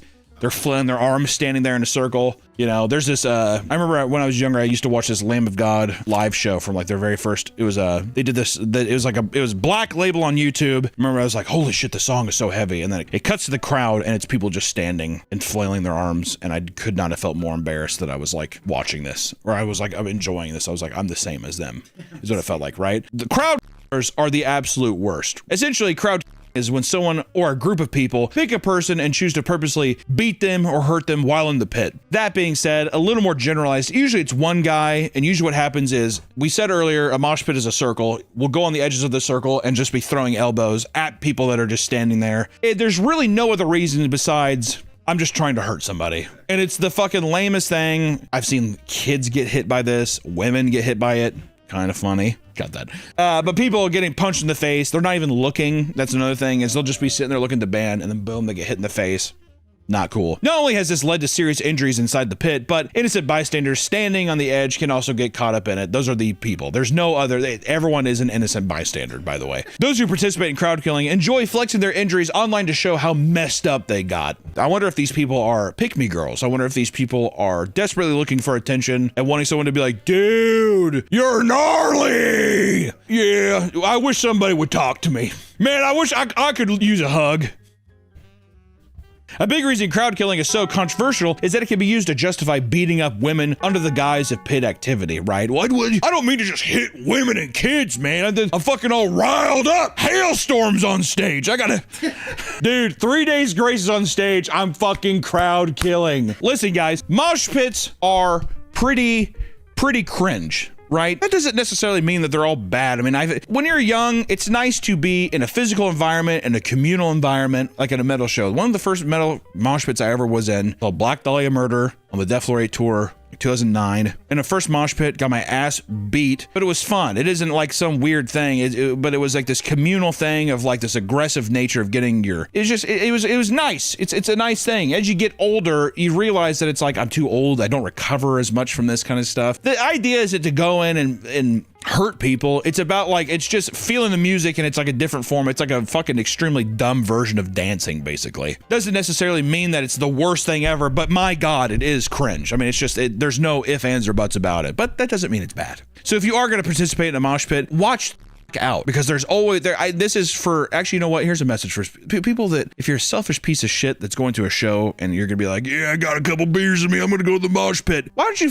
reevaluate everything you've ever thought. All right? Because maybe that type of fun isn't fun for everybody else. All right? I probably sound like an old curmudgeon-y old man. Nick did this in just a little bit. I'm just saying, I don't know. Listen, guys, enjoy mosh pits while you can, but don't fucking involve people that don't want to be a part of it. All right? You can't force that on anybody. Can I at least say that? Am I still a curmudgeon? All right. There you go. Hopefully you enjoyed this fucking video. Bye. That was the worst video we've ever done. Welcome back to the Papa Meat channel. How you doing? How you doing? Coming and sitting down because today we're going to be talking about Potterheads, aka the Harry Potter franchise fans, right? Potterheads. They're some of the most devoted people out there in any fandom, Nick. Of the Western culture, I would say that they're still more diehard than Marvel fans. Oh yeah. It's a religion. Even when their martyr turned sour, they still... Even when, hey, I'll tell you what, J.K. Rowling, that crazy bitch, is, you know, she's turned some heads, let's just say that. And people are still slinging spells, so you tell me. Those who grew up reading the books and watching the movies became so attached to the world that it's almost like they're unable to leave it, right? They took the fucking train to Hogwarts. Platform not in 3/4, eh? This may not seem like a big deal, but they're constantly the butt of jokes online for being unimaginably cringe and obsessive, like any fandom, ladies and gentlemen, that we talk about. Why is it that Harry Potter fans get it a little worse? I think it's because it's like a book intended for children, and now that you're an adult, still saying like this is the greatest piece of media ever. Let me ask you this, Nick. Who gets memed on more, Disney adults or Potterheads? It's still gotta be Disney adults, right? It's probably Disney adults. It doesn't help that many of them are full-grown adults, which begs the question, are they just as unbearable as Disney adults? Right? Yes, same level. Anyone who's that obsessive. I think, hear me out, a Deathly Hallows ankle tattoo is not as bad as a person wearing Mickey ears. I'll say it. Bruh. What? I'll say it. You can take the Mickey ears off. You can't take the tattoo But off. the thing is, Nick, they never take the Mickey ears off, do they? That's what makes it so much worse. You could, but you won't. But you don't. No. After all, they both seem to make every facet of their lives involve around the franchise of their choice, from the food they eat to the names of their children. We're going to cover all the levels of Harry Potter obsession, from themed weddings to degenerate fanfiction, and even those who have convinced their own children that they're real wizards. That's a real thing that people have done. So, grab your wands as we get ready to plunge into the cringe-inducing world of Potterheads. Let me ask you this, because you see this a lot. I see it with Disney fans, you see it with Harry Potter fans, you see it with Marvel fans. Why doesn't Lord of the Rings get the same rap? Because that is a much more sophisticated book. Is it simply because there's only 3? I guess you have The Hobbit, but no one fucking talks about The Hobbit. I mean, don't get me wrong, listen, I love Lord of the Rings, love it to death. You know what it is? It's not the same kind of fan base. I was gonna say it's the women. If there was more women in Lord of the Rings fan base. I think that it's all self-contained to like Ren fairs. You really don't even see like cosplay stuff of Lord of the Rings characters, do you? Not anymore. And if you do, you're kind of like, hell yeah. I think if the original trilogy came out now, it would be just as big as like Game of Thrones. Oh, really? Yeah, I think so. I think it'd be that big. Granted, there's not sex. But even Game of Thrones, you don't have... People name their kids Daenerys and like Jon Yeah, but Snow. even like, listen, naming your kid something is one thing, but like, I'm talking like Potterheads, Disney fans, Marvel, it's like an entire identity. Hey, don't get me wrong, I'm sure there always, I know, there always is people, but I'm just saying as a mass majority, it's just, what is the delineation? I'm still so confused. Maybe they're just less open about it. You know what I mean? They're hiding? They're in hiding? They're hiding the ring. Since its release in the late 90s, people have been obsessed with Harry Potter. The only thing that seems to have changed is the age of its fan base. Unless you were alive to witness the mania that Harry Potter caused in the 90s and early 2000s, it's really hard to understand just how big the franchise was. You little fucking Gen Z, Gen Alpha babies, you didn't realize what it was like going to Borders bookstore. I was just trying to go there to pick up some fucking manga, and all of a sudden there was it's the midnight release of Harry Potter. Pandemonium. Oh, yeah. So big. The thing too that they did at the same time, it was like the perfect storm where the books were released, they were instantly popular. I feel like the Harry Potter books were so popular so quick that they immediately got a movie deal, and then the books were releasing alongside the movies. So the movies would like, you'd be on book three of the movies, and then book 5 just released. Exactly. It was the perfect storm of people being like, I need to know. It was a craze, an absolute craze. I mean, when the books were still being released, people would wait outside of bookstores for hours. Most of the time, these lines were wrapped around the block, oftentimes littered with various cosplayers. Which, you know what, dude, if I'm waiting outside for a fucking Harry Potter book, I'm gonna be dressed up in a cloak. You know, I'm gonna break off a fucking twig off my tree and I'll be waving that shit in line, all right? At one point, bookstores had problems with people driving or running past these long lines and screaming spoilers. This may sound silly, but it was actually driving passionate fans insane. And it got so bad that some people began to wear headphones and threaten physical violence if they caught the person who spoiled the books for them. People would drive by and it'd be like, Snape kills Dumbledore! Snape kills Dumbledore! And you would hear crowds of people like, ah! This is early YouTube as well. It was crazy. People would weep. There's people who would weep. Guys! Voldemort kills Harry! Harry comes back to life and kills Voldemort! This video is sponsored by PDS Debt. Are you still stuck in debt after all those payments? PDS Debt can fix that, you hear? Minimum payments aren't designed to get you out of debt. They're designed to keep you stuck. Oh, shit. And with PDS, you can reduce up to half of what you owe on credit cards, personal loans, and medical bills. And it all starts with a free 30-second assessment at pdsdebt.com/PapaMeat. Savings start the day you complete the 30-second assessment. PDS Debt has an A+ rating with the Better Business Bureau, with thousands of 5-star reviews on Google and a 5-star rating on Trustpilot. And if you're carrying any balance on your credit cards, it's costing you money every day, sucker. PDS Debt uses AI and data to go beyond the number and personalized solutions for you. And the best part is, there's no minimum credit score required. Plus, there's zero credit impact using PDS Debt. They are there to help you pay off your debt faster and start putting your money back where it belongs. Being in debt and not having any money can be extremely stressful. I know how that feels, and everyone can do something about it, and so should you. If you're in debt and you think it may help, give PDS Debt a try. Give your free personalized assessment and find the best option for you at pdsdebt.com/PapaMeat. That's pdsdebt.com/PapaMeat. Thank you, PDS Debt, for sponsoring this video. Yay!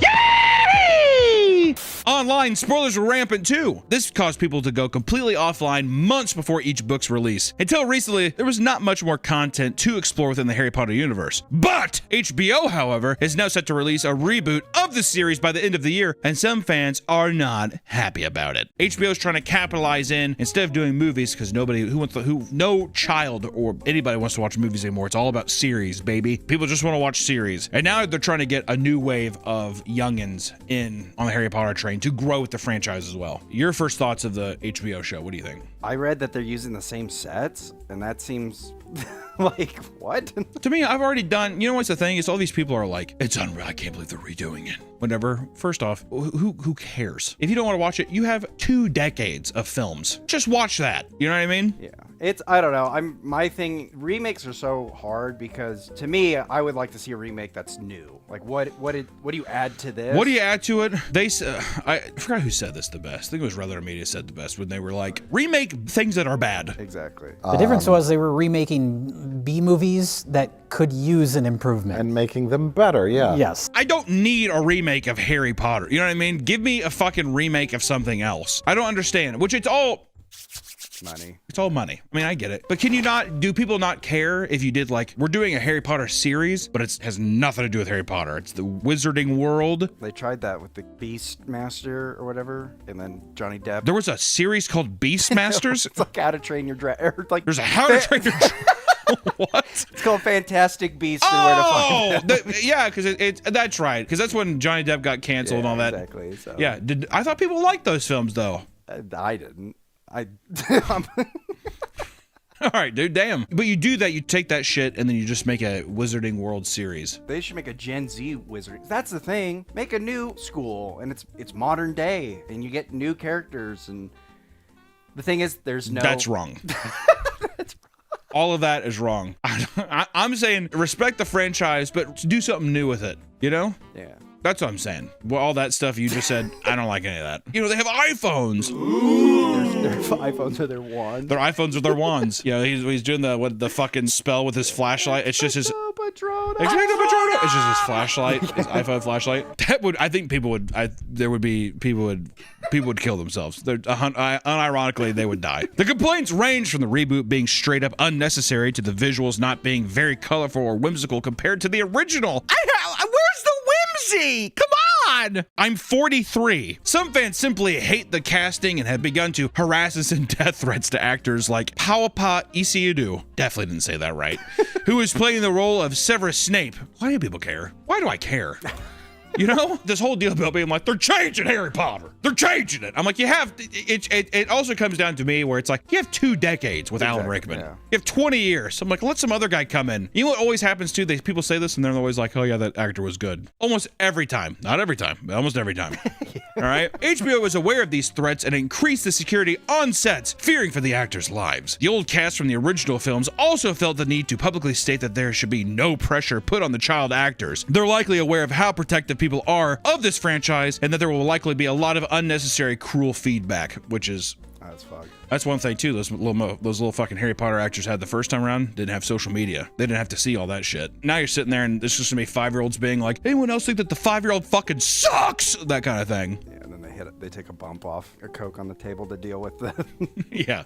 Then all of a sudden the new Harry Potter actor is sniffing fentanyl and shit, trying to process being like, well, I guess we're gonna film Chamber of Secrets next. That kind of thing. It's not good. I wonder if, do you think if you're born to social media, are you just like, I don't give a fuck? No, nowadays kids are way too afraid of being cringe. That's like the biggest thing. Oh, fuck. Because, like, I mean, granted, as a kid, nobody wants to be cringe or embarrassing, but now that everybody has a phone, it's way, like, harder to be like, I want to do this thing, but if someone films me doing it, I'm dead. I'm so dead at school. Do you think that the kid who's playing Harry Potter, I think he hit up, like, Daniel Day-Lewis for some fucking acting tips or something? You cannot let me be cringe, Daniel. He's like... He's fucking young. The kids are young. Yeah, I was gonna say they're like 10, right? Also, I saw all the photos of all of them. I was just like, looks like Harry Potter. I was gonna say, yeah. I thought they did a right job. I don't know. Once again, unnecessary remake. Yeah, don't harass the kids. They're innocent. It's well.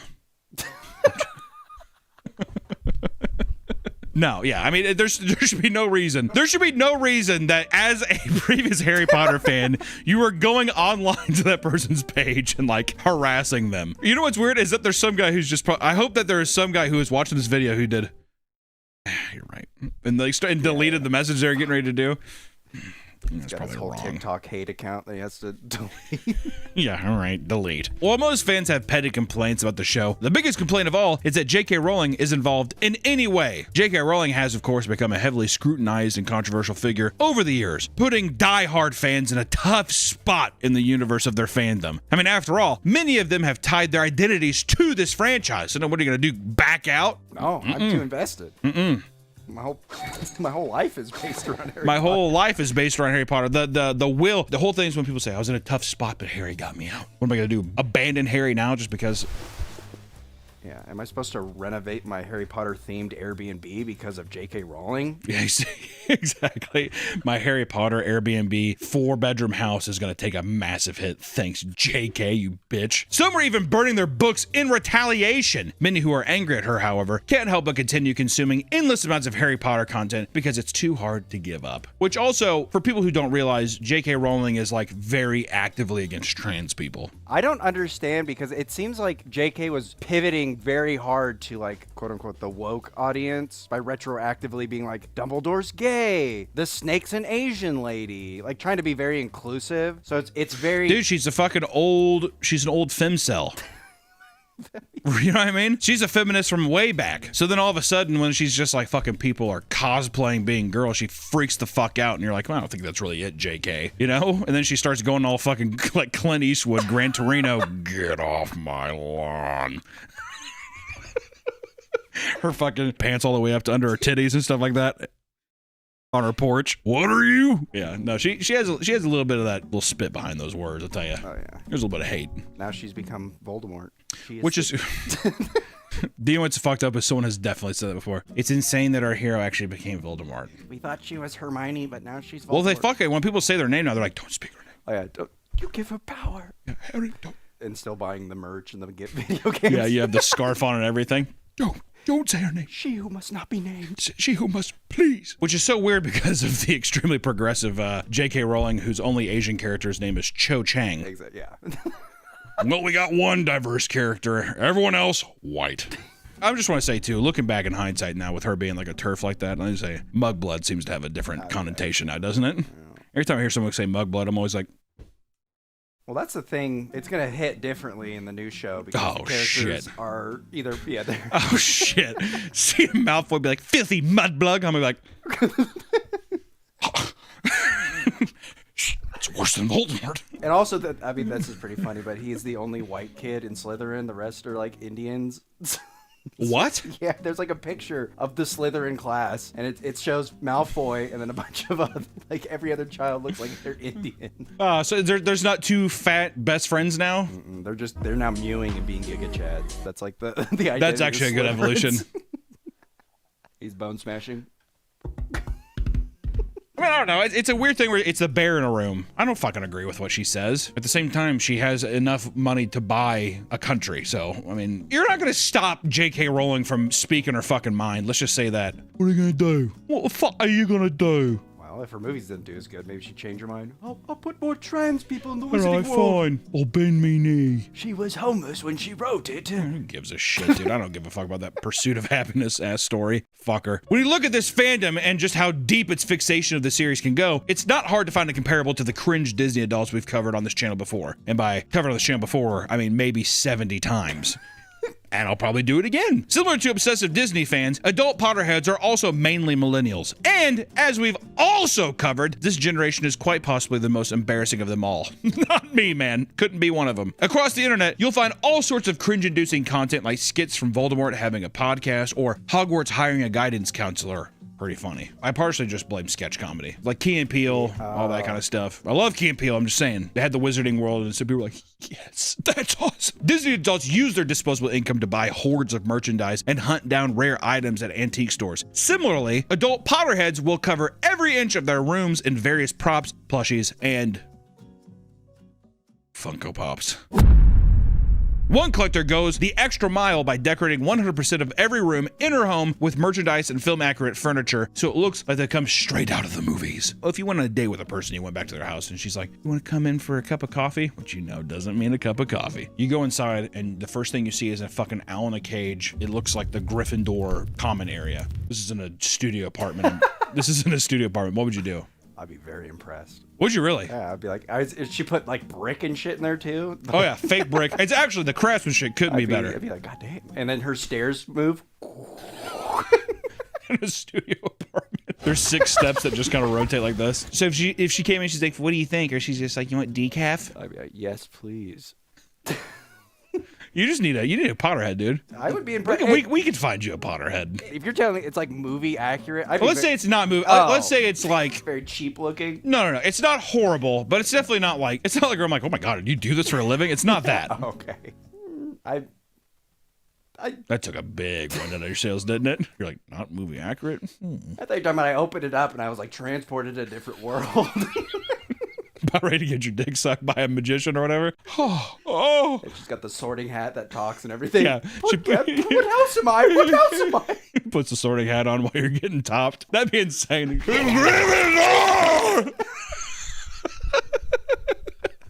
Slytherin. Not Slytherin. Get your dick sucked. Get your dick sucked. Anywhere but Slytherin. Anywhere but Slytherin, eh? The only thing is, what if it was movie accurate? All that happened, but she wouldn't let you leave until she fucking did an Inglourious Bastards lightning bolt on your fucking forehead, though. Well, is this after I got sloppy toppy or like? I think it's about like the realization happens about midway through. She pulls out like a fucking Crocodile Dundee knife. Yeah, right. Every guy would just be like, "I'll fall on this sword, milady." Put my hair back. Yeah, just started putting back. She's doing it during it. I'd be like, that's impressive. Yeah. Holy shit. Crazy hand-eye coordinator. Are you a drummer? Those with more to spend have spent hundreds to thousands of dollars on official limited edition wands that are heavily upsold on eBay. We've all seen Disney adults theme their expensive weddings after their favorite IPs, with couples getting engaged in front of a Magic Kingdom and having bridesmaids dressed as Disney princesses. People are quick to clown on this kind of behavior, thinking it comes off as pretty childish and immature. But you know what? I mean, once again, if it's what you fucking love, then who cares? It's your day. But if you do post online, you are open. Exactly. That's full range. Fair game. Fair game. If you think you're like, it's cringe, but it's just for me and you, just don't post it online. Keep those are because also too, if people enter your home and they dog on you, that's also, you can't do that either. Like if you got married secretly and it was to a Disney adult girl and you did all that, I went to your house and there was framed pictures of the wedding. I do. Oh, that looks so fun. It'd be that. There's no way I could be, maybe privately I'd take you away and be like, what the fuck happened? But I don't know. It just happened. I did not know. There's a sorting hat and there was. There was a knife. It was crazy. This is no different for adult Potterheads, who are often met with similar ridicule from the public. One couple, for example, spent 20,000 euro, or is that pounds? I think it's euro. For example, spent 20,000 euro on a Hogwarts-themed wedding ceremony. Craig and Catherine were lifelong fans of the series. Not only did they both already have matching Harry Potter tattoos upon meeting for the first time, but Craig even proposed to Catherine in front of Hogwarts Castle at Harry Potter World. And they were both in complete agreement about theming the event after Harry Potter. It seemed to take place in a gray warehouse with Quidditch-themed table decorations and Dumbledore himself officiating the wedding. Craig claimed everyone who was there had an amazing time, so it's hard to hate on them too much. Online, however, they were viewed as immature children that rivaled the cringe scene from Disney adults. Let me tell you this, that is jealousy. Yes. That's some fucking sour, lonely bitch, and that's even a guy. A bitch is in boy, who's just like, never me, man. It's like, probably never will be you because you're fucking terrible. I'd say, like, I'm not gonna hate on anybody, which don't look at, maybe I have. But I'm not gonna hate on anybody for having a fucking good wedding, dude. I mean, would I do a fucking Harry? No, I wouldn't do a Harry Potter wedding. What am I gonna do though? Dude, you guys fucked up your one day. You know? Yeah, if you're up against, don't go to the wedding. You do not seem on the same boat as me, though. Were you one of those people leaving those comments? No. That does not sound honest. No. Mm-mm. See, I would do a Jim Henson themed wedding. I get the Muppets. Honestly, though, to be fair, I will say any themed wedding is better than a regular boring wedding. I fucking hate weddings. Weddings are worse than funerals. What if it was a zombie wedding? That would be sick. Could I stand up and walk around? And then brains. Yeah. Brains! And halfway through it does.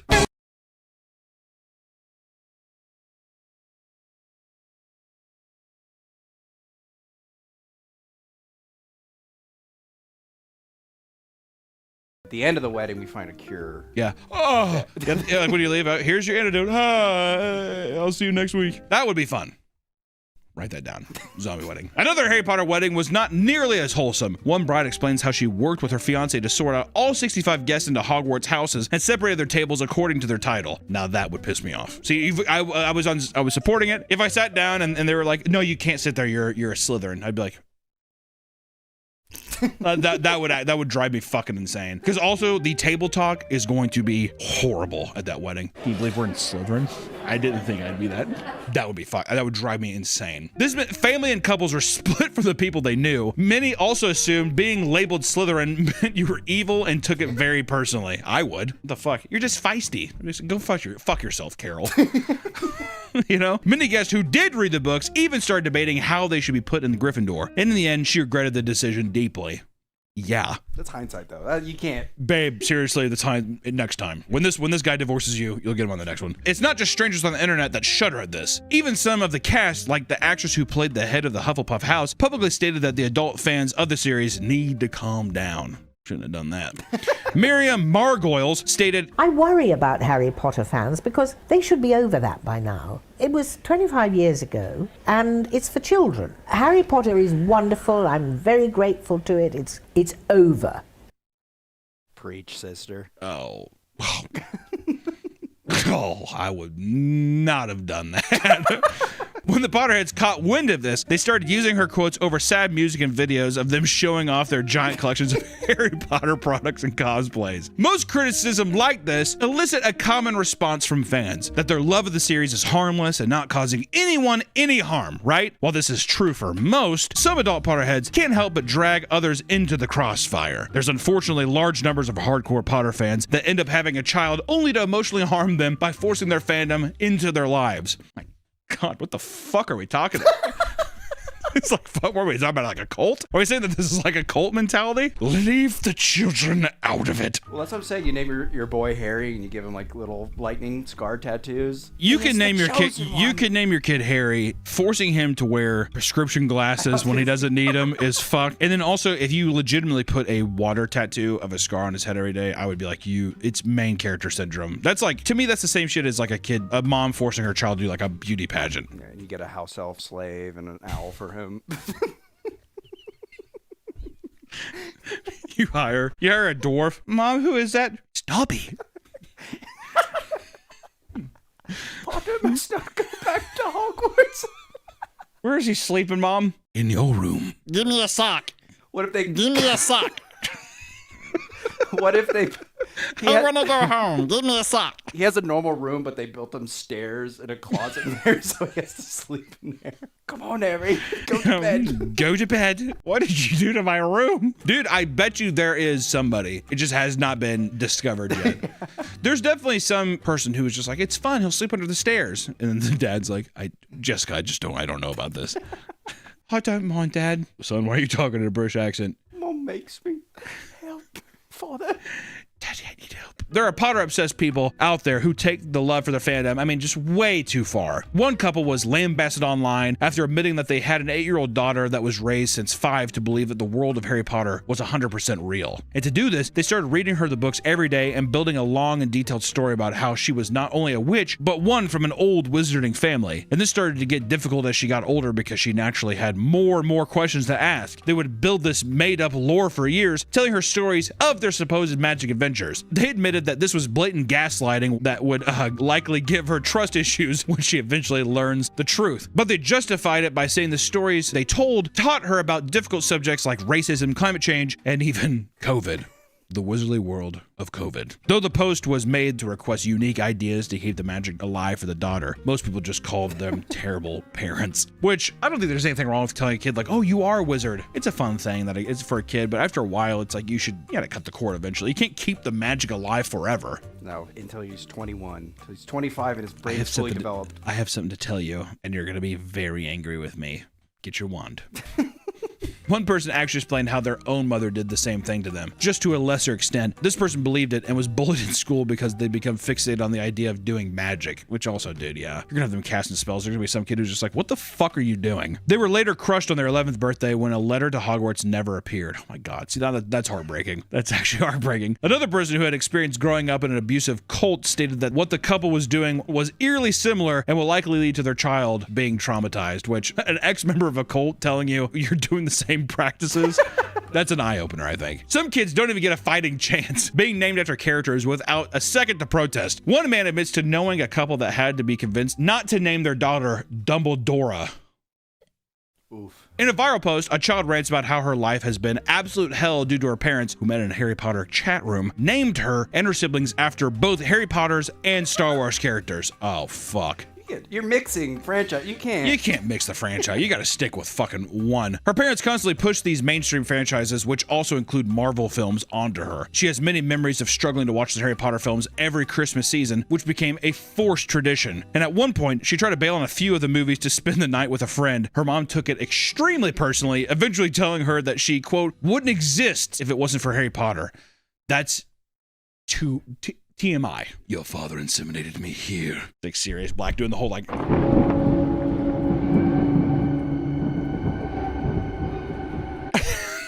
The dad's like, oh, boof. Oh, is the wife doing the Sirius Black face? Yeah, your wife's looking at... Your wife doing this.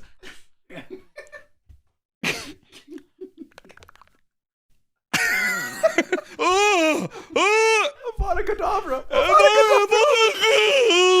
Yeah, 100%. There has to be some kind of kink in bed there. Oh, yeah. Like snake eyes, or putting on a thing to make it look like you have no nose or some shit. She's like, you're a Dementor. You're a Dementor, and I'm an innocent child. Expelliarmus. Oh, yeah, Expelliarmus. Now come raid my train. Not gonna lie though, the first time, if some girl was like, "You're a Dementor and I'm a helpless wizard," I'd be like, "This is awesome." It's just Be floating shit. Sucking our titties. Get out the Hoover vacuum. Latch onto her tit. Watch that son of a bitch. Which just caused her to blow up in her mother's face about how much she hates all of these franchises and how she just wants to have her own interest. After moving away from her parents for a few months, she eventually returned and made amends on top of working with her mom to change her name, which I think is only fair. Which also, hey, Hunter's tip. Hunter's tip. You ever get named after a Jedi or Harry Potter character? Go to the courthouse, change your name. Hunter's tip. Yep. When dedicated Potterheads are not watching or reading the books, they are likely writing fan fiction that ships the most insane couples, which, listen, this channel is no stranger to shipping, all right? We've covered shipping many times, but there is something about Harry Potter fans and the shipping they do that when we've read some of them, it's a little too much. Very creative people. I've seen something like that. The amount of things I've seen with that moaning Myrtle bitch, whatever, that floating girl in the bathroom, like, leave her the fuck alone, dude. And that's when I visited Moaning Myrtle. Oh, damn. Oh, fuck. Here we go. I mean, one of the most popular ships is called Harmony, and it involves a relationship between Harry and Hermione, which, you know, I mean, in the movie when she ends up with Ron, why? Yeah. For what reason? She felt bad. Right after the chess match that one time. Not me, not Hermione. You. That month, you know what I'm saying? He's like, all right, fuck, well, I guess I gotta date this guy now. Many fans who ship these two characters are bitter that the books didn't make it canon, believing the story would have been better if the two had dated. Really? It's so much better if they would have dated in the books. Even JK regrets it. She's like, I wish I would have made her Hermione and Harry. Oh, she said that? Yeah, she's like, thinking back now, it would make more sense. Probably should have done that, actually. I still have so much hate in my heart. Do you regret anything, JK? No, just the shipping mostly, just Hermione. As you read more and more of these ships, it's clear some fans are complete degenerates, which, I mean, that's every shipper. Oftentimes, fans will dream of Harry dating his professors and even being in a relationship with Dumbledore, his mentor. Another controversial relationship is Dramini, between Draco Malfoy and Hermione. It's not hard to believe when you consider that Draco spends almost all of his screen time essentially hurling slurs at Hermione. What is that? That's negging. Yeah, well, that's Tsundere in Japanese. Oh, yeah. I mean, actually, it makes the most sense. Of course he's saying all that shit to her because he's like, I like her. Throw in the slurs, though, I don't know. Draco, reel it back. Say her, she has ugly hair. That's about it. This ship is so hated that one man claimed that after telling a Hot Topic cashier it was his favorite pairing, she became so disgusted and refused to check him out until he went to another cashier.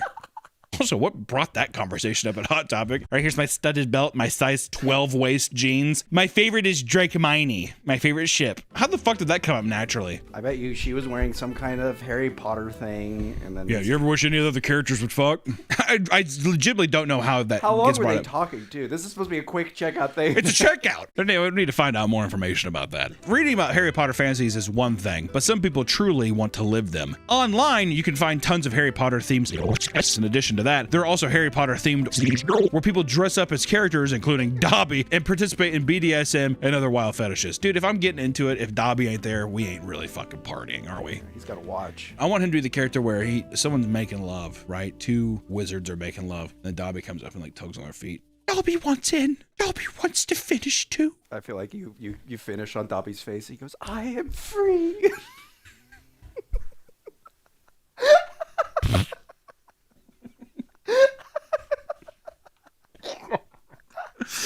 Dobby is free. The post-nut clarity on that would be too much to handle. Oh, fuck. Dobby. Instant regret, dude. What am I doing here? Just like with any fandom we discussed, Potterheads are often inoffensive aside from the heavy dose of cringe, right? But who isn't cringe? But for every 10,000 people who simply like to watch the films every year or two, there's at least a few who obsess over them at an almost insufferable degree. As long as you keep it in your bedroom or your community, have at it. But try to consider the effect celebrating your fandom can have on those around you, all right? Please, Potterheads. And hey, don't burn the streets down when the new HBO show comes out. Maybe they'll love it. Maybe they'll love it. I'm picturing a bloodbath. You think so? Oh, yeah. That's not my Harry! We'll have to, maybe we'll do an update when the show drops. That's still the Harry! Oh, he's different! All right, that's it, guys. That's the fucking video. Bye-bye. Dobby's ending the video. Goodbye. Welcome Welcome back to the Papa Meat channel. How you doing? How you doing? Coming on Sundown because today we're going to be talking about slot zombies. We're currently living in the age of gambling. I mean, we've done our fair share of gambling videos, whether it be scratchers, sports betting, online gambling as a whole. While people once used to indulge on the occasional Vegas trip or Super Bowl bet, they're now doing everything in their power not to put money down at literally every single moment. Young people today bet on even the most mundane things, like the length of a president's speech or even how many cars pass through an intersection on the road. Yes! Yes! Let's go! Oh my god! Yes! Yeah, I told you guys it was gonna hit! From sports events to live streamers, there's really no escape from non-stop barrage of gambling content that gets pushed to you constantly. And some casinos are even creating slot machines that are mobile, meaning they can follow you around and entice you that much more. But nothing really quite tops the slot machine, right? The idea of slots, whether it be in person or digitally, I feel like that has had the biggest chokehold on people for a long time. When we went to MagicCon Vegas, we saw some slot zombies, as it were, which basically a slot zombie is a person that is, I mean, I guess you could say they're dead at the slot, but usually very superstitious practices, usually touching the screen, hitting the screen, doing things in a catatonic state, you would say, right? Which I think, Nick, I think we should take $200. We should go to the casino and see what we win. What is our win? What are we trying to win? Just our money back? So if we have 200, are we trying to win 200? Yeah, I think double your money. We're at my local casino. I just took $200 out of the ATM. I feel like one of those vertical content creators that's at the slots. The objective today, we've decided on, we're gonna try to double our money. I took $200 out. We need to leave this casino with $400, all from slots, baby. Also want to reiterate, we're here at 10:30 in the morning, and the vibes are, there's something just extremely sad about casinos. Casinos not in like a hoppin' party type vibe, is a cold, smoky, desolate place. When we are in Vegas for, like, we've done the Gordon Ramsay video, the restaurant video, we've done, or we went to MagicCon, we did that kind of stuff. You got it. We always stop and we play what, Nick? Frank. The Frankenstein slot machine is so funny. I love it so much. Basically, you're just electrocuting the shit out of Frankenstein, torturing him. And then if you get extra spin features, it's a horde of people being like, let's get him! They literally scream that, and it's him up in a flaming tower, being like, For many, slot machines are undoubtedly one of the most addicting forms of gambling out there. From the bright, flashing effects to the expertly crafted mechanics drip-feeding you dopamine. It's no wonder people become downright possessed when they encounter these machines, turning them into zombies. You have all these fucking channels now that are, I mean, especially on YouTube, TikTok, vertical reels, where it's like, I'm putting $1,000 into this machine to see what happens. Like, gambling content, slot content, table game content is so huge right now that people get this fix and they're like, I'm gonna win big just like these guys, you know? Or you sit down in a slot machine, put $100 in, and then you get paid like $300, and now you're chasing that high.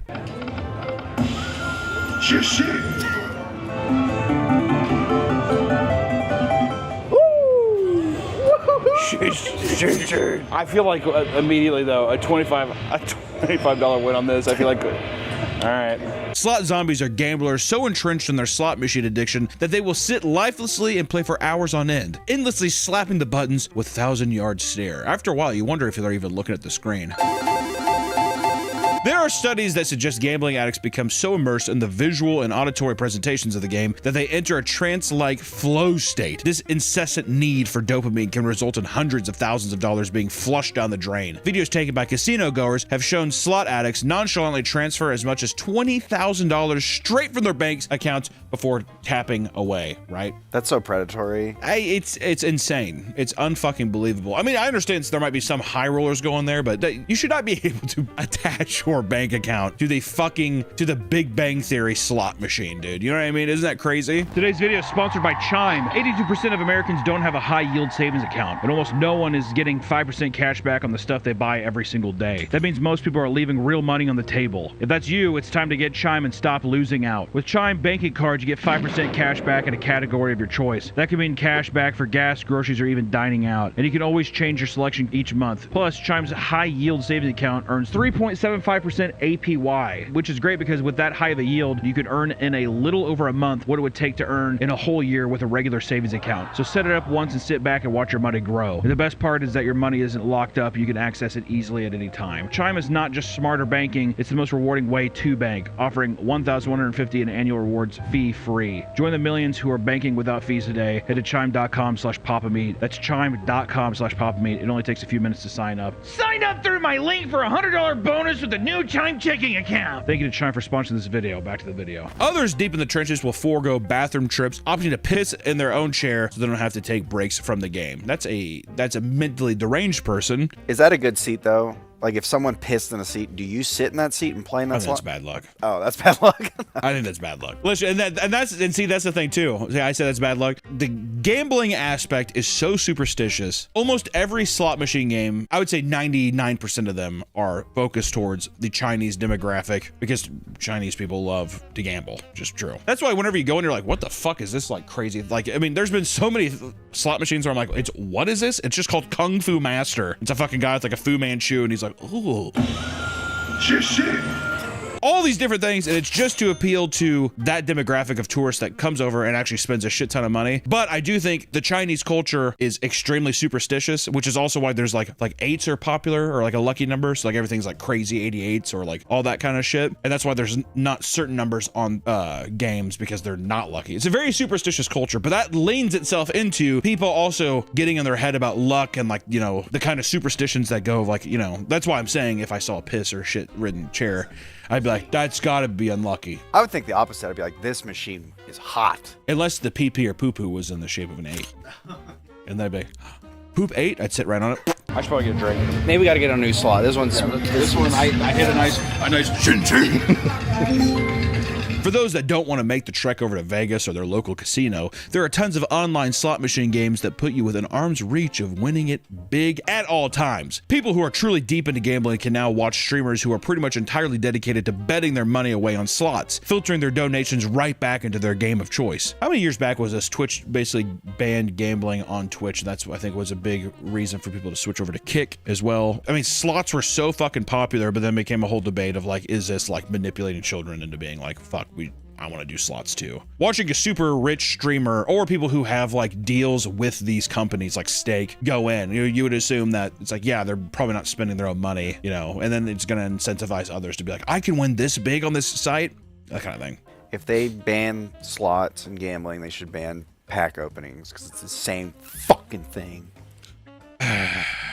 You know, it's like, I want to say it's not at all, but at the same time, I'm like, I mean, I don't know, I guess. Well-known gambling addict streamers like Bossman Jack frequently experience the highs and lows of online casinos have to offer. His losses have led to infamous bouts of erratic behavior, like the time he kicked down the bedroom door or started beating himself up from sheer rage. If you don't know Bossman Jack, I don't know. There's a lot of videos talking about him. He's a very interesting man. It also just is, it's a perfect anti-gambling thing. You look at him and you're like, I'm good. I think I'm all right. For every big streamer playing online slots with tons of energy, there are hundreds of small streamers that gamble in complete silence as they slowly morph into a slot zombie purely for the love of the game. Online slots have become such a growing problem that people are now creating plugins like Bet Blocker that block you from 300,000 gambling websites so you can kick the habit. Which I gotta say, whatever you gotta do to fucking cut the cord, dude. If anything, that's kind of a cool, that's like a fun thing. The person who made that definitely was a gambling addict. 1,000,000%. Slot machines in general are often considered the least likely to pay out when compared to other casino games. Slot zombies who spam the buttons rapidly lose their money quicker than most, making it a particularly dangerous form of gambling addiction. Should I just trigger fuck it?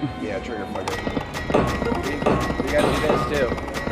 In the casino, I don't think there is literally any game favored to you in any kind of fashion besides like maybe fucking Baccarat or whatever. Or not even that. I would just say when you step into a casino, you are going to lose. On a very off chance, you might win a little bit, but then they're going to pry on your dopamine hit of being like, oh my God, I just made this, because you're going to spin it right back and lose.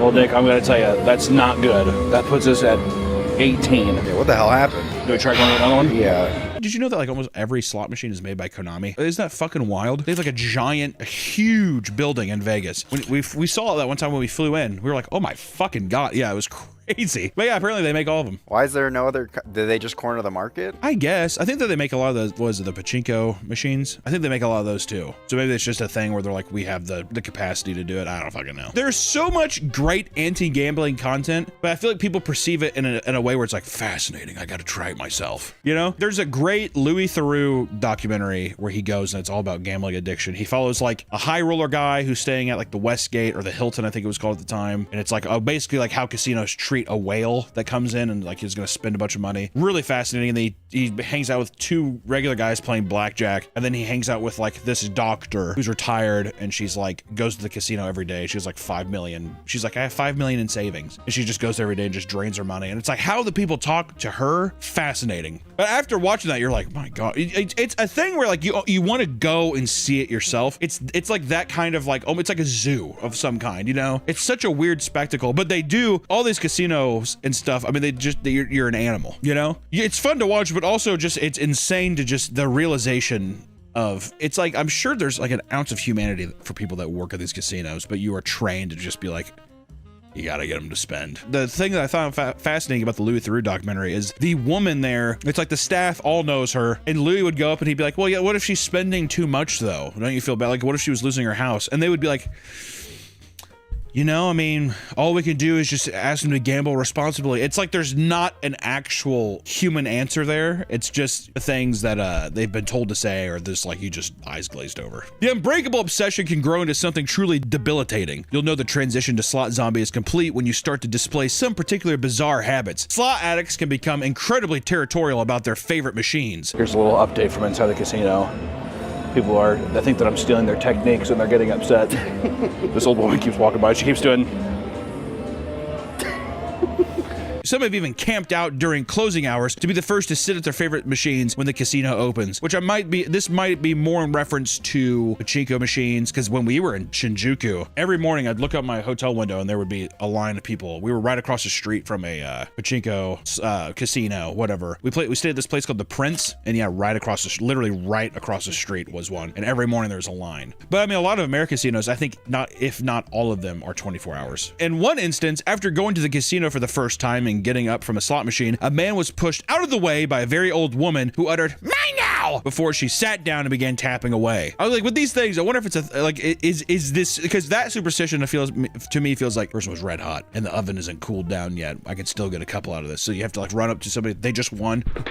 And you go up to their slot machine, you'd think that their favorite slot machine was like a second home, the way that people make themselves comfortable. Tired from using her hands, one woman brazenly leans back in her chair and uses her feet to tap on the screen as if it's no big deal. What is it that makes it grosser that it's your foot and not your hands? Yeah, that is interesting though. If my shoe was clean, my sock was clean, like that's cleaner than your hands, which have been touching everything. I wipe down just about, I mean, like, I get so grossed out. The amount of times I've been in a bathroom, it's scarred me, I feel like, forever. You go into a guy's bathroom, and the amount of times that a guy will, like, scratch his balls, scratch his ass, grab his dick, take a piss, and then walk out of the bathroom without cleaning their hands, like, washing their hands is insane. To the point now where I'm, like, hesitant to even shake a motherfucker's hand now. That's why you did the fist bump. I'd rather, you know what, though? I will always do a fist bump. I'm not a motherfucker that does the elbows. Yo! No, elbows, that's... All right. Jesus, man. Bumping bows? All right. Well, fuck. Because their minds have been rotted by the spinning because their minds have been rotted by the fuck. Dyslexia affects up to 1 in 5 people. It occurs on a continuum. One person might have mild dyslexia, while the next person has a profound case of it. Dyslexia also runs in families. Some zombies don't even react when they win. They just move on to the next machine, unfazed by the cheers of onlookers.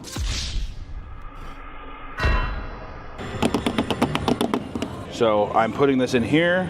I am crossing my fingers. I have had my drink.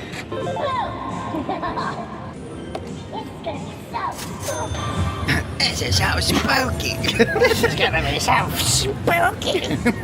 It feels like the slot zombie thing is definitely, it's an older demographic.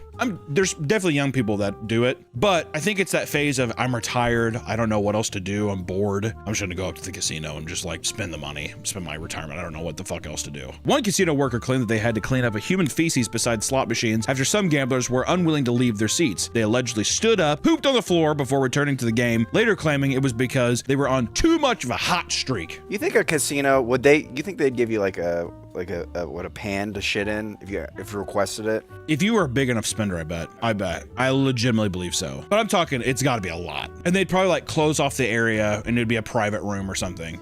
Cause that's whenever, now you get into like the dealer. I wanna see private room dealer stories. I can't even imagine the shit that goes on in there. Cause also like, if you're spending that much money, you could come in and just be like, we're gonna do dwarf fighting in the corner for my entertainment. And like, just they look away from all this like other like illegal shit that you could do. I was gonna say, do you think you could do bumps off the cards?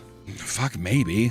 Like all these things, I'm like, I don't see why not. I want to know if any table has ever had to endure like what Magic players have to endure when you're playing at a local game store. Your opponent comes in. Oh boy, here you go. Unwrapping the fucking bag. Uh-oh, there's the styrofoam container. Open it up. Taiwanese food. Just stinking up the whole fucking store. It's got cashews all over these fucking noodles and stuff. Styrofoam's all wet because it's just been this hot dish and they're just sweating inside that styrofoam. That's what I know. Has somebody been slinging blackjack? They're like,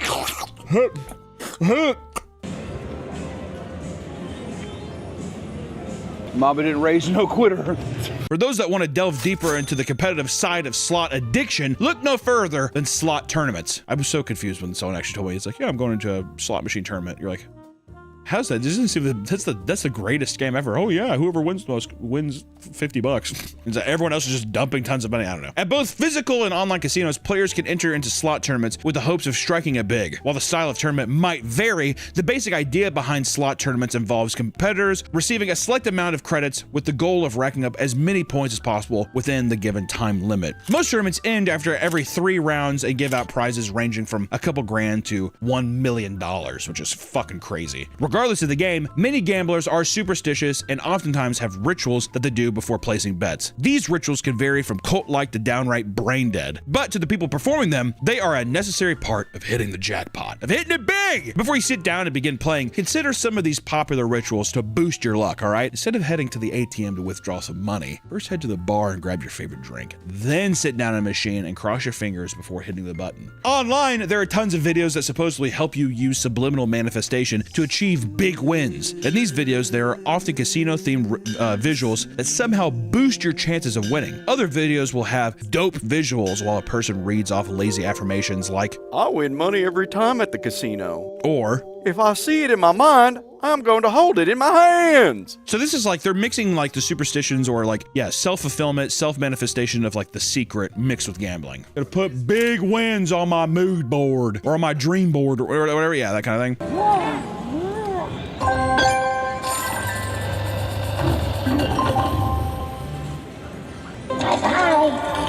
Thank you for playing. How condescending. So condescending, and then also can I just say how fucked up that is to put that kind of machine where all these people are like 3 months away from dying. See you soon. This isn't slots. This isn't slots, but I have to try to juice my shit up here, dude. Please place your bets.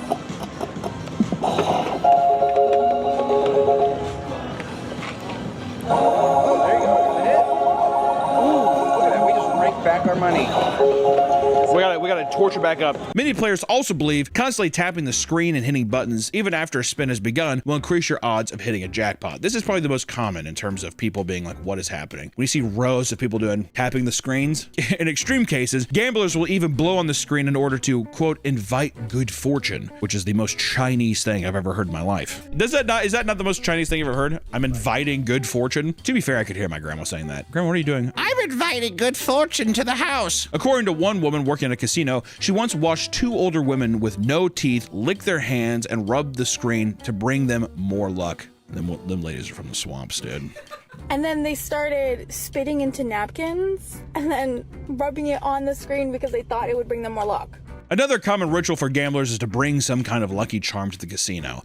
This is also, I think, the Lucky Charms is more in correlation as well with these old people who also do bingo. Because usually people will also bring some kind of idol or something, some kind of ritual totem that they can use for luck in bingo as well. This is all just old people superstition shit is what it sounds like. Just like some people have a favorite lucky charm, gamblers have a favorite brand or of slot they like to play. And some gamblers are extremely picky when deciding their favorite. A common trick is to always head to the machines closest to the casino door because they think casinos put loser machines there because they want to entice passing players more enticing odds. All right, 7 out. We got back up to 81 though. Okay, that's okay. Yeah, that's good. See, we're moving forward a bit. $30 right there.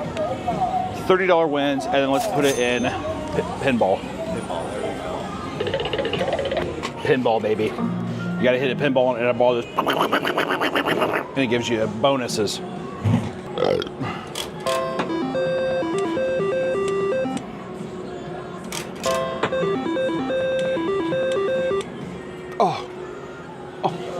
That's what we need. We need that to be right there. Some people won't even touch machines that are red, black, or have the numbers 13, 12, or 7 on them. We've all heard of certain slot machines being hot or cold, but what about the actual money you play with? A big superstition among certain gamblers is the belief that heating up or cooling down your money will affect the outcome of slots. Things like your posture can also affect the outcome of your spins. When you choose your machine and begin playing, do not immediately sit down and start tapping. It is believed that machines can sense when you get comfortable, so standing is thought to keep the machine on edge and honest.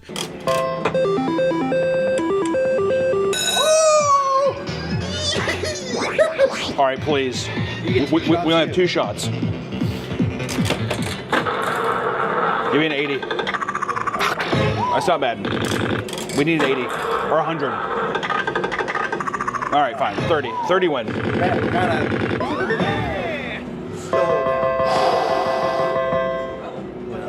Keep going. I think if you hit it once, you can hit it again. There you go. We gotta up the bet. 3 smackaroos. Casinos love to pack in as many slot machines as they can on the main floor, but a lot of slot zombies don't approve of this. The more people around, the higher chance someone might look at your screen, and you don't want the Medusa effect. It's believed that people looking at your screen can give off negative energy that affects your luck. That's why you'll usually see slot zombies purposely sitting far away from each other, which, once again, superstitious, older people. I also believe this taps into like that fucking Zach Baggins Ghost Adventure thing, where it's like, I can't help if you watch this, and like a demon goes to the screen and affects you. It's this idea that like other people's bad luck can transfer into my machine. Yeah. It's some kind of thing of like manifesting some idea of not necessarily a ghost or a god, but like I feel like the people give superstition a face. So then they think that like if they can trick it, that like it's looking at you at all time. Like I feel like people actually feel like there's a presence. It's just like a weird manifestation idea that's like I have to hide it from God himself. You know?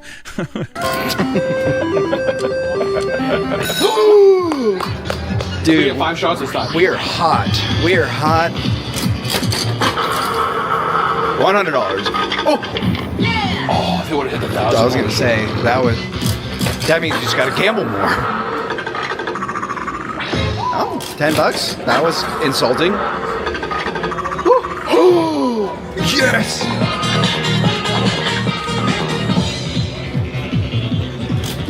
Still 2, baby. Come on, one more. Let's get our money back. Woo, woo, woo. Okay, that's okay. We're back. We are back where we started. We are actually technically over. Oh, that just means more games. That just means more games, baby. Do we get another drink? Oh yeah, we can go low. Dude, I love you, Pitbull. And you know what cowards will say? This is what cowards will say. Cowards will say, oh, well, you got your money back. Why don't you just leave? That's a fucking loser mentality. That is a loser. All right, I'm here to win. I saw Remember the Titans every year in school. I think we should try to look at Dragon Link again. Yeah, Dragon Link felt good. I need to hear the Chinese lullabies. China's the true ruler of the world. Mushi Mushi. 5 again? Yeah, 5 again. We hit big on the 5. Yes, great number. If none of these tips work, a lot of people will simply punch the machine out of anger. Not everyone is so heartless, however. In fact, some people think love is the answer to winning it big. Hoping to strike it rich, one man came up with a very unique trick to ensure a large payout. While standing in front of a machine, he began vigorously fingering a slot machine's ticket slot. You think that worked? I think if you just fucking gave it a little taco tickle that it would pay out. I've seen some where it's like you gotta trick the machine. So a guy will like pretend to hit it and then his girlfriend or something will like slap it. That's a video you saw? I think some people think that there's actually, it's weird because a lot of times when I hear these conspiracies of people when they're like, this is what happens to the machines, you're always like, come on, man. And you kind of think about it for a second and you're like,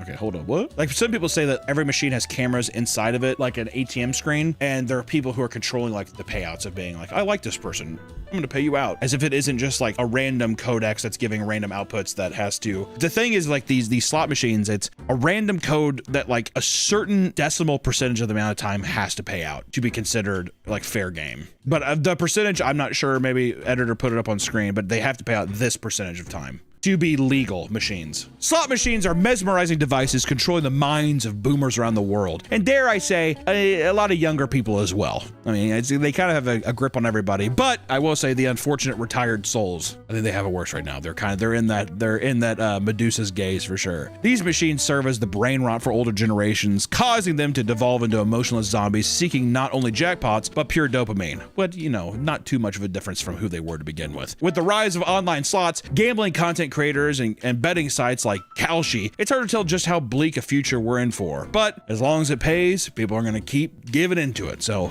it is what it is. GG. No message for the Great Emperor. Also, we're almost up 50 down. Well, sometimes you gotta bet big to win big. We need 6 of these boys, dude. The most we've seen so far is 4. GG. Yes. GG. Ni hao.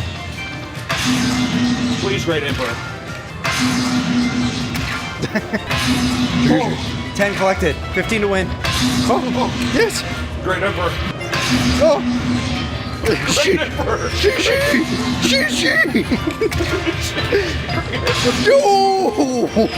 No. Last one, dude. So if you won't win anything if you don't? No, you win all of these. Oh, you do? Okay. I think if you hit all of them, you get the grand jackpot.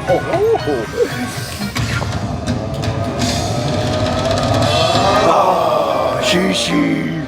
I accept his offerings. Oh my god. Oh! We did it! We doubled our money! Yes!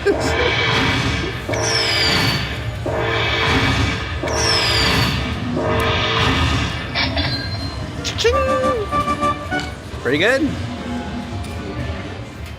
We're not quite there. We're not quite there. But I do think we have tapped the Emperor of his glory. I hope this is still me from the past. I hope that we did well. Editor, how much did we lose? Did we lose all of it? I feel like I know the answer already. Okay. Yeah. No, talk to Future Hunter. Yeah, Future Hunter, how's it going? Do we count this as a win or we have to get 400? I feel like you got to get 400, but I mean, we said 400. Yeah. We're $15 away. Fuck. Where do we go? Ah, wonderful. It's nice living in the past when things were just the way when things were normal. We have to just get to 400 and we can leave. Yeah. With the Emperor, we bet big and we won big. Yeah, we won big. Bet big, win big.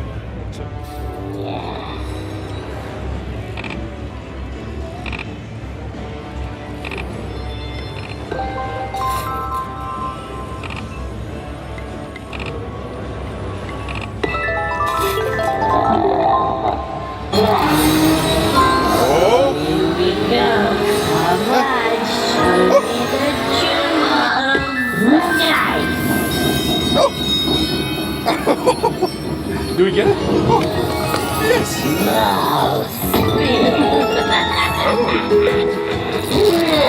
See, he hits the diamonds up here. Yes, there we go. I think it won $42. God damn. We need it to hit that. Oh my god. Yes.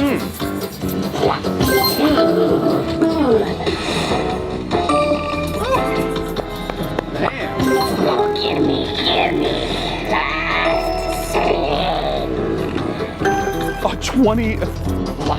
Dude, that is like, Oh my god.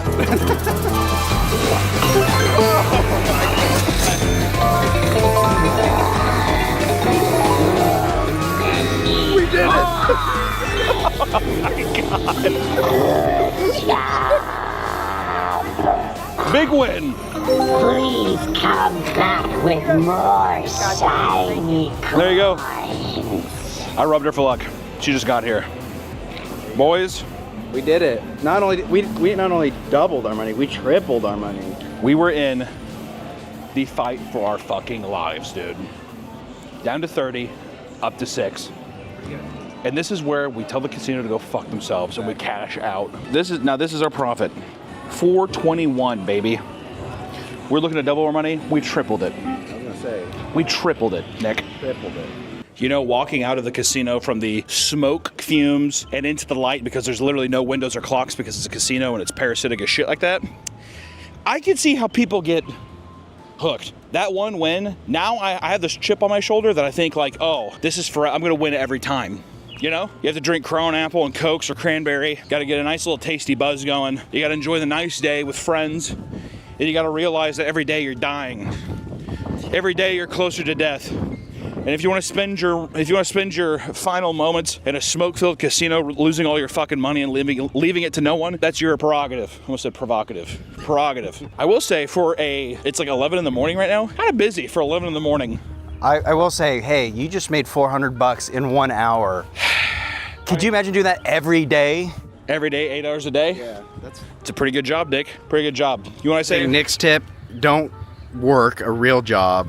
Go to the casino, double your money, triple your money every day. Triple your money every day, and this is Hunter's tip: when you 3x your money at the casino, go to Waffle House, and that's what we're doing now.